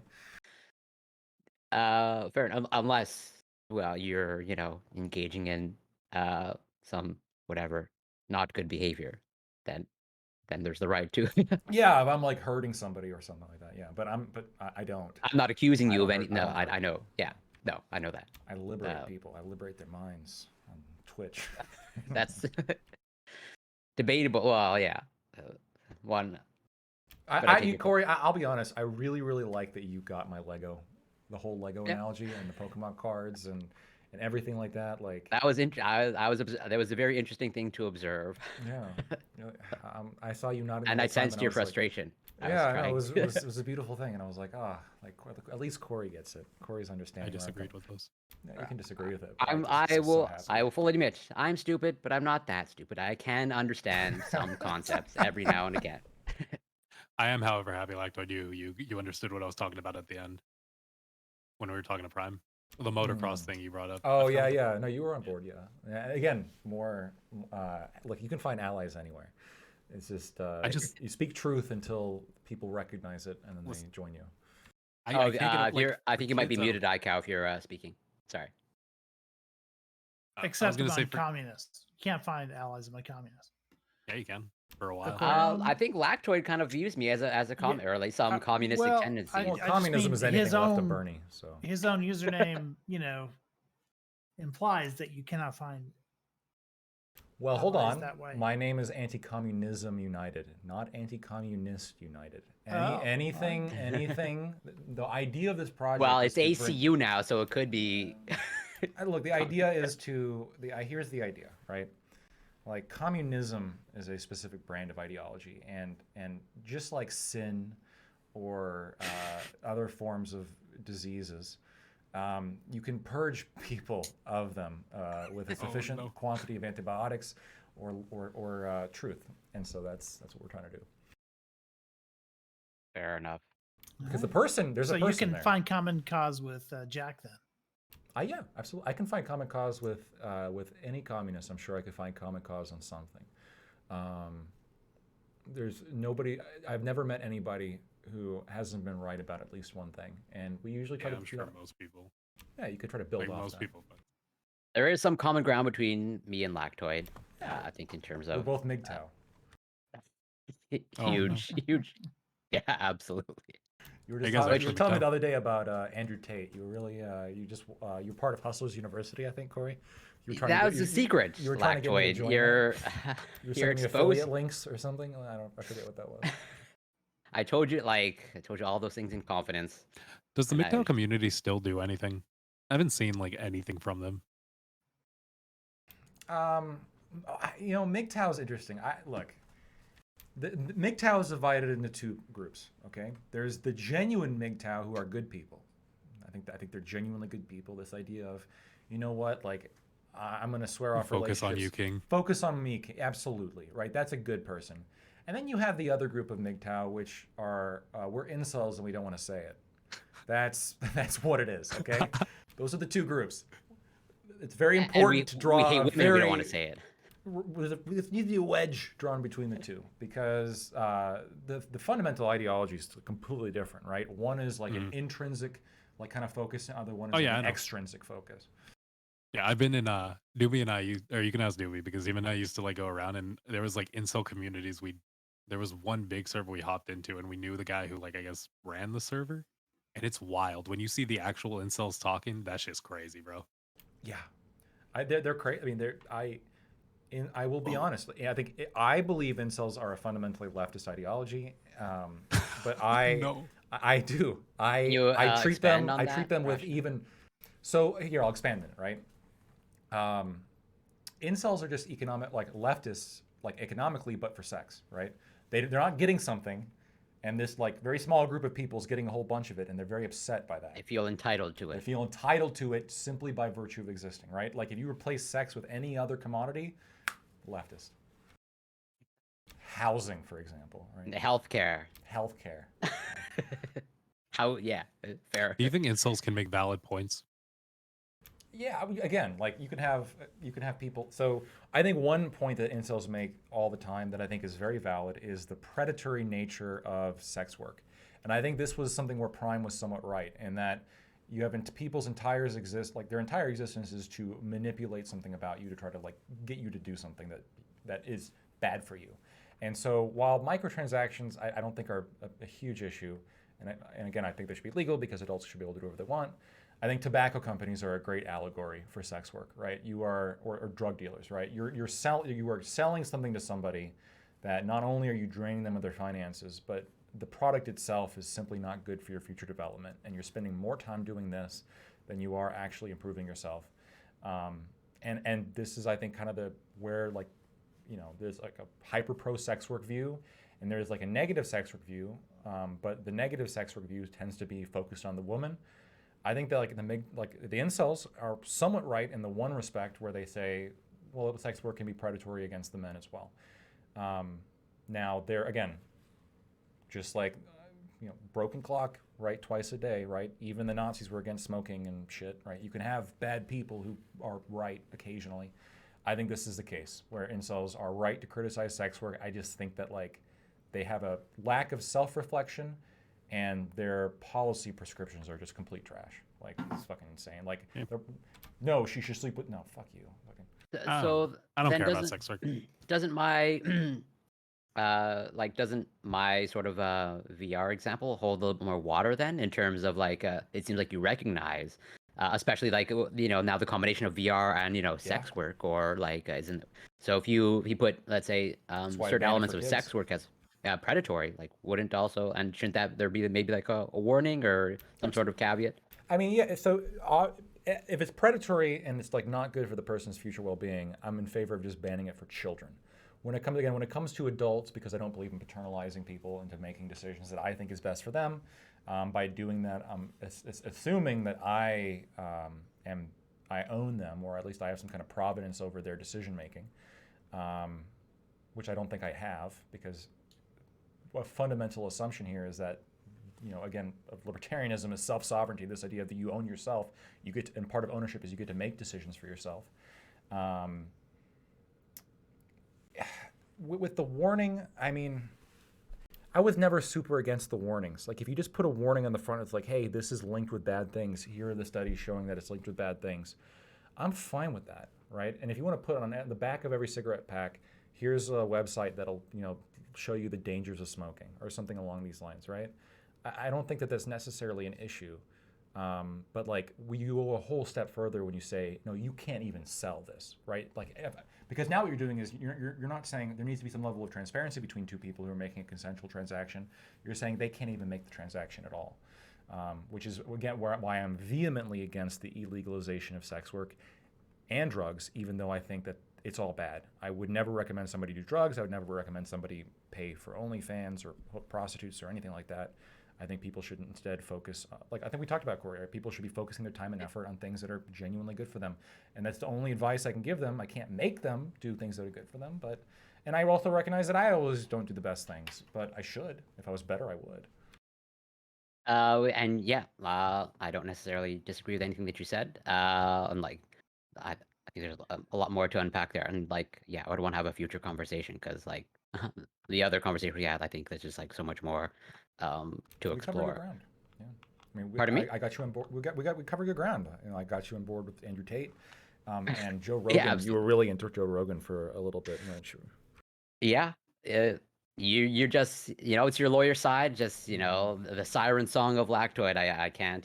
You whisper those sweet nothings in my ears, right through my earbuds. I can't resist the Andrew Tate, the Joe Rogan, all those ideas. The one thing I never got is all the Jordan Peterson hate that he gets, because I listen to Jordan Peterson and he is distinctly different than Andrew Tate, right? You have Andrew Tate who's advocating for a very externalized way of approaching issues, and Jordan Peterson is not. Jordan Peterson is I'm gonna approaching head out. very I'll see you. internal. Catch you Take later, care. man. Be well. Jordan Pleasure to meet Peterson's you. approaching things from like an internalized position, right? What's like the issue with him that you have? Okay. There's a lot to unpack there. Yeah. I'll try to give just a brief primer. A lot of the issues, at least this is just my perspective. I'm not going to speak for every anti-Jordan Peterson person out there, but I think I'm just as anti as anybody else, if not the most anti-Jordan Peterson. I would say his original claim to fame, I think, was like largely based off of a little bit of, maybe not a little bit. I would say, at the very least, a little bit of deception, if not explicit deception.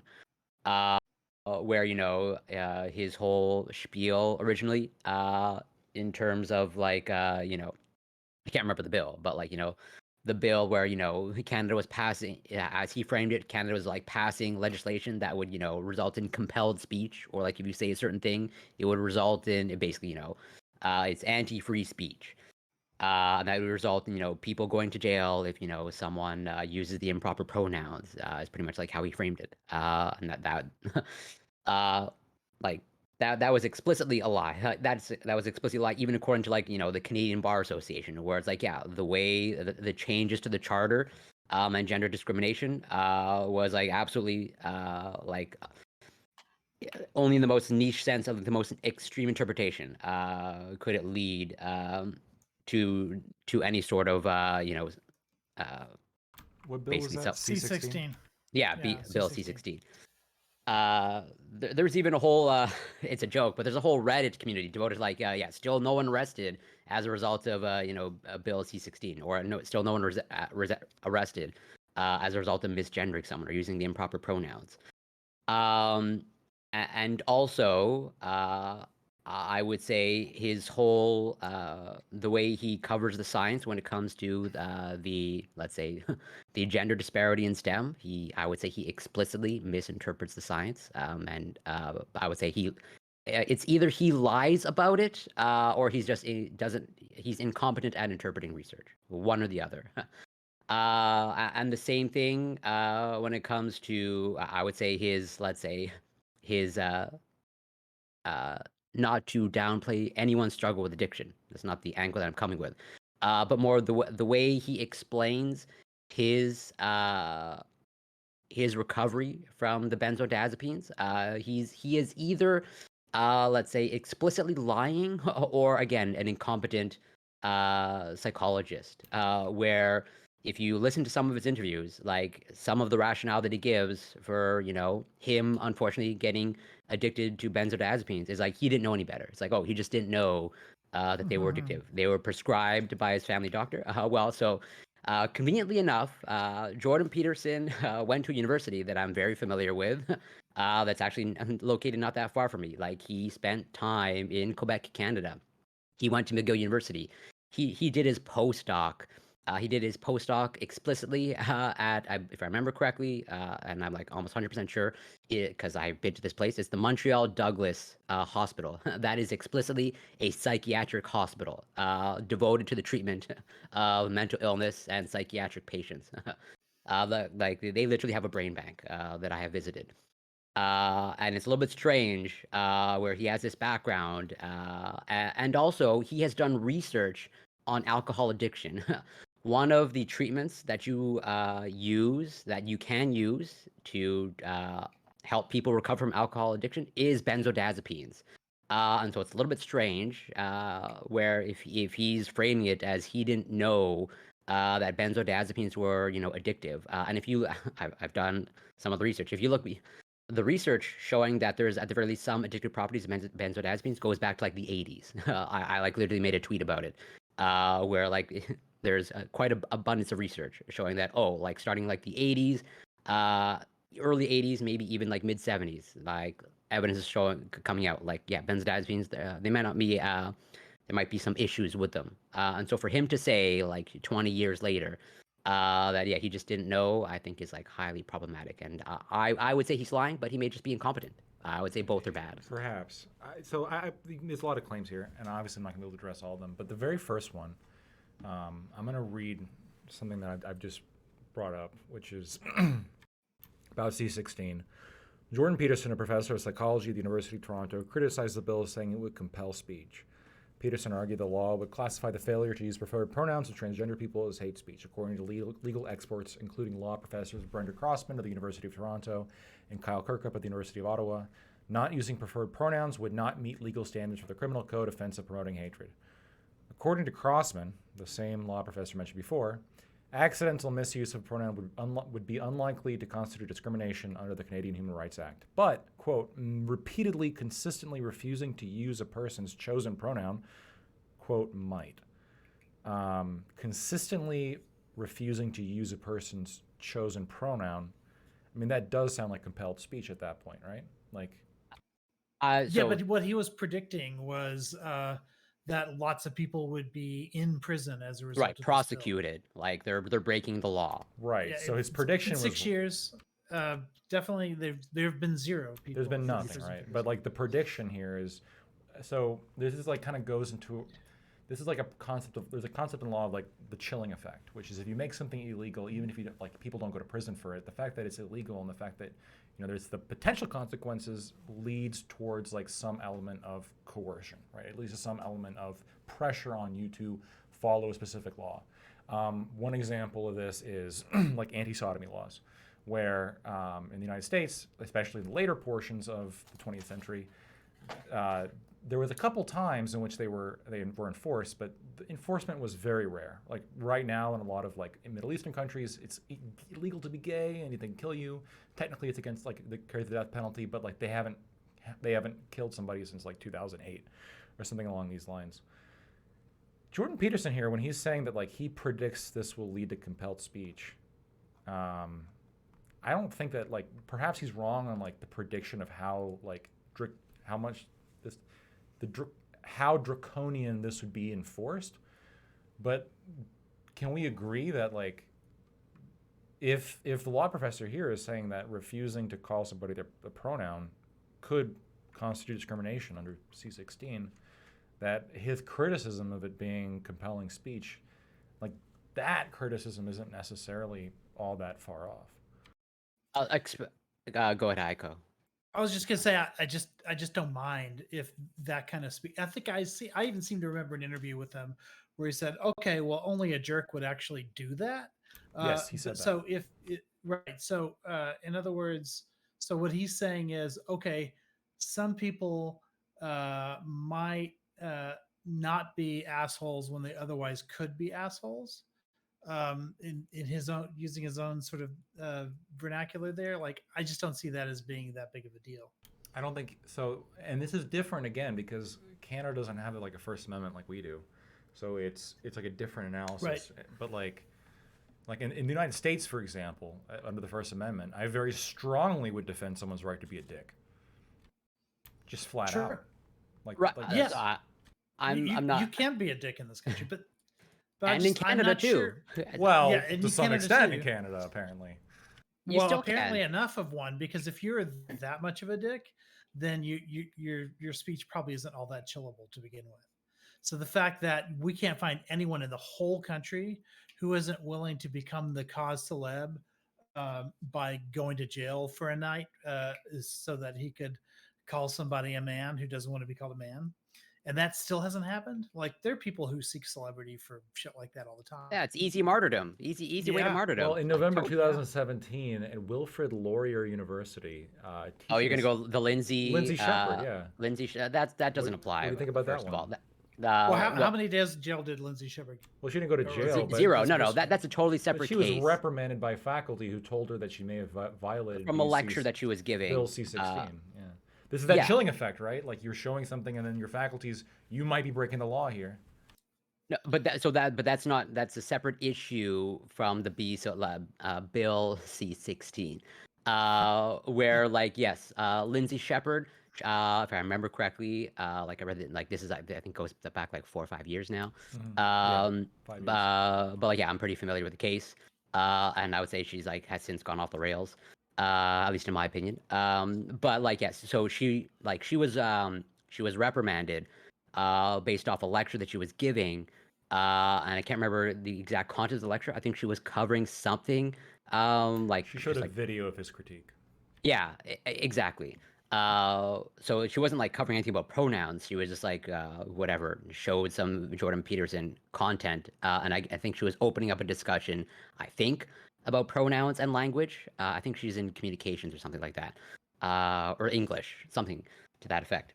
And like, yeah, I will fully also admit that the way the university handled that, like, totally bad. Totally like, there's no justification for how they treated her. She's still, I would say, pretty off the rails person, but like, yeah, totally, she was in the right in that case. But that's a separate issue. Yeah, than, I remember that case now. Yeah, but that's a separate issue than Bill C-16 and, you know, all of, I would say, Jordan Peterson's fear mongering. And like this debate, like, I'm in Canada, and so like, I more or less like, I think I was quite aware of like the debates that were going on when this was happening, and like all of like pretty much, I would say it was pretty unanimous from a legal perspective. Like all of the legal experts, like pretty clear, like all of the fear mongering that Jordan Peterson was doing, like was pretty much like unfounded, and that has since turned out to be the case. I think the worst thing he's done so far, though, is his reaction to the Ukraine stuff. Like he basically said that Russia was right to invade Ukraine because it was defending itself from Western wokeism. Based. Which wait a minute, hold on, let me look this up. Now you're even more of a fan. Unbelievable. I mean, I was kind of like, sometimes I would like sort of like squint and look sideways at Peterson and go, okay, I can kind of understand where he's coming from with this or that. But when he did that about Ukraine, that was just like over the top for me. Like that was like, I couldn't do it anymore. Yeah, and I will also fully admit, like the just like you described, I could like if I squint hard enough, like you know, there are some sentences that he says that are not abhorrent to me. There are there are some ideas that it's okay. Well, it's kind of my job to like find people like this and then bring them up in debate class and then try to like advocate for their position just to get a rise out of my students. Like, so I do that a lot in the debate world. I could not do that with this, like where he went with the Ukraine stuff. I just couldn't do it. And most people, at least these days, I think he has lost some fans, or maybe he's gained some new ones as well that have replaced the old ones.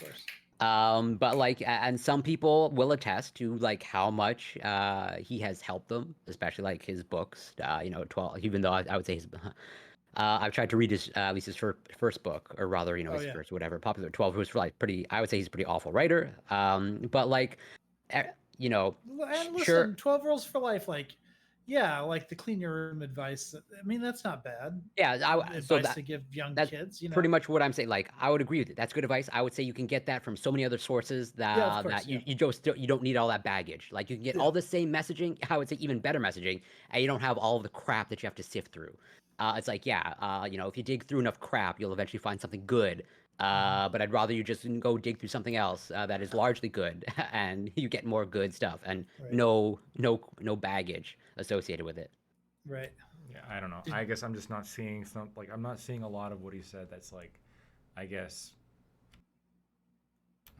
that is so divorced from like either a prediction of like what could happen or reasonably, right? Because even the professor here, at least for C-16, predicted this could happen. Yeah, okay, but he was more afraid of that happening. But would it be fair to? Yeah, but would it be fair to say that in retrospect, like he was at the very least incorrect? Whether he was lying or not at the time, no one can really say his intent. But as of today, he is incorrect. Is that a fair assessment? Look, he was. Yeah, if he made predictions about how many people would be arrested under this, he's obviously wrong. And I don't think that he would ever make a claim as to, well, this many people have been arrested. Yeah, no, he wouldn't. But I would say he was making a pretty explicit claim that this would lead to the results of, like, you know, people being imprisoned for, you know, not following, like, whatever, as a result of compelled speech. Right, he was predicting this. And again, like when I'm reading the counter from the law professor from the University of Toronto who's saying repeatedly, consistently refusing to use a person's chosen pronoun might violate the Canadian Human Rights Act, like that might there is, to me, deeply concerning at the very least, right? It would be similar to, like, this would be like an analogy, right? So a law passes in the U.S. that says like included within harassment could be if somebody sees you burning a flag or something along these lines. And then like here we are like 4 years after its passage and nobody's ever gone to prison for the fact that there's a new law criminalizing burning the flag or something along these lines. The fact that it exists bothers me, and I would be making predictions about people going to jail for burning the flag. And the fact that it's a possibility is concerning in of itself, because maybe right now they're not enforcing this, but you know, all it takes is some kind of like shift in cultural in the cultural zeitgeist of the day. Yeah, or it takes one precedent. I can recognize that, Yeah. but also like again, the vast majority of the legal experts at the time, and I think like the Canadian Bar Association like came up with a statement where it's like, yeah, I can fully recognize that you may have found like whatever one legal expert at the University of Toronto that said might, but at least the consensus I think at the time and still to this day is like largely like it's like an unfounded claim and like explicitly false. But what I would ask you is like, you know, if Jordan Peterson has been shown to be like explicitly dishonest, well, like would that sway you like, oh, like maybe not be like the best actor? Yeah, if he like lied. I mean, have you? Or what if you like it's I can make the case that he's like an incompetent, you know, psychologist. I mean, look, from what I've seen from his work, I mean, he has a pretty long career and he has like some pretty impressive accolades. You can be wrong about, like, Sigmund Freud believed some of the craziest fucking shit in the world, didn't he? Like, he believed in the Oedipus complex. Oh, he was like, and I think high on cocaine most of the yeah, time. like, but at the same time, like, he also had a few beliefs and like a few principles and a few foundations which were pretty influential and pretty awesome, and were important to the development of and his psychology. daughter, I think his daughter at least had at least one interaction with Andrew Tate, and also his daughter's like a pretty bad actor. Wait, did that actually happen? Yeah, like just do a simple Google search. Like The actual encounter and like sexual encounter that would happen. I don't know if that has ever been published, but I think they've at least went on at least one date, I believe. And also I don't from what I have read, I don't know if this is actually fact. But what I do know is like his daughter, like, if, you know, he's all for traditional family values and like whatever truth. I'd say his daughter's like, you know, an explicit liar and grifter, especially with her whole like carnivore diet. And yeah, like it's a little bit strange of someone who, I don't know, seems to like prop up, you know, traditional family values so highly, and yet I would say his daughter's like kind of a pretty awful person.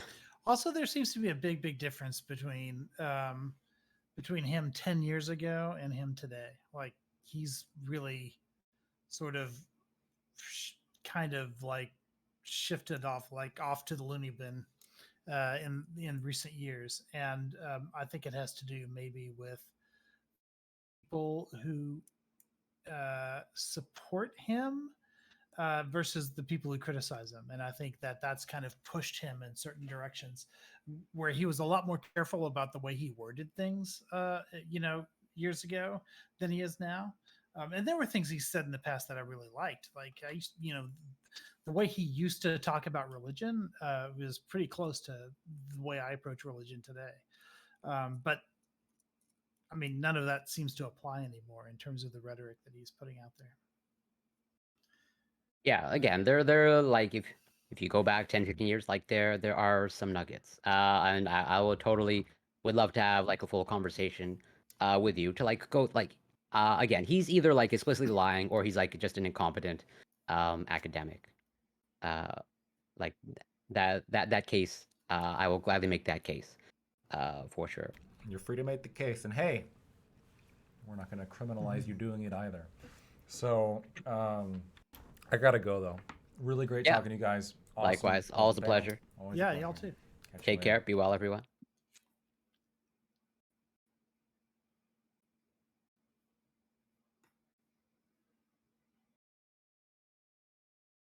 All right. Yeah. No, thank you guys. Thank you guys for tuning in. Really appreciate all the support and the interaction chat. Always good to see. If you haven't followed me, please give me a follow. This Friday, we should be doing a really interesting debate. For all you traditionalists, you might not want to tune in, but if you're hardcore libertarian, you might want to tune in. I'll keep it somewhat ambiguous in that regard, but yeah, we're gonna raid on into Prime. really good to see all of you here. Thank you, thank you, thank you.